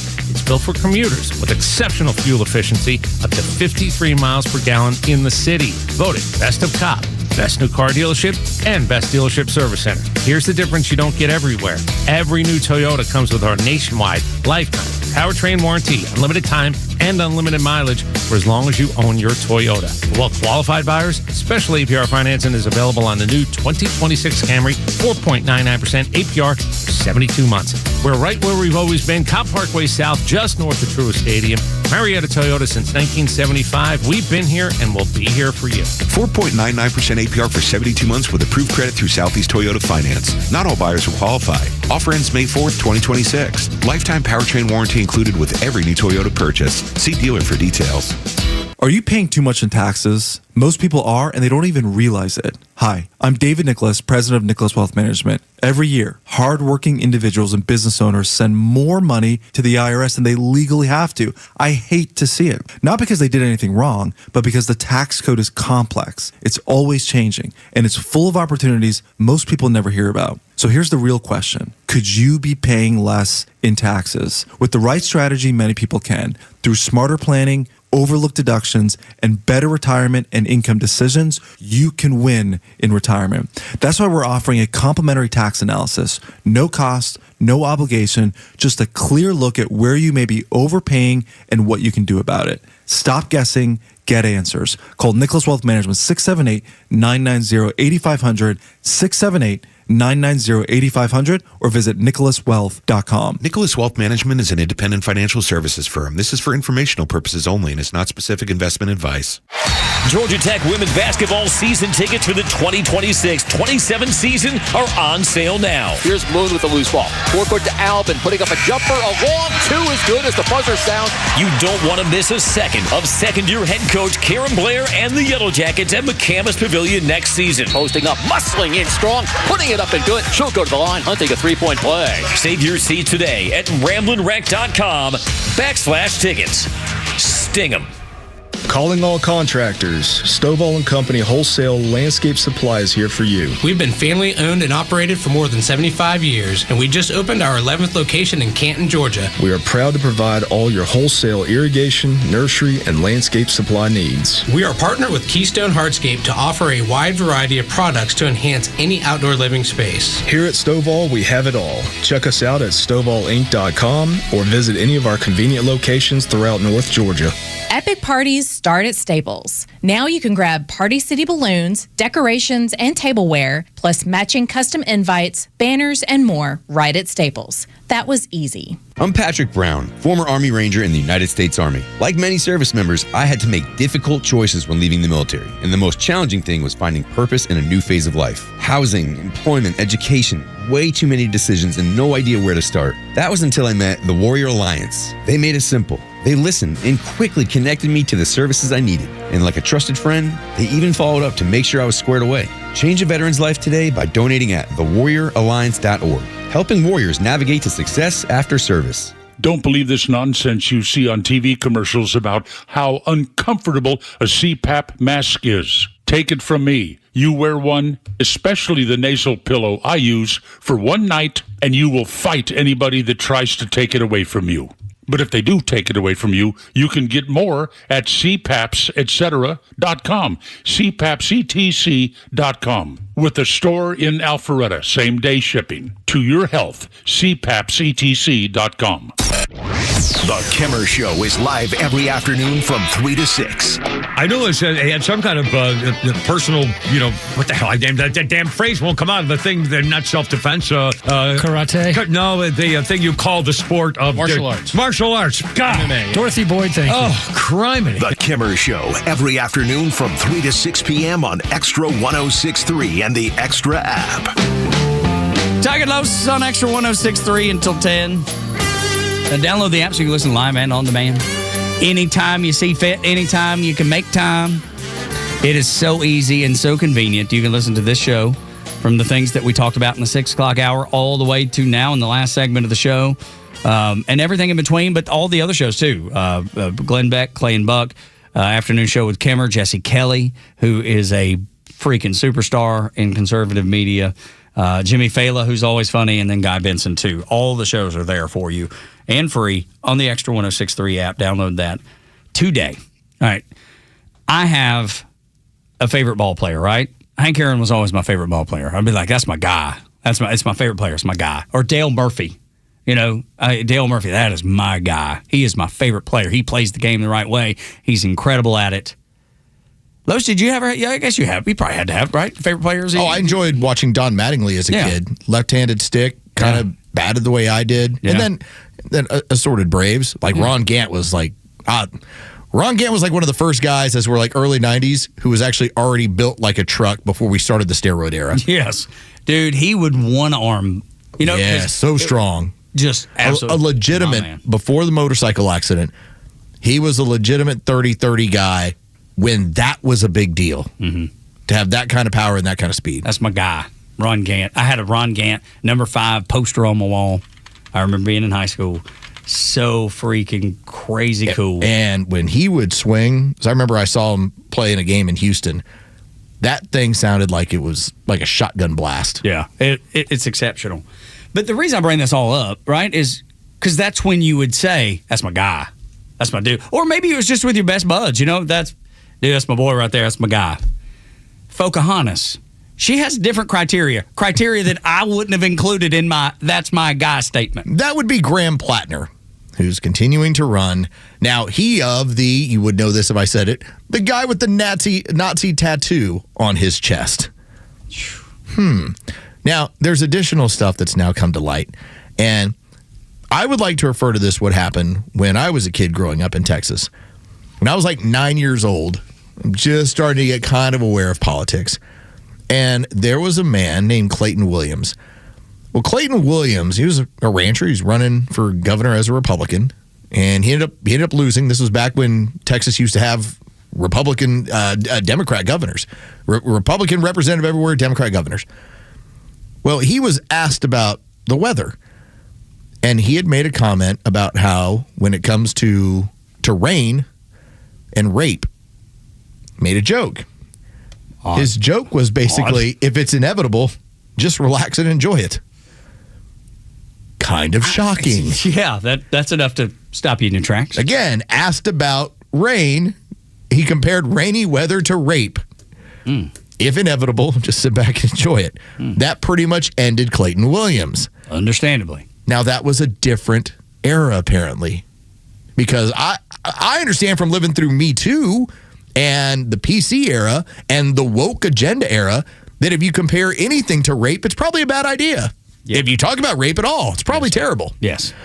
Not with the Democrats and Graham Plattner. Take a listen, as this is Pocahontas. This is Elizabeth Warren being asked on CNBC about some of the stuff, not just the Nazi tattoo, but other things that Graham Plattner has pointed out. I did want to ask you, Senator Warren, about something else that happened last weekend, which is you campaigned with Graham Plattner, who is ahead of that state's very pivotal Democratic primary. And I wanted to ask you about something you said. You said he's your kind of man. And I've interviewed you for a long time and watched your hearings and listened to your questions. You care about character. This is a guy that had a chest tattoo with a Nazi symbol. Okay, he apologized for it. It's a guy that reportedly wrote that people concerned about rape should take some responsibility for themselves and not get so effed up that they wind up having sex with someone they don't mean to. He praised military tactics used by Hamas, reportedly, in comments online and Reddit when they were murdering Israeli soldiers. So I'm just curious why you think he's your kind of man. So, as you rightly point out, he has apologized. He's out meeting with the people of Maine every single day.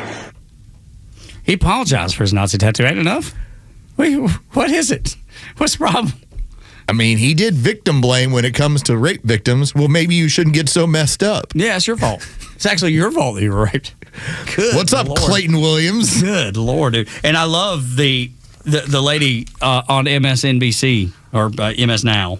CNBC. Oh, CNBC. You care about character. You know, she's setting it up. She gave her a nice... You care about character. Compliment. Like, this is an easy way to say, none of this stuff is real good. Like, I've listened to you. This matters to you. Don't it? Don't it? Like you're leading the horse to water. Remember, you care about character. I know he's apologized for the tattoo. It's all good. Everything's good. We're good here. Like in the interview, we got nothing else to talk about. No, he's back to Moss on what they were doing to Israeli soldiers. And if you happen to get raped, you have a responsibility in that. Right? Is that what Graham Plattner's platform is? Well, it's certainly what Pocahontas is. That's my guy. Wow. Like if he were a baseball player, should have a poster on the wall. It's unreal, man. And the host. Normally one of those skeletons is enough for you to be done. Dude, he's got the trifecta. Not in the Democrat Party. Dude, everything is good. Everything is fair game. Doesn't matter. Does not matter. No standards whatsoever. There's a lot of things that Pocahontas has said, like she's Native American, and she's not. Like there's a lot of things out there that would make me, understand grandma's high cheekbones. Yes, of course. We're always told. Yeah, I grew up that way, and I grew up in Northwest Georgia where everybody thinks they're Cherokee Indian or have some part. I'm a quarter Cherokee, always. I mean, it is always. I never believed any of them either. I'm not a quarter Cherokee, and I love the story of the Cherokee. I love reading about the Cherokee Indians and the fact that they were, where I was, red clay and because that's where the Trail of Tears started, just north of where I'm from. Yeah, the Chief Van House, the capital of the Cherokee Nation. So I grew up learning about the Cherokee. But you never claimed not once Native American status. Not once. In order to help propel your academic and then your professional career. Never. Even though I was raised right there. Telling you, it's going to shock people when I send off my two daughters to school. They're going to have everything marked down. People are going to be like, wait, hold on a second. I'll be like, verifiable. Exactly right. That'll do it for us. Thank you for being here. For Los and Bryce, I'm Tug. Y'all come back now, you hear?